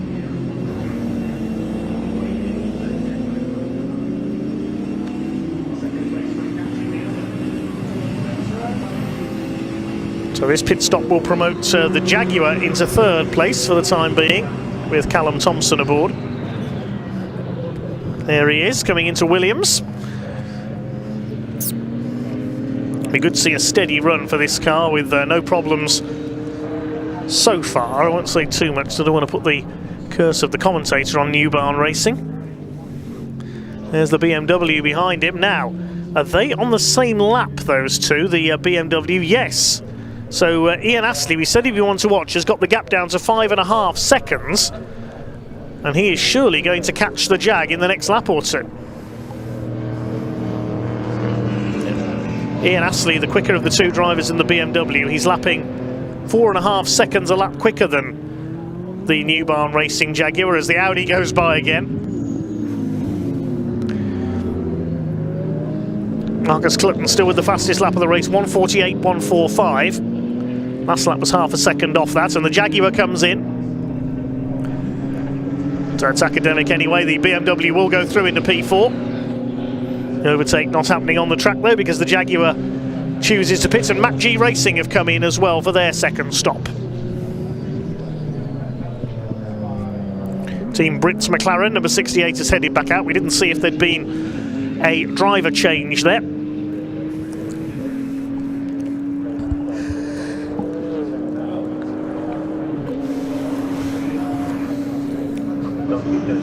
Both New Barn Racing and also SPG Motorsport have stayed out. But New Barn Racing and 24 BMW stayed out, so that will be up to 2nd on the road now. Bit of a refuel on that car. 83 car in pit lane.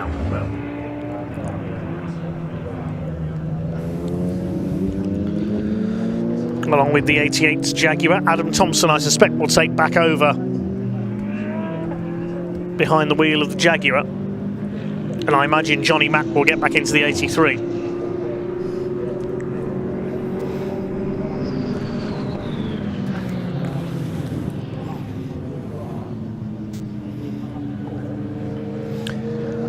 BMW yet to stop for a second time. So it's now 2nd on the road.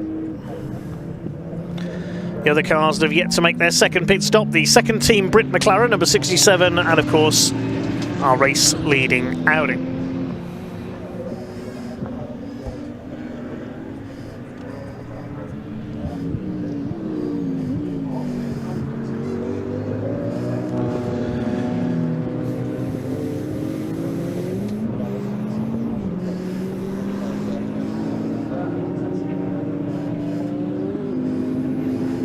"25 minutes to go." Is the BMW coming in this time? No, it's not, but we can go down to Ian in the pits.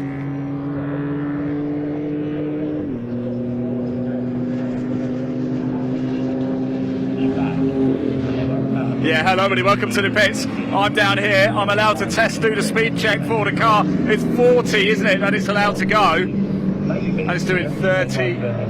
Oh, there's 40.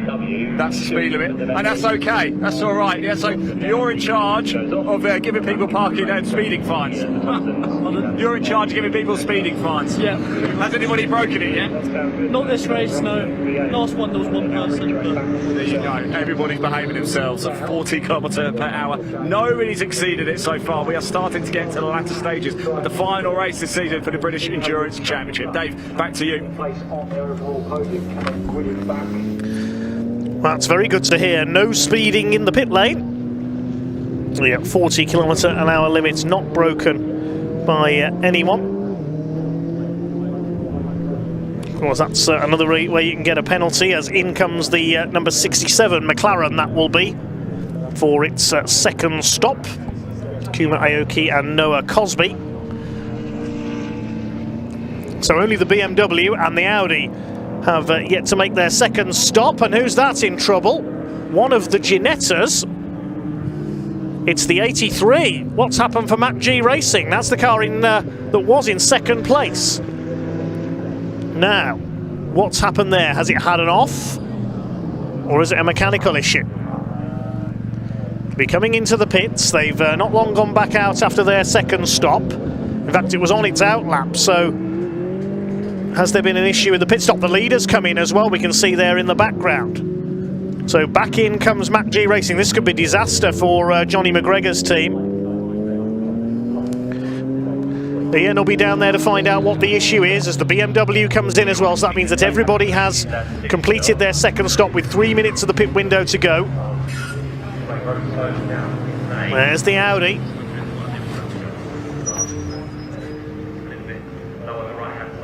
And we'll find out what has happened to Mac G Racing number 83.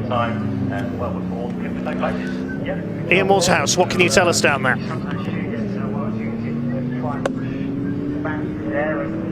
Yeah, hello everybody, welcome down to the pit. You see the race leader in Marcus Glutton at a minute. This is scheduled, but if you just follow me and come up here, we've got Johnny McGregor's just come into the pits in the Mac G Racing. This is not scheduled, so there's clearly some sort of issue. I wonder if we can just grab a quick word with Johnny. Johnny, what's up?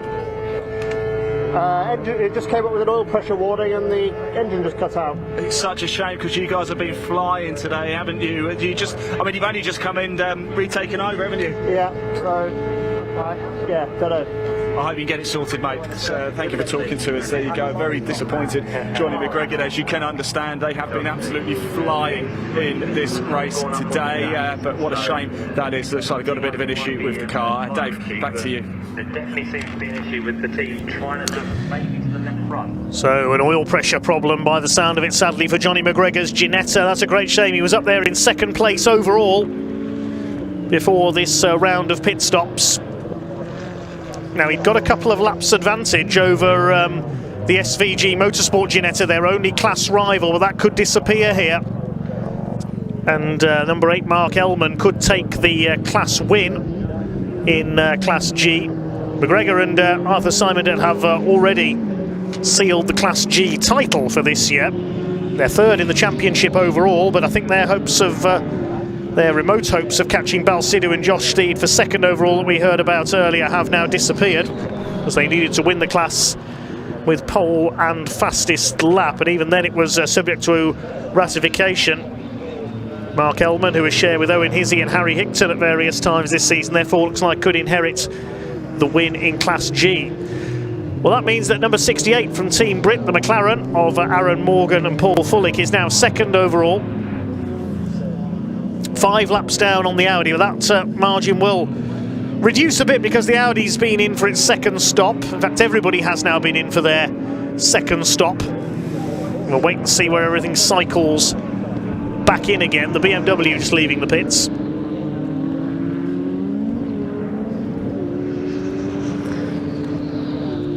And the pit window will close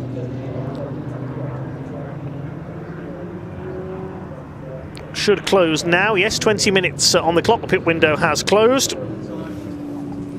but it matters not because everybody's made their minimum 2 mandatory stops.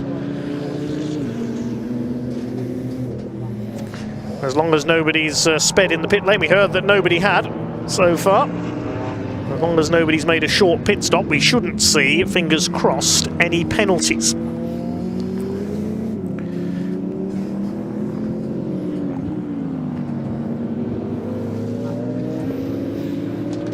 Less than 20 minutes to go. As we said earlier, 2 races still to go here at Snetterton this afternoon. We will have the British Truck Racing Championship. Plenty of time for the drivers involved in the incident earlier on to make repairs during this race. And then we've got the pickup trucks as well. Tomorrow we'll be joined by the Adrian Flux MG Owners Club Championship with everything from MGBs and midgets up to MG ZRs, the more modern machines. And we've also got the OT Publishing Hyundai Coupe Cup as well. They were in good form at Brands Hatch a couple of weeks ago, so they're here tomorrow. Seen one of the coupes out with the Snetterton Saloons, Eddie O'Kane getting some extra practice in. As the Audi laps the number 67 McLaren. back to lapping in the 152s again. We didn't see any driver change, but I am suspecting that Peter Erscheg may have got back aboard that machine.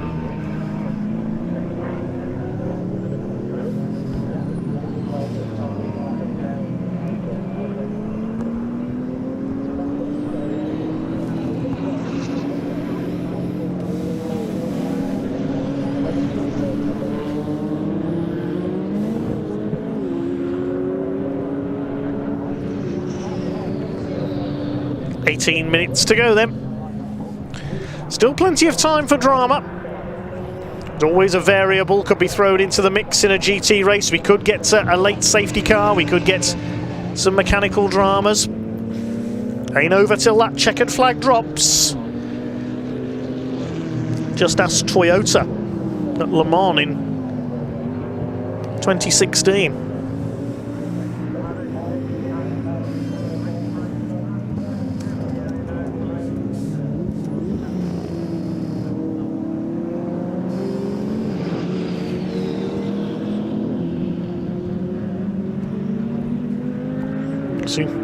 Yes, 2016 it was when Kazuki Nakajima stopped on the circuit with 3 minutes to go. Porsche overhauled him to take the win. That's endurance racing.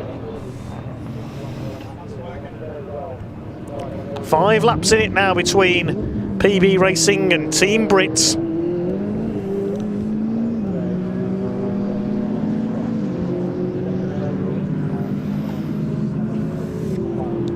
Aaron Morgan for Team Brits continues on. There's 5 laps in it between first and second. A further lap back in third is the SVG Motorsports BMW. Having leapfrogged the New Barn Racing Jaguar at the second round of pit stops, the Jaguar now nearly 20 seconds back in 4th place.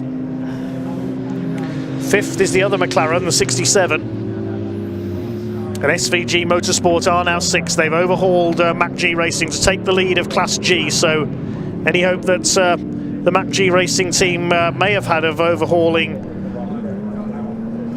the Zentec Porsche team, who aren't here today, has now gone. They will take 2nd in the championship.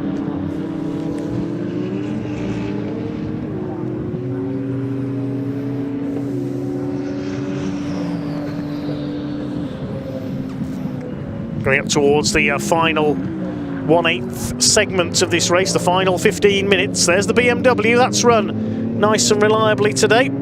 Ian Astley and Neil Wallace in 3rd place.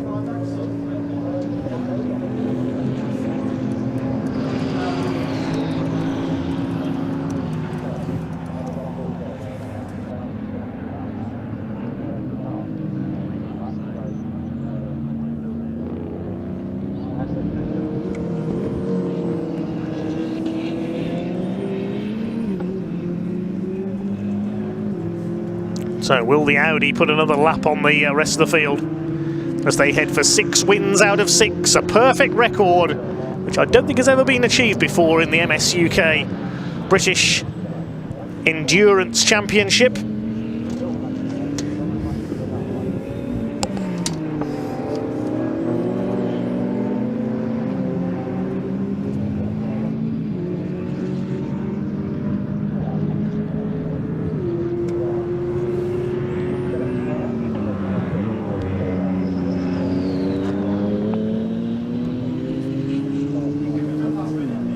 Six cars still circulating at the moment. Sadly, MacG Racing, the 83 Ginetta, went back out after its second stop for just the 1 lap before that oil pressure warning came on. The engine shut down. It looks as though MacG Racing are sadly out of it, which is a great shame. Don't forget we have our 2 15-minute races coming up after this for the trucks and the pickups. If you've not seen truck racing before, even if you're here as an endurance racing aficionado, do hang around for the trucks. They were in fantastic form earlier on, with Michael Oliver snatching the win from Stephen Powell on the very last corner. We watch the Jaguar racing on as the sun just beginning to set here at Snetterton. We are now into the autumn, of course. As Callum and Adam Thompson's Jaguar. We don't know which of the brothers is on board, unfortunately, after that second pit stop.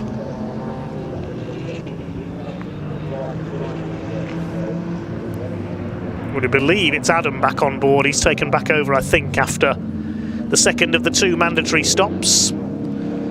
They're 22.7 seconds down on the 3rd place BMW. That's a great recovery by Ian Astley. That BMW dropped to near the back of the field in the first stint of this race. With Ian Astley recovering it up the order and now into a potential podium position. Astley and Wallace all set to take 3rd place in the Class D points behind Aaron Morgan and Paul Fullick in the number 68 McLaren, which is up there in 2nd place in this race, and all set to win the class.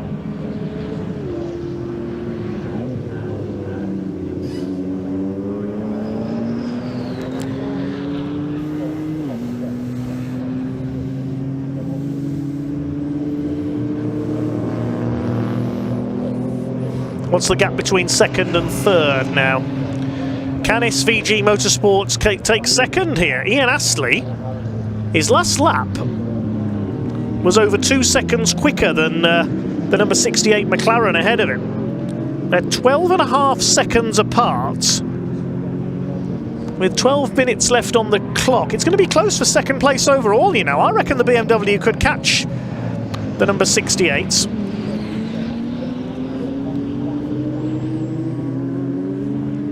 And there's our leader, though. It looks like it's going to be a 6-lap winning margin for the Audi R8. It goes past New Barn Racing once again. Marcus Clutton and Peter Erscheg. Last lap of 1:48.7, getting a little bit crossed up there, coming through Palmer. I think it is Marcus Clutton still on board the Audi R8, still lapping in the 1:48s.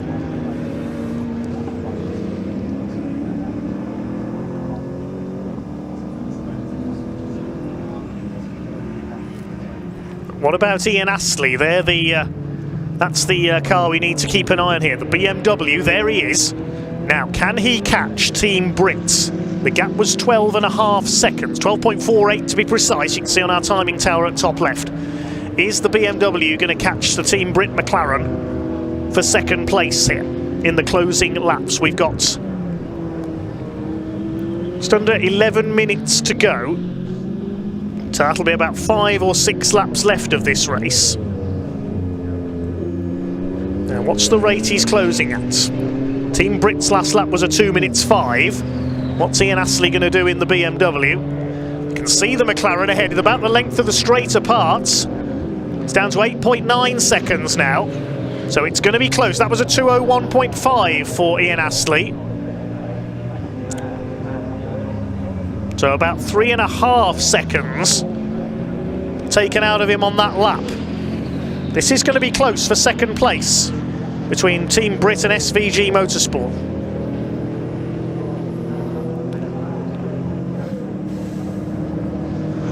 So the Audi is heading for victory. It's going to make it 6 out of 6 this year. The battle is for 2nd. New Barn Racing just did a new personal best, 2:02.45, the Jaguar. There are the 2 Team Brit McLarens. The number 67 is down in 5th position. They're a couple of laps behind New Barn Racing's Jaguar in 4th. The other runner being the Ginetta of SVG Motorsport. That's over a minute behind the 2nd of the McLarens on the same lap, though. They're going to win Class G. And of course, the battle for 2nd is not just for 2nd overall, it's for the lead in Class D as well. So Class D could go to the wire. There's the BMW in the background. There's the 68s. The length of the Bentley straight is the gap now visually. Look out, Aaron Morgan and Paul Fullick. That BMW is coming. There it is. Let's hope no team tactics are going to come into play. I hope Noah Cosby, I think he's in the 67, isn't going to make it difficult for the BMW to get through. I'm sure he'll heed to any blue flags from the marshals. Meanwhile, the Audi of Marcus Clutton and Peter Erceg continuing on its way to victory. There go the McLarens. There's the BMW. What's the gap this time? 6 seconds. Takes another 2.8 seconds out of the McLaren. So the McLaren, if anything, is responding to the pressure here. And that's them being lapped again by the Audi. The Audi could win this by 7 laps.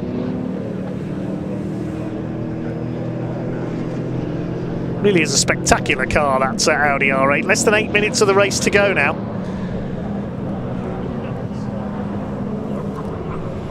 The BMW continuing to push on.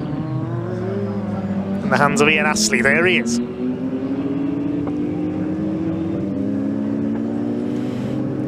So there they are, 4 of them together now. The 2 McLarens, the BMW, the Audi. What can Ian Astley do? Can he snatch second place away? He's coming up on the other Team Brit McLaren in 5th place to lap it. Probably get past on the Bentley straight, but remember they're both GT4 cars, these two, so they're evenly matched. As the GT3 Audi laps the 68 once again, so I think that's now 7 laps clear. There's the BMW. He's not getting past the 67. Will he get him into Brundle? On the brakes. Yes, he's got him, so that's 1 obstacle out of the way. Past the 67. And now the BMW will go after the 68. McLaren ahead. Have to look at the difference in lap times. There's less than 7 minutes to go. So they'll be down to about 3 or 4 laps to go this time through. It all depends on the pace of the Audi, whether we get 3 or 4 laps still to go when that crosses the line to start its 57th lap. It's already done so. There's the McLaren. Here comes the BMW. McLaren does a 2:04.4, the BMW does a 2:02.7. The gap is down to 4.3 seconds. He might just come up short here. This is part of endurance racing. Sometimes it can all come down to this in the closing stages. SVG Motorsport have played this very well indeed with their BMW M4 GT4. Can they catch the 68 McLaren of Team Brit? There's the other Team Brit McLaren. They're heading for 5th position. They won't catch the New Barn Racing Jaguar, they're 2 laps behind it.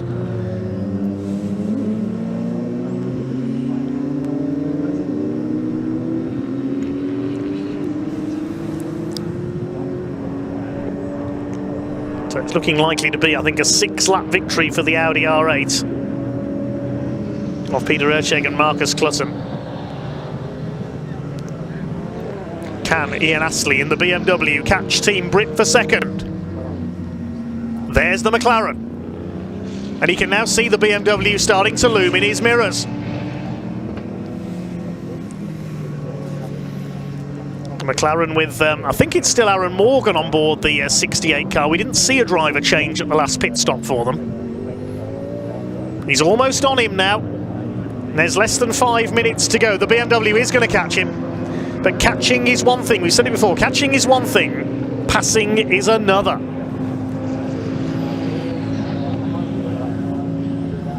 Six cars still running out of the 7 that took the starts. The unlucky car being the Mac G Racing Ginetta.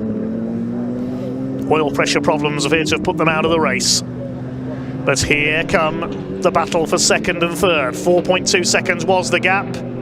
It's down to 1.13 seconds now. It won't be long, just a few more corners before the BMW is on the back of the McLaren. And this, of course, is for the lead in Class D as well. It won't win them the championship. Balsidou and Josh Steed have already won the Class D points title in their Porsche. But Ian Astley has almost caught the McLaren now.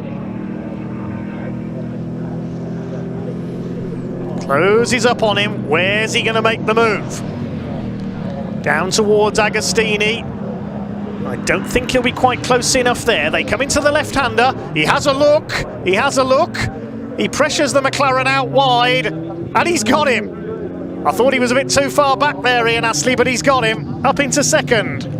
With just a couple of laps to go, goes Ian Astley in the BMW. Now, what he can't afford to do now is relax now he's got through and make a mistake. Does run a little bit wide there at Oggies. Great move by the number 24 BMW. And they're going to take second place provisionally and the class win. 3 minutes to go of this 2-hour race for the British Endurance Championship. It's going to be 6 wins out of 6 for the PV Racing Audi by JMH.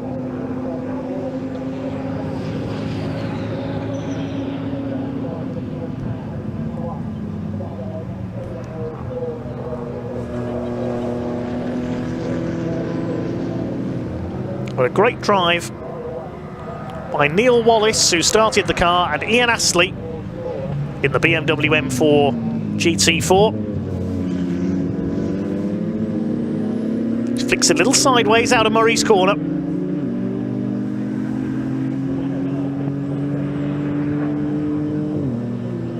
Over the line they go. No last lap board, so it'll be penultimate lap this time. 6 laps down though on our race leading Audi R8, which will be coming round to start its last lap this time.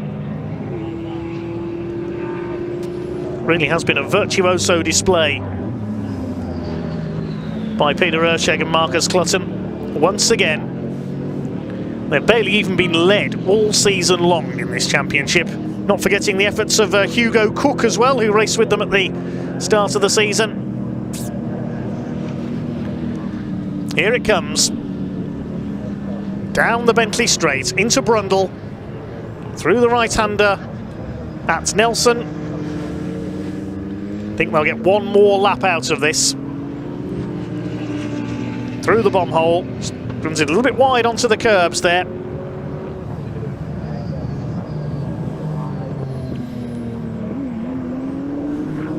Going through to complete their 60th lap.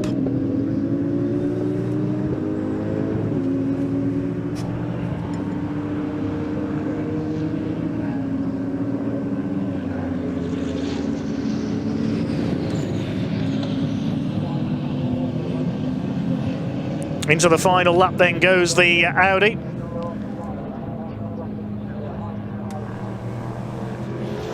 Through the hairpin. Well, Peter Ersheg, Marcus Clutton and Hugo Cook and PB Racing by JMH have totally dominated this 2024 season for the MS UK British Endurance Championship.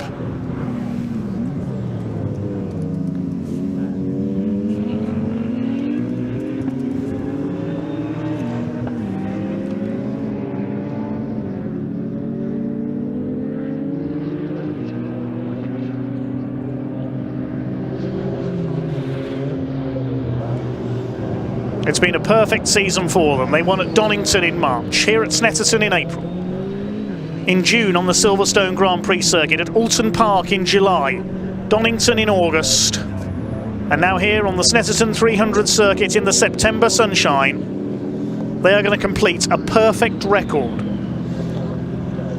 Never seen before in the MS UK British Endurance Championship. Never has a team dominated to this extent. The clock is down to 0 as they come through the bomb hole for the last time, up to the long right-hander at Coram.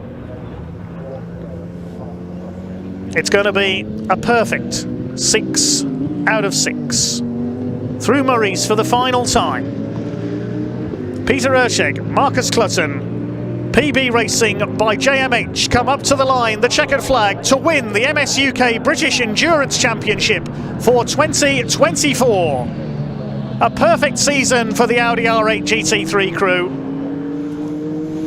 They win by 6 laps. Well, 6.5 laps really, because there's our second place car. What a run through the field by the SVG Motorsport BMW of Neil Wallace and Ian Astley. Great recovery through the field by Ian, putting some brilliant laps in. Look at the way he's pulled away from the McLaren in the closing stage as well, just backing off a little there around the final lap.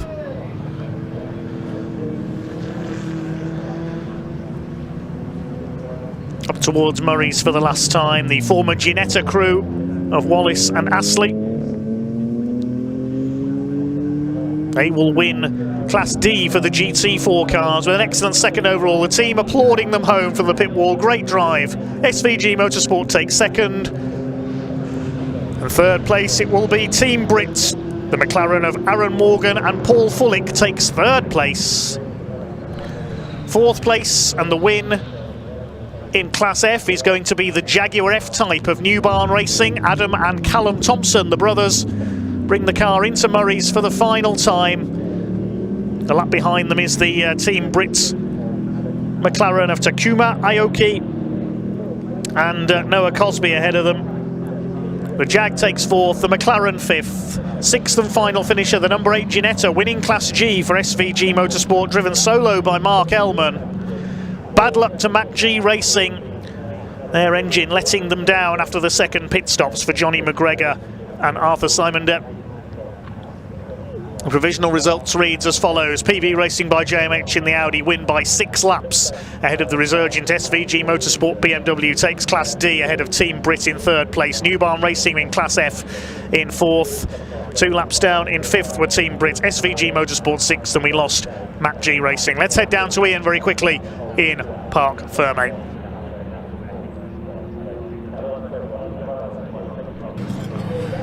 Number 1, there you go, Marcus Clutton, Peter Ertig, and Marcus, we were just chatting there. It was a bit lonely in here for a little bit, wasn't it? But with that handicap system, you still have a lot of work to do, but you have made it a clean sweep of wins. Well done.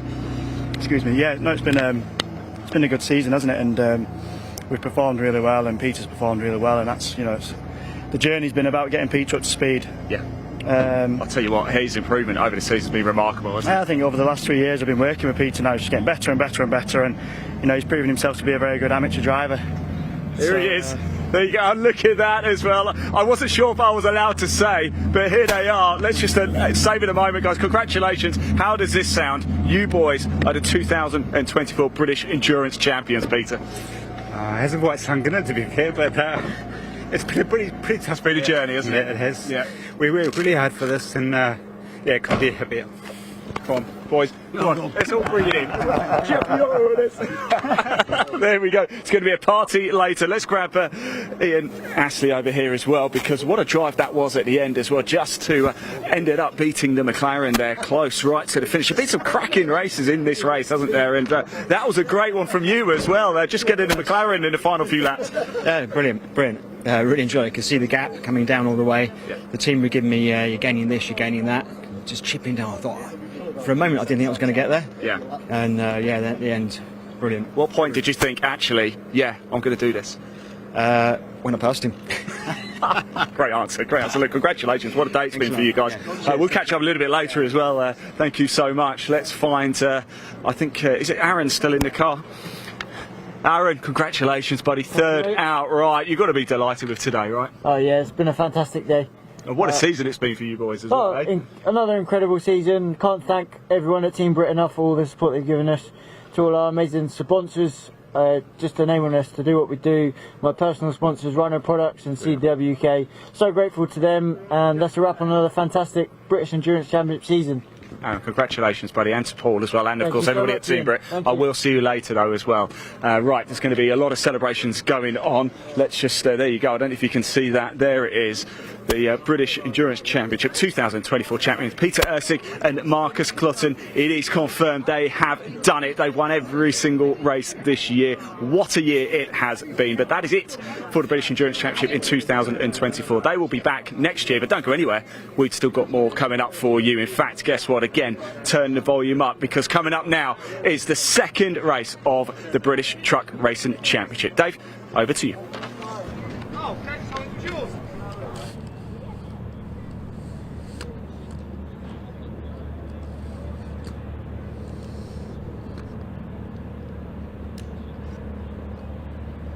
So that's the endurance part of the day over then. Congratulations once again, Peter Ertig and Marcus Clutton. and PB Racing by JMH, this year's British Endurance Champions, subject to official ratification. Next up, we go Big Rig Racing, race number 2 for the British Truck Racing Championship, second of 5 races this weekend. We'll hear from whoever Pointy's managed to talk to a little earlier on.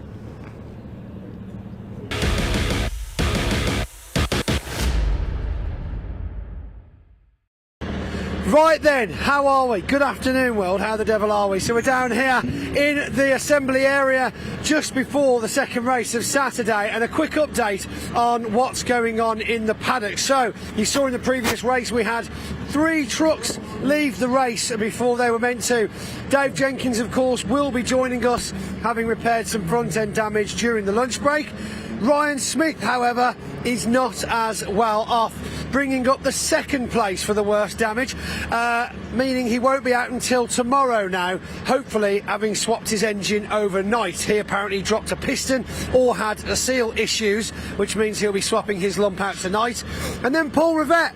Oh my goodness, Paul Rivette. So he has obliterated his engine, unfortunately, possibly snapping a drive shaft, and that, of course, is not good for the truck. He might not even be back with us until Brands Hatch, which means he'll be missing Le Mans, and he's extremely sad about that. So there's your update. That's who's missing. That's what's happened. Now let's go and have a quick chat to some people who are still racing this afternoon. First of all, let's have a quick chat then, if we can, with Mr. John Bowler. Now, John, first of all, if you lean forward a bit, we got you in 3rd place overall for the first race of the weekend. We didn't get a chance to talk to you, but tell us what that race was like, because you saw some pretty good sights before Michael obviously managed to nip past you there in that last couple of laps. What was that race like for you earlier? The race was really good, competitive. There's just an element of understeer and just struggling with traction. We were seeing a few of the others, but the way Michael came round us on the into the last corner was a great move, and a great move on Steve. But they just had a lot more traction where we were struggling. But that's racing for you. I mean, you want a bit of inside knowledge. Michael doesn't know where the traction's coming from either, so he's just as surprised as you are. He generally only knows where the black stuff is when I remind him. Oh well, we're not going to start throwing stones in glass houses, are we, John? My goodness me. So obviously high hopes for the next race. Where are you starting on this grid? We're starting in 4th position. So we finished P5 in qualifying, so we'd be, obviously, I think there's Ryan's having issues, so he's not in, so moved everyone up a pace. So just made some changes, see how the truck goes, and fingers crossed we end up on the podium again. 4th place, and of course into the reverse grid tomorrow. Do you like the reverse grid? Because obviously everyone's got their own thoughts on it. What do you think? Yeah, I personally like the reverse grid. There's quite a small field this year, so I think it's good to sort of negotiate through the paddock, and with the Division 2s being mixed in, it makes things really interesting. Right, well, we'll leave you to it. Good luck for race 2. Let's keep it interesting though. Hopefully, of course, doesn't want to be letting him next again. So I think that's all we've got time for down here in the assembly area. You've been updated. It's time to go racing. Over to you, Dave.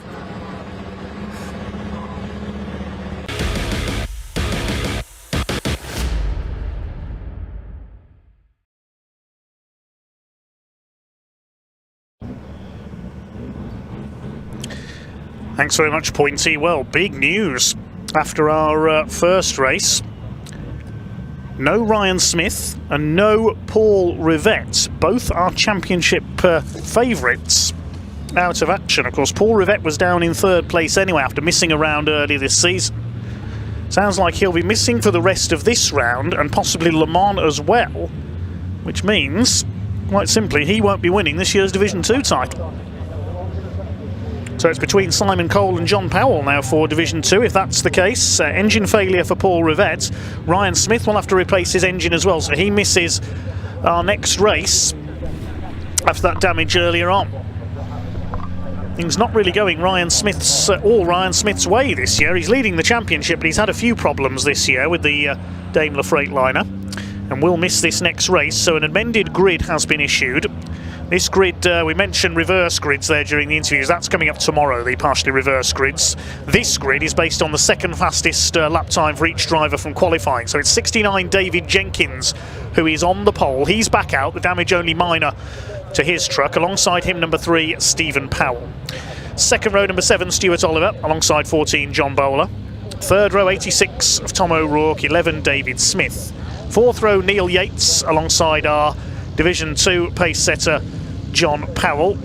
And back on row 5 will be our earlier winner, number 12, Michael Oliver, his second fastest lap, quite a long way behind his quickest.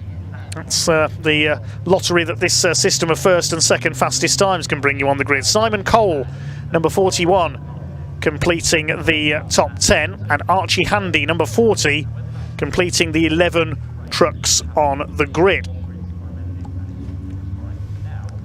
So Division 2, I would say, is now John Powell and Simon Cole contesting the championship. Paul Rivette, with, if he's not going to be out for the rest of this weekend and missing the round in France as well, that could well have written him out of championship contention.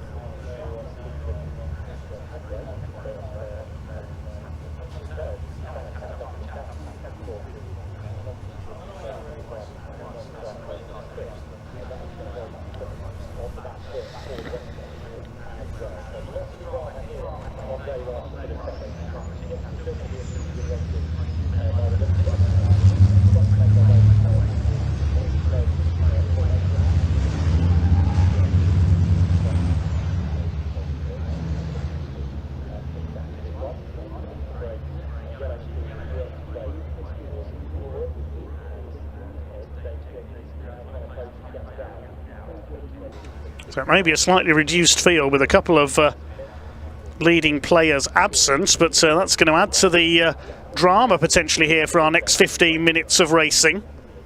It's going to make it much more open, has to be said.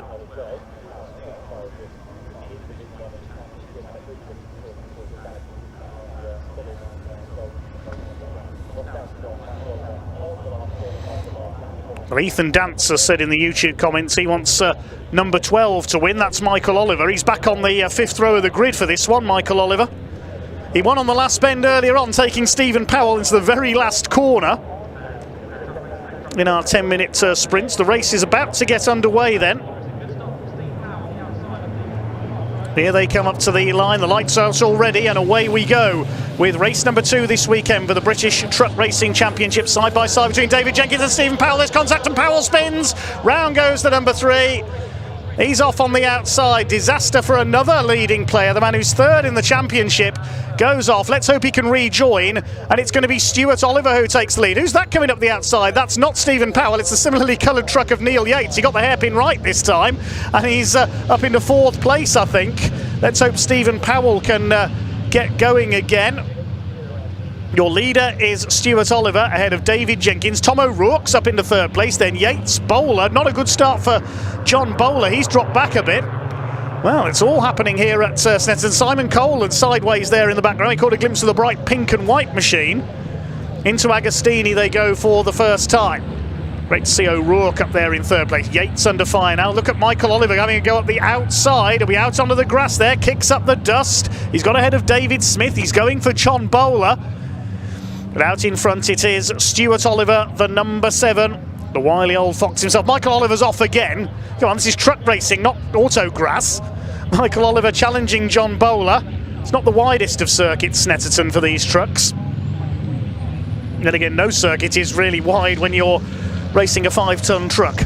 Out onto the Bentley Straight they go for the first time. Looks like it's John Powell leading Division 2. We're down to 3 trucks in Division 2 ahead of Simon Cole and Archie Handy. Neil Yates charging along ahead of John Bowler. This is the battle for 4th place. It's Stuart Oliver from David Jenkins. And look at this, you can't go 3 wide into Brundle in trucks, surely. Look at Michael Oliver at the inside. Something's got to give here, surely. Michael Oliver, he's got to back out of it. He's got to back out of it on the outside or they'll all be off. Yes, he thinks better of it. He didn't go side by side through Nelson with John Bowler. This is getting crazy, and this is just the first lap. Neil Yates behind them. There's David Smith in the number 11, returning this year after a long absence. John Powell behind them in the black truck. He's leading Division 2 ahead of Simon Cole. And behind them is young Archie Handy in the Volvo.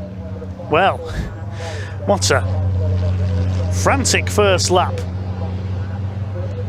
Let's see if things calm down a little now. Stuart Oliver leads over the line. He's yet to win this year. His trusty Volvo wrecked at Thruxton. Second place is David Jenkins in the Digraph Transport Morris Lubricants MAN. Tom O'Rourke giving chase. Now Stephen Powell I don't think has got going again. We'll wait and see if he does come through. Yes, he has now come through. He's at the back of the field. He's back with Archie Handy at the tail of the pack. So Stephen Powell has rejoined. That's good to see. There's still a great cloud of dust in the air where he went off on the first lap. But it is the number 7, Stuart Oliver, who sets the pace. Desperate to turn his what's been a disastrous season for him, it has to be said, around. Can he do so in style with a victory? Archie Handy gets rather elbowed out of the way by a doubtlessly angry Stephen Powell there coming out of the hairpin. Here's Michael Oliver, still all over the back of John Bowler. This is for 4th place. And Bowler doesn't leave him any room at all there. Coming off Agostini. Up towards Hamilton they come. Bowler a little bit sideways. Still your leader is Stuart Oliver from Jenkins and O'Rourke. Just had it come up on the timing screen. Incident involving trucks 3 and 69 will be investigated after the race. That was the incident on the first turn between Stephen Powell and David Jenkins. This is Jenkins' opportunity, if he can get ahead of Stuart Oliver, to try and close in on Ryan Smith's championship lead. And this could be Michael Oliver's opportunity. He's been throwing that truck around like a rally car today, the MAN. Here he comes, he's going to go for the inside. Look at Bowler weaving about to defend there. This is great stuff. Fight on for 4th place, up on the curb there, almost on the inside of Nelson. Saw a Mini do that a few years ago, and it nearly turned it over. Doubt you could turn a truck over getting up on that curb. That's not an invitation for these trucks to try, but Michael Oliver, well, you never know the way he's driving today. He's all over the place. Great cloud of dust once again. There's Neil Yates in P6, a better run for him. Tom O'Rourke's got a bit wide there, coming out of Murray's. Still your leader is Stuart Oliver from Hexham in Northumberland. He leads David Jenkins by just over 2 seconds. Jenkins from Stafford, Tom O'Rourke from Livingston in Scotland. That's Bowler, Oliver, there's Yates in 6th place, David Smith in 7th. Then a gap back to the Division 2 field. There is John Powell, number 6. Continues to lead Division 2, the man from Tonbridge, in the DAF LF, one of the older trucks in the championship. The only truck of a similar age we've seen in recent years is the Seth Atkinson, raced by gentleman Jim Bennett. We've not seen Jim in the championship this year, sadly, now in his 70s. It's the Midland Caliper Centre sponsored DAF that continues to lead Division 2, and this is ideal chance for him to try and close on Simon Cole in the points. Simon's still 2nd in the division. The gap is just over 3.5 seconds between the two of them at the line.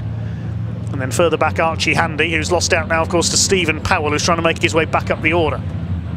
That's easier said than done. It's caught Simon Cole. You can just see Stephen Powell there in the background, the white and red truck. Just under 9 minutes of the race to go. Fastest lap of the race by Stuart Oliver, 2:26.216. Not quite on the pace of the Peter Erscheg Audi R8. Here comes Stephen Powell. Up the inside, takes Simon Cole. Simon won't mind about that because that's a Division 1 truck. Simon will be concerned with trying to catch John Powell. He wants his first win of the season.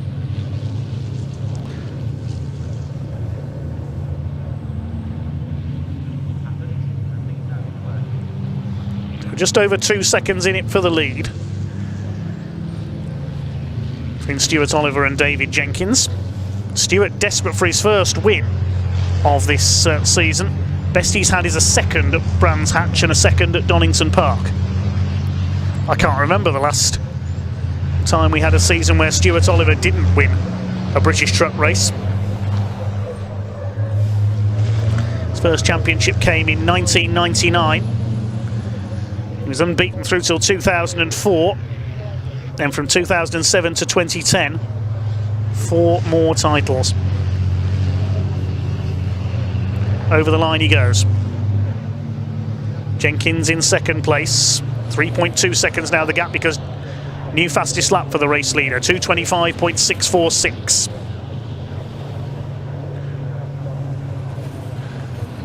Side by side over the line. That's Neil Yates and David Smith. David Smith up the inside into Riches, and he's taken P6 away from Neil Yates. Neil Yates, long-time associate of and sponsor of Stephen Powell. First stepped into a race truck last season with a bit of a baptism of fire. He had a big accident at Thruxton in only his second meeting. Well, David Smith making his return for the first time in many seasons in his MAN TGX. 2012 Division 2 champion. The best finish he's had this year in race 4 at Brands Hatch, he was 4th.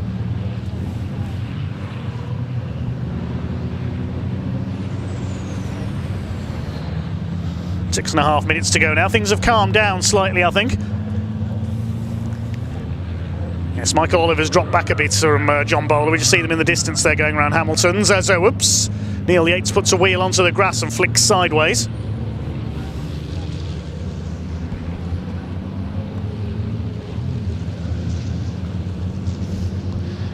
Well, there is Michael Oliver, and in a, has to be said, a rather typical pose with a bit of a chunk bitten out of the front of his truck.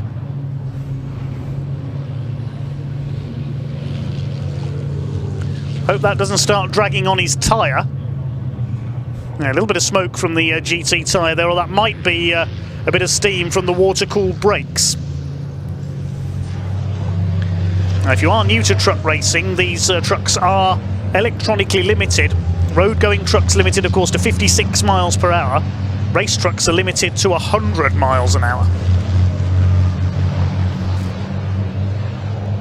This has been a feature of truck racing since it began back in the 80s in Britain. It was the famous Lucas company in Birmingham who originally fitted and calibrated the speed limiters. Tom O'Rourke is catching David Jenkins, possibly for second place. There's John Powell continuing to lead Division 2. And yes, O'Rourke is just on a personal best, 2:26.4, closed by nearly 3/4 of a second on David Jenkins now. Yes, Tom O'Rourke is going for it, looking for his first podium of the season. His only win came at Donington 2 years ago. And look at David Jenkins lifting a wheel there. Three-wheeling it like a hatchback round the hairpin. I've not seen David Jenkins' truck do that before. I suppose you could say four-wheeling it, because they have double rear wheels, these trucks. Yeah, but Jenkins does seem to be having some handling issues, maybe as a result of that bit of contact with Stephen Powell on the first corner. I wondered if he had a left front tyre going down slightly. That's why he lifted the wheel there on the other side. But O'Rourke is definitely catching him in that International Navistar, the Freuhauf Trailers and MV Commercial, number 86. This is allowing Stuart Oliver to pull away. Stephen Powell has got past John Powell now, I can tell you, into P8 as well, as he tries to recover from that spin on the first corner. The lead is up to 4.7 seconds now for Stuart Oliver, the 60-year-old. Driving like he's half his age here today. He's flying along. Was leading at the time of the stoppage in race 1.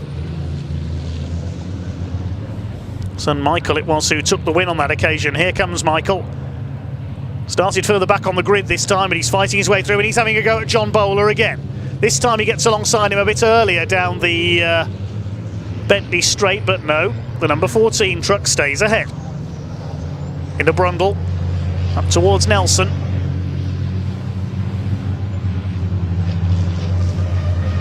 And down to the bomb hole.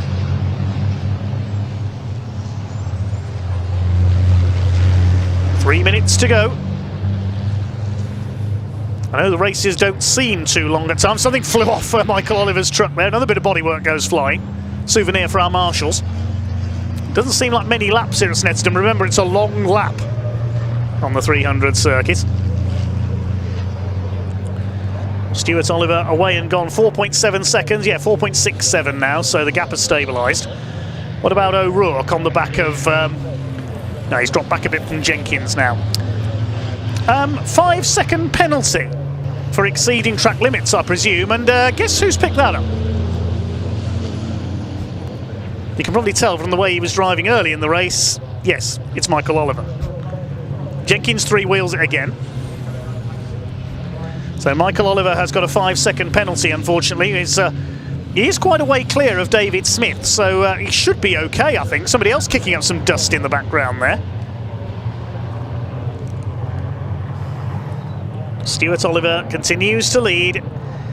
Is it going to be a family double? Is Stuart going to finally get his first win of the 2024 season? O'Rourke trying to close up again. Is he going to get his first podium of the 2024 season? Not seen the 86 on the podium. My apologies, his second podium, sorry, of the 2024 season. He was third in race 5 at Thruxton, my apologies.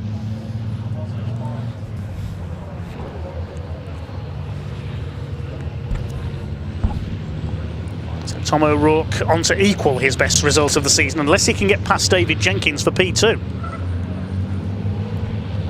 Down the Bentley straight goes the number 7, Stuart Oliver. John Powell still leads Division 2 by 5.5 seconds over Simon Cole.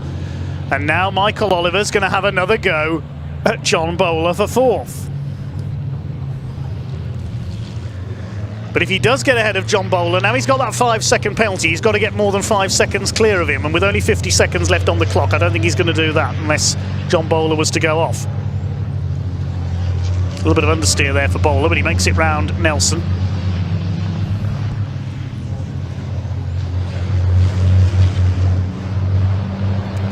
Leaders coming up to start their last lap. It's looking good for Stuart Oliver. It's going to be 2 out of 2 for Team Oliver today. Meantime, there's Archie Handy. We've not seen much of the youngster in his Volvo. Got to be one of the youngest British truck racers of all time. He's at the tail of the field, 3rd in Division 2. And we're just getting notification as well. Tom O'Rourke has also got a 5-second penalty for exceeding track limits. And so if John Bowler gets any closer to him, we'll see O'Rourke off the podium, and Stuart Oliver's 3-wheeling it round now. Certainly throwing it round that hairpin. So O'Rourke, yeah, 5.5 seconds clear at the line of John Bowler. So if Bowler gets any closer, he could get himself a podium because O'Rourke's going to pick up a 5-second penalty. What's the best finish that John Bowler has had this year? Yeah, he had a couple of podiums at Thruxton, circuit where he's always shone, down in Hampshire. Stuart Oliver's going to take the win, barring any mechanical problem. As Michael Oliver thought he was going to clip the back of John Bowler there as he ran wide. Goes wide again, flings the truck sideways. 5.5 seconds the lead now over David Jenkins. This is all playing into the hands of David Jenkins, with Ryan Smith not out there repairing damage from earlier on.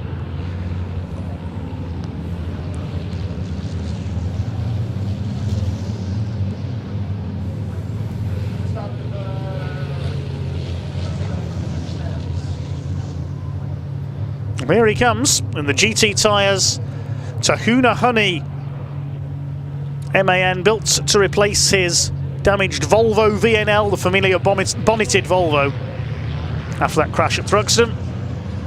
Here he comes at long last. He's going to take a long overdue first win of 2024, the 10 times British, 1-time European champion. Made the start as David Jenkins and Stephen Powell tangled on the first corner. Comes into Murray's for the final time, and he's going to be back to winning ways. The most successful British truck racer of all time is at last a winner in 2024 at long last. Stuart Oliver takes his first win of the season. It's a double for Team Oliver, with Michael having won race 1. David Jenkins comes over in second. Tom O'Rourke crosses the line third, but he may have that penalty over John Bowler. Bowler comes over in 4th. He's not quite close enough, so O'Rourke will retain 3rd place. Less than a second ahead of John Bowler with the penalty applied. Michael Oliver crosses the line 5th. I think he's going to be safely clear of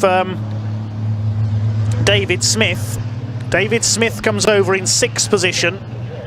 Yes, so Michael Oliver does take the 5th place despite that penalty. David Smith 6th. Stephen Powell back to 7th after his spin on the first corner, fighting back for 7th place. Neil Yates is 8th. And then we will have the Division 2 trucks. And here comes John Powell in truck number 6. And he will know that Paul Rivette is out of action for the rest of the weekend. This is his chance to try and close in on Simon Cole at the top of the points. Over the line goes John Powell, sorry. Simon Cole, there's the pink and white machine. Powell wins Division 2, a minute behind our race winner Stuart Oliver. 7.5 seconds clear of Simon Cole. And here comes Archie Handy at the back of the field in the ex-Paul McCuskey Volvo. Great to have young Archie out there. It doesn't seem 5 minutes since he was in junior saloon cars. In his Citroen Saxo. Now he's handling this huge beast. A braver man than me, certainly. Breaking, I think, Bradley Smith's record from last season as the youngest British Truck Racing Championship driver.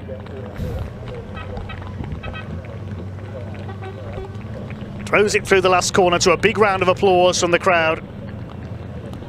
It's great to have young Archie out there. Far from making up the numbers in Division 2, I'm sure his first win is not far away. Across the line he comes to complete the finishers.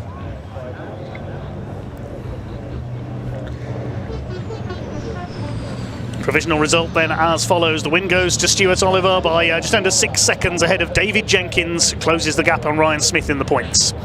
Tom O'Rourke in 3rd place, despite that 5-second penalty, just ahead of John Bowler. Michael Oliver, despite his penalty, takes 5th ahead of David Smith. Just had a notification on the timing screen. Driver of truck 12 to report to the clerk of the course. So Michael Oliver has transgressed in some way. David Smith 6th ahead of Stephen Powell and Neil Yates. John Powell wins Division 2 in 9th ahead of Simon Cole. Archie Handy, of course, Paul Rivette, we've heard, is out of the weekend with engine damage.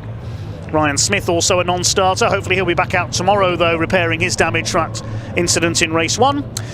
Let's head down to Pointy in Parc Ferme.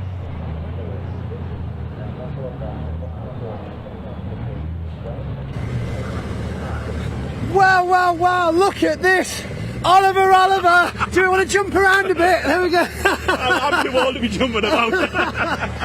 Oh, well, what a result. Fantastic race there. Obviously, we had a few penalties further back in the pack, but you look like you had clean air and a bit of a gentle drive.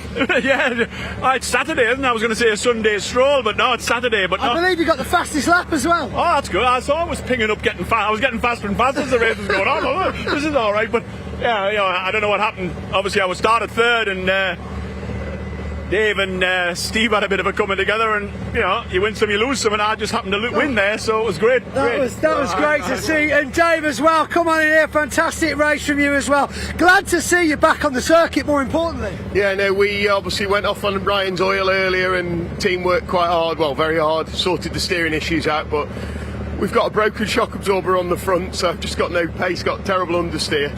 Still going home with a trophy tonight, though, and that's what's good for No, you. listen, all fair play to everybody around us, and Stuart's done a great job there, and let's see what tomorrow brings. Indeed, and Stuart, fingers crossed no major issues for you tonight.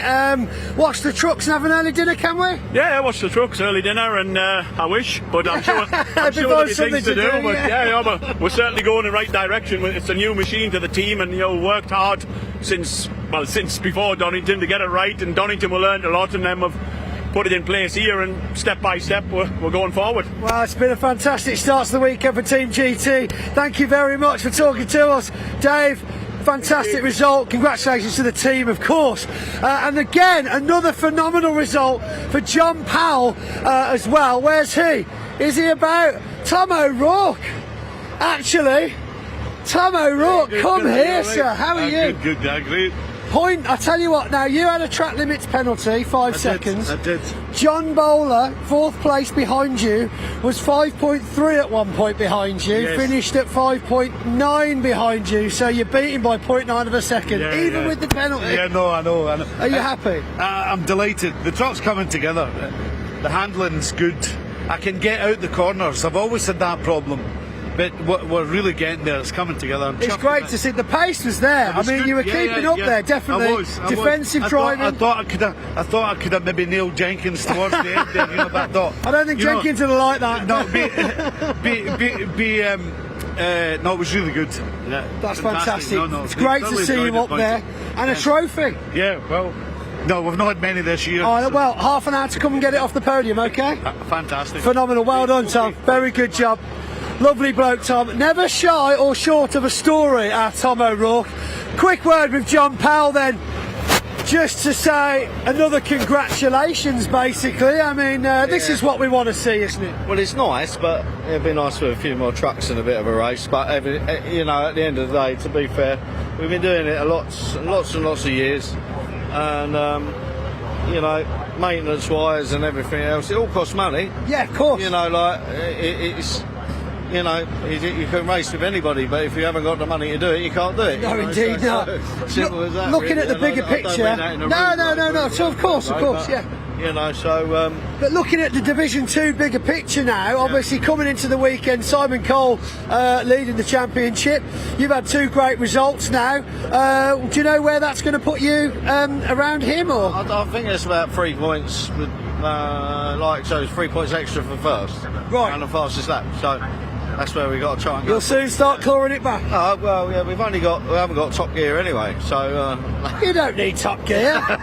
Top gear's finished, mate. We all know that. I'm as short as that. Yeah. You can be Hammonds. There we go. Right, that's all we've got time for you now down here in the British Truck Racing Assembly Area / Parc Ferme. We've got some trophies to hand out tonight to some very, very happy drivers. Now, I know we've had some bad news for a couple of the trucks today, but what a way to start the weekend's racing here at Snetterton. Don't forget, we've got 3 more truck races for you tomorrow as well, which I'm looking forward to. Ian, come on in a second here. What have we got left on the racing package today? Pickups are out next. The pickup trucks, 7 laps of action. That's going to be I love that, by the way. I absolutely love the pickups. It's going to be a cracking race. They're quick, always aren't they? nose to nose. Yeah, especially around here. It's going to be very exciting. So don't go anywhere. Hit that little subscribe button at the Truck Racing YouTube channel page and with Bot TV as well. Make sure you hit like, because the pictures you are watching right now are completely free for you to tune in and watch. So it just helps us out a little bit. And make sure you don't miss any more of the British Truck Racing Championship. Grrr, right, back to Dave. Grrr, Dave, grrr. That's yours, sir. Thanks.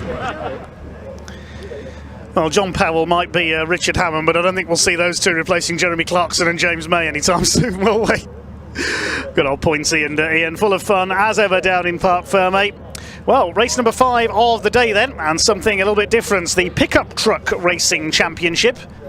They had their qualifying session this morning. Now, of course, in pickup trucks, Part 1 of the qualifying session sets the grid for the first race and Part 2 for the second, but with the top 6 flipped around. So if you're 6th fastest in qualifying, you start on pole for the first race. We'll give you the grid fairly shortly, but first of all, Ian caught up with some of the drivers earlier on.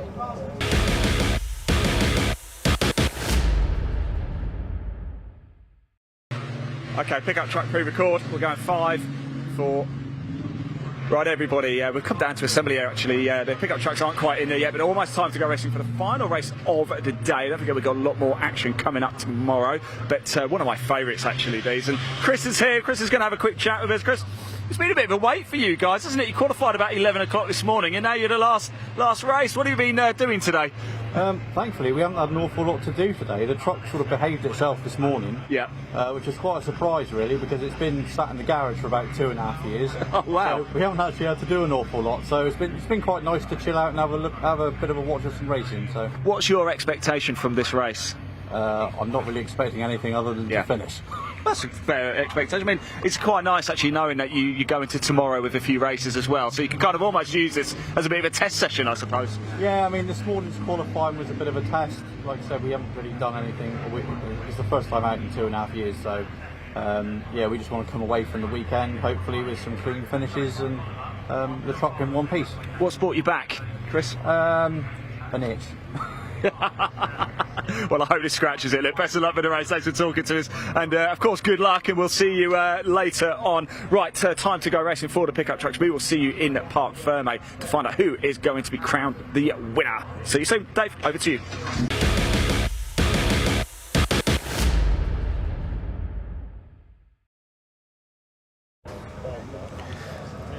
So the pickup truck's already on the grid then, ready for the rolling start. And the man who was sixth fastest in qualifying earlier on is in pole position. It is number 93, pickup veteran Michael Smith. In fact, it's going to be only the top 5 flipped around from the qualifying session, because the reason is one of the top 6, Dale Gent, after a totting up of penalties from earlier in the season, is starting from the pit lane. So the 83 truck will be in pit lane. It'll be Michael Smith and Jonathan Hadfield on the front row. The number 42, the ex-Rhys Jones title-winning truck of Jonathan Hadfield alongside Michael Smith. Second row, 89, Chris Brockhurst, and 72, Alan Cooper. Third row, one of the men fighting for the championship, Matt Simpson, number 30, the ex-British touring car driver, starts alongside Mark Willis, number 65, who is leading the points coming into this round. Row 4, number 68, Eric Bolton, and 84, Matthew Moore. The 5th row is number 5, Dan Fisher, and 44, Ryan Hadfield. And the 6th row, 77, Chris Land. Dale Gent starts from the pit lane. 13 trucks on the entry list. We don't have James Goldstraw, number 52, for today. He'll be out in action tomorrow, the number 52 truck. Well, it is Matt Simpson who has done the majority of the winnings so far, but he missed a round earlier this season. He is very busy with his son Ben's junior racing in karts and subsequently junior oval racing. Of course, Matt, a former short oval racer himself for many years before moving on to circuit racing and subsequently to British touring cars. So he had to miss a round earlier this season, and he's down in 3rd in the points. It's Mark Willis, number 65, who is one of the most experienced drivers on this grid. He's been the Rockingham champion in the days when these trucks used to race on the 1.5 mile oval at Rockingham Motor Speedway in Northants. But he's never won the full pickup championship. Could this be his year?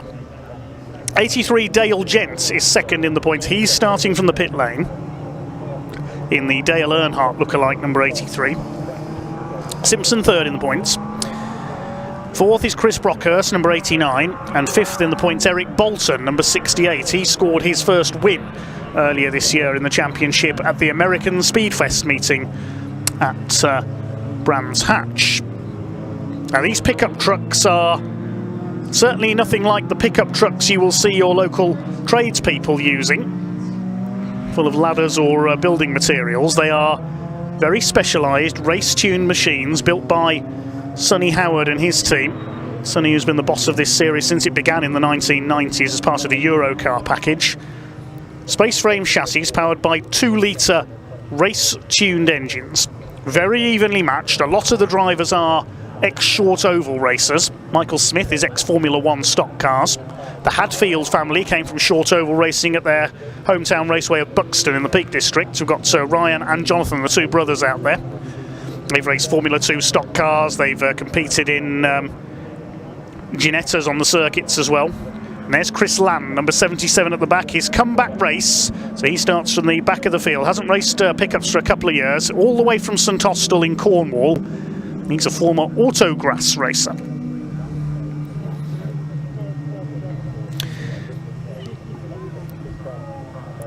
Chris Brockhurst, an ex-oval man, the number 89 kart, the number 89 truck even.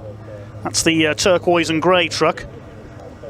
Starting alongside Alan Cooper, he used to race Formula 2 stock cars. So this will be a 7-lap race as opposed to a timed race. Almost NASCAR craftsman truck style racing that you might see on the super speedways in America. Number 84, Matthew Moore. I think that's George Taricki's former title-winning truck, the bright yellow. Lurking there at the back, Dan Fisher in the number 5. Used to race in a Honda Civic in the Tin Top series, mainly at Brands Hatch. So Michael Smith, the former champion, on pole. Alongside him, the number 42, which is Jonathan Hadfield. Here we go then. Up towards the rolling start. This will be a 7-lap race for the Pickup Truck Racing Championship. And as a certain commentator in America would say, let's go racing, boys. Down towards the first corner at Riches then. Decent start by Chris Brockhurst, having a look at the inside, but it's Hadfield from the outside the front row. Oh no, it isn't. He's gone out wide onto the grass. Oh, the 42 just threw it in too hard there. Jonathan Hadfield has gone. And the ex-Rhys Jones truck that won a couple of championships rejoins at the back behind Chris Land. So he's got to fight his way back up the order now, the number 42 of Jonathan Hadfield. Meanwhile, for the lead, Michael Smith side by side with Chris Brockhurst, who got a decent getaway. Alan Cooper's in there. Eric Bolton gets a bash up the back, I think, there from Mark Willis. They both run wide. I'm not sure if there was contact there or not. Alan Cooper's had a bit of contact. Look, his rear wheel arch is hanging off. Is Mark Willis having braking problems? He locked up again there, coming into Agostini, the 65 truck, side by side with Ryan Hadfield, Jonathan's brother. Goes out wide again. They're all over the place in the early stages. Maybe the tyres are still cold. Matt Simpson up into 3rd place now in the white Simpson Race Exhausts truck, based in Berkshire. Been running his race exhaust business for over 20 years now. Matt, his father Jeff, a very successful national hot rod racer. Matt went international. Mark Willis is definitely having braking problems. He locks up again. 84 there, Matthew Moore in the Scrapco sponsored truck. Here comes Alan Cooper up the inside as they go down the Bentley Straight. It's going to be 3 wide. Look at Matt Simpson out on the grass on the outside. Goodness me.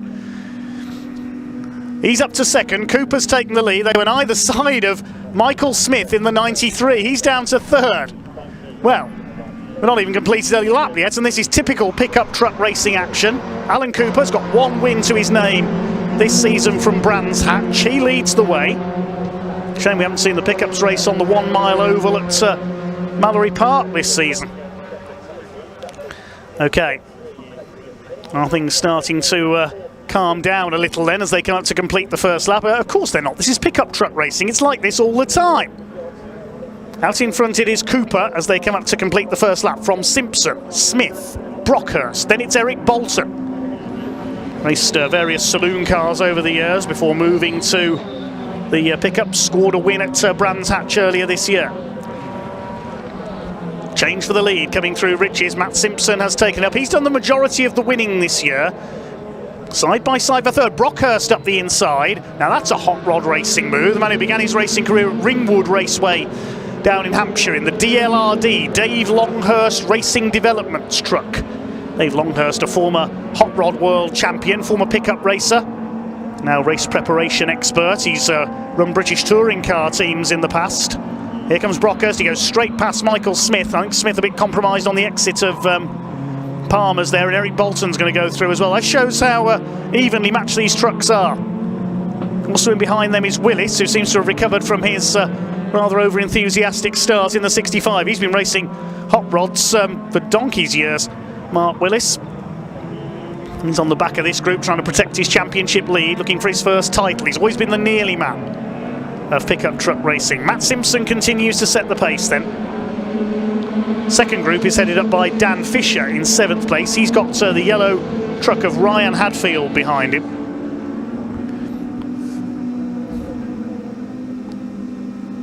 Down the Bentley Straight they go. Eric Bolton in the dark purple machine having a look up the inside. Michael Smith drops behind him. Look at that, up on the curb. That's what I mentioned in the truck race previously. If you clip that curb, you're up on 2 wheels. This is great stuff. Keep an eye on where Jonathan Hadfield's recovering to as well, as Matt Simpson continues to lead. Hadfield, of course, a spinner on the first corner. It was Ryan Hadfield who claimed his first ever win at Thruxton. He's further back, number 44 in the yellow truck.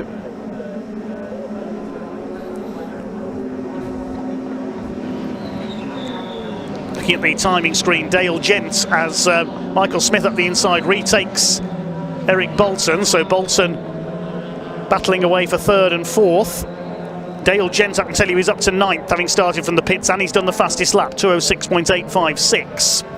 We've lost Chris Land, unfortunately. He's pulled into the pits in the 77, so his comeback race didn't last very long, unfortunately. So 11 trucks out there. You can see James Goldstraw's name on the timing tower, but he won't be out till tomorrow. So Simpson leads from Cooper. 3rd place is Brockhurst, then Bolton, Smith, Willis, then a gap. 7th place is Dan Fisher, I think the number 5. No, there's Fisher, he's dropped back a few places, and there's Jonathan Hadfield coming through. So Fisher has slowed up a bit. It's who's that next in the order? It's Ryan Hadfield, I think, next door. Is it Dale Gent has got ahead of him? No, Gent's got ahead, I apologise. There's Hadfield. So Gent's moved up further than I anticipated there. There's Ryan Hadfield in the yellow machine. There's Gent just ahead of him. So frantic, I can hardly keep up with it. And this is just the first race of 3 this weekend for the trucks. Matt Simpson continues to set the pace, looking to wrest back his championship lead. He's 43 points behind Dale Gent, who's 2nd in the championship, and on 2.471 it's Mark Willis who leads. Willis on 2.471, Gent on 2.287 and Simpson 2.244. It's the old NASCAR point system that's used by the pickups. The Hadfields running together. Now is Ryan going to let his brother through? I don't think so. No family ties here. A little slippery there as they come through Murray's. Over the line goes Matt Simpson, the man from Slough in Berkshire.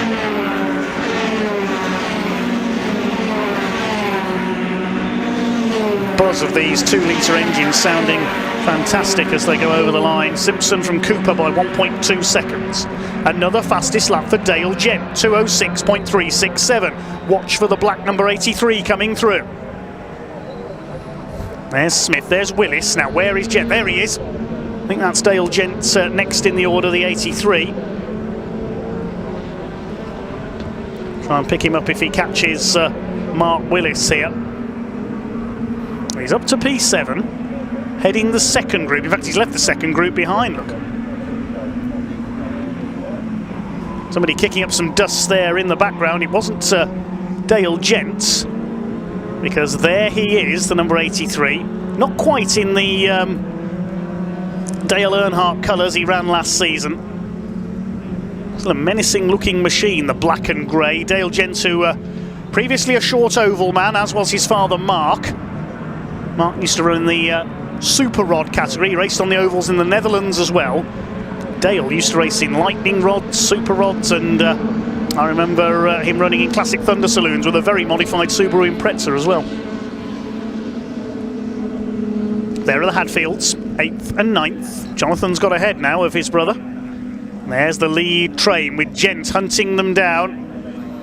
Pickups have a yellow and red card system for penalties, and if you pick up a certain number of yellow cards, you get penalised, and that's what happened to Dale. He had to start from the pits. 11 trucks still running. Matthew Moore has dropped to the back behind Dan Fisher. Eric Bolton still running well up there in P4. Simpson, Cooper, Brockhurst in 3rd.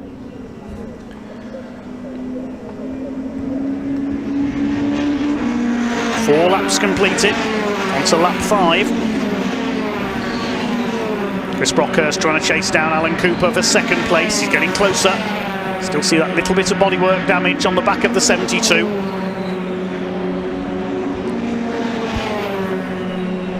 Towards the hairpin. Wouldn't it be great if we could get one of the NASCAR Craftsman truck stars over to race one of these? Someone like Matt Crafton or the great Ron Hornaday was a multiple champion in these.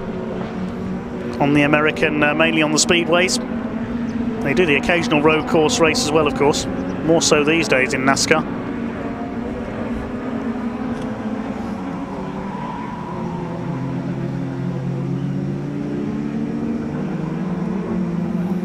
So we're over halfway now. In our first of 3 pickup truck championship races this weekend, Ryan Hadfield wide over the curves there. Alan Cooper bouncing off the curb there, entering Oggies. Mark Willis now under fire for P6 from Dale Gent, his championship rival. I would say the championship title probably between Willis, Gent and Matt Simpson this season. And of course it's going to go all the way to the finale, which will be at Brands Hatch in November again alongside the trucks. Here comes Gent, he pulls out of the slipstream. Down the inside of Mark Willis into Brundle. Willis doesn't give way, he's going to hold the inside for the right-hander at Nelson. Locks up the brakes again, but he holds P6 and Jonathan Hadfield's gone off. Hadfield goes wide at Nelson, he goes straight on there and onto the grass. Is that what you call a half Nelson? Gathered it up together though. He's lost a place to his brother Ryan. Into the sunset they go along the Senna straights. It's the penultimate lap. Lead gap is up to now 1.46 seconds, so Simpson's pulled away slightly. Gent will try again up into Richie. He's going to get the move done this time. Into P6 he goes. Dale Gent from the back of the field. Finishing position all important because the first 2 races of a weekend in the pickups are effectively 2 heats, and the results decide the grid for the 3rd race, the final. But again, the top 6 on aggregate are reversed, making things a bit more interesting. 2nd race, which is tomorrow, 3rd race on the programme tomorrow, the second 7-lap heat, if you like, is determined by the second part of the qualifying session this morning. As up the inside, Chris Brockhurst, he goes into 2nd, past Alan Cooper. Now, can Brockhurst catch Matt Simpson? Gent's still got the fastest lap of the race, 2:05.496. Cooper tries to fight back. Round the right-hander.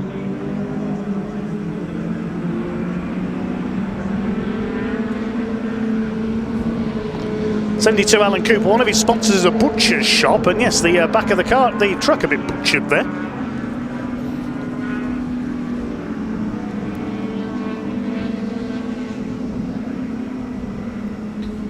Well, Matt Simpson looking to add to his impressive tally of wins this season.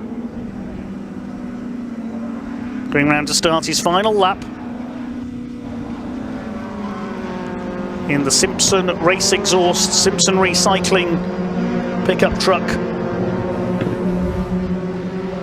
A 1-time race winner in the British Touring Car Championship at Alton Park in his Honda Civic, before stepping back into the pickups over the last 2 years.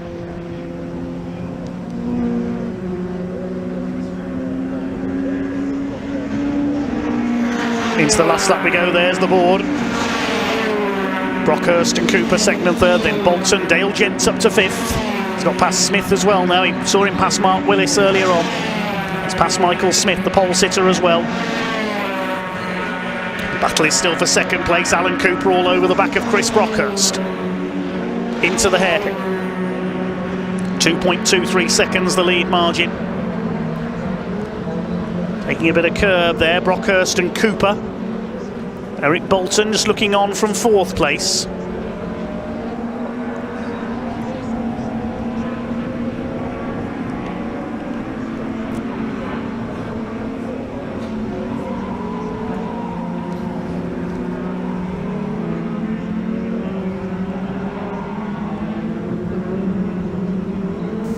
Out of Agostini for the last time. 3-way battle still going on for 4th between Bolton, Gent and Smith.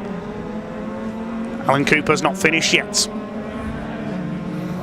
Moves to the outside, now back to the inside. Tries to unsettle Chris Brockhurst, trying to confuse him. They're not going to catch Matt Simpson, he's heading for the victory. Took the lead from Alan Cooper on the 2nd lap. Down the Bentley straight for the last time they come.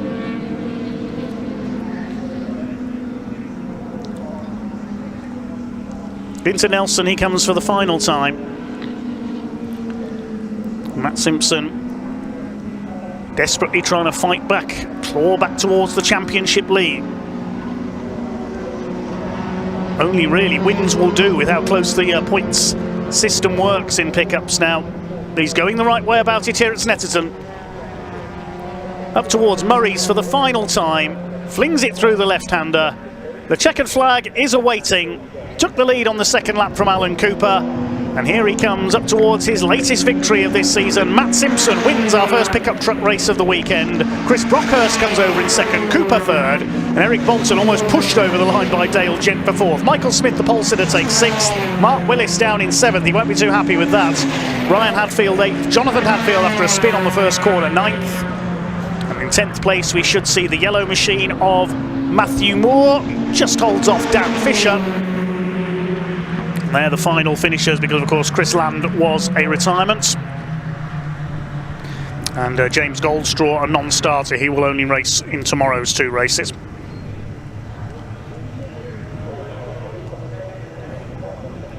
Congratulations, Matt Simpson, giving the crowd and the marshals away. We must say once again a big thank you to our volunteer marshals. We couldn't go racing without them. A big thanks to their service here today. Provisional result then, the win goes to Matt Simpson by just over 3 seconds ahead of Chris Brockhurst. Good second for him ahead of Alan Cooper, who led the opening lap. Eric Bolton a fine 4th ahead of Dale Gent from the pit lane start through to take 5th place. Michael Smith, the pole sitter, 6th ahead of Mark Willis, the championship leader. And the Hadfields 8th and 9th, what might have been for Jonathan Hadfield, who spun on the first corner from the front row. Matthew Moore and Dan Fisher complete the finishers. Chris Land pulled into the pits. James Goldstraw, a non-starter.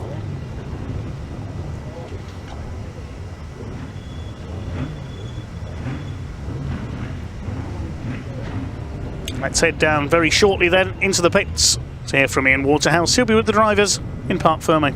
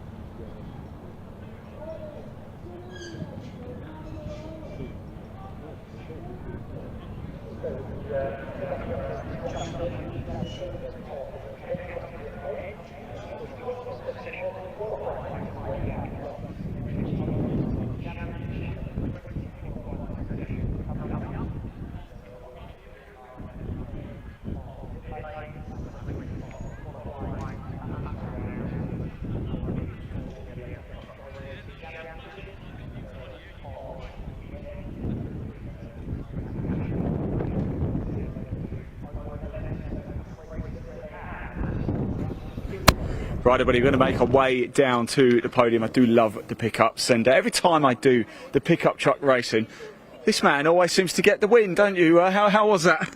Yeah, it's all right. Yeah, it's good. Like, it's very calm, like, oh, just a standard run out. But once you got out, you got your nose in front, that was it, wasn't it, really? Although yeah, they weren't too far behind. Yeah, it's just a case of sort of just trying to get the front and just sort of maintain the pace, just hit me markers.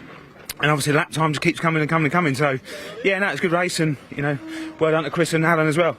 It's going to say it's been a bit of a gap for you guys. You qualified about 11 o'clock this morning. You've had to wait all day. But was everything okay with the car? Have you just been relaxed and chilled there? Yeah, no, we just sort of checked through, just sort of altered it slightly, and scrutineers wanted to see it all because of the championship getting too close. Yeah. And no, all good. Apart from that, mate, no, it's all good. Top man. Thank you. It's good stuff there as well. Let's see if I can just grab a quick look. Chris, can I just grab you very quickly?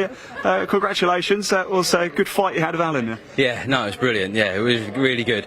So I was surprised with the race pace actually, because qualifying didn't go quite as well for us. You know, it's the first time here in the pickup truck, so it's just learning the track and you know, breaking points and stuff like that. So yeah, it was a bit of a scruffy qualifying. So to come out of that in the race was, yeah, I'm chuffed a bit. So you're a bit of a pro round here now, ready for tomorrow. I don't know about pro, but we'll certainly be pushing hard tomorrow. Top man, look, you better go get your trophies. Thank you so much for talking to us. As you can see, the drivers are just making their way on to the podium now. Let's watch them, shall we? There is your third place, Alan Cooper, just making his way up. Congratulations to him. Second place, of course, Chris Brockhurst. He'll be heading up very shortly. There he goes now. Let's watch him lift the trophy, show. In fact, that's the final race of the day. There is a qualifying session for the MG owners, so we're not going to be, it's just qualifying. We'll bring you their races tomorrow, and now we're about to have your race winner. It's going to be Matthew Simpson making his way up to the top step of the podium, and there he goes now. Another win for Matt Simpson. First race I did this season actually was at Pembrey, and he picked up the win there. He's won an awful lot this season. In fact, there's been some cracking races. Brands Hatch, right at the start of the season, he came right from the very back of the grid to come through and win. A very, very talented driver, former BTCC racer as well. There we go. So that's your podium. And that is the racing action done here for today at Snetterton. As you can see, the MG owners, they're about to head out on track. That's just a qualifying session, so don't worry, you're not actually missing any racing action. It's been a glorious day here at Snetterton, but guess what? We get to do it all again tomorrow. Only it's going to be even bigger and even louder as the cars head out. So we're going to go get ourselves off for a nice bit of brick car hospitality. I've been Ian Waterhouse, your presenter today. I'm going to hand back to Dave Goddard. I'll see you all bright and early in the morning. Thanks for watching. Yeah, thanks very much to Ian Waterhouse and to Pointy down in the paddock and Parc Fermé for their input today. Big thanks to Ian for his pit reporting during the British Endurance Championship finale, the 2-hour race as well. Well, qualifying taking place for the Adrian Flux MG Owners Club Championship. We'll see them out tomorrow. They have 3 races coming up tomorrow. They have an extra race that was postponed from Cadwell Park earlier this season. They kick us off at just before 10 o'clock tomorrow morning. We'll have 3 more races from the British Truck Racing Championship as well. 2 races for the Brick Car Trophy Championship, 50-minute races with a mandatory pit stop. There's more from the Pickup Truck Racing Championship as well, and the OT Publishing Hyundai Coupe Cup, the budget saloon racers. Always great fun wherever they race. We saw them out at Brands Hatch recently, of course. 12 races in total coming up for you here tomorrow. We may see 1 or 2 championships decided as well. We'll certainly see the Adrian Flux MG Owners Club Championship decided over tomorrow's 3 races, their season finale. Well, that's about all from here from Snetterton for day 1. Ian's off for a bit of brick car hospitality. I'm off for a curry, I think, from the studio now. Thanks very much for watching, everyone. Thank you to all the marshals, other officials and the drivers for their entertainment today. We'll see you just before 10 o'clock tomorrow morning for the first of our 12 races here on BARC TV. But it's goodbye from Snetterton until then.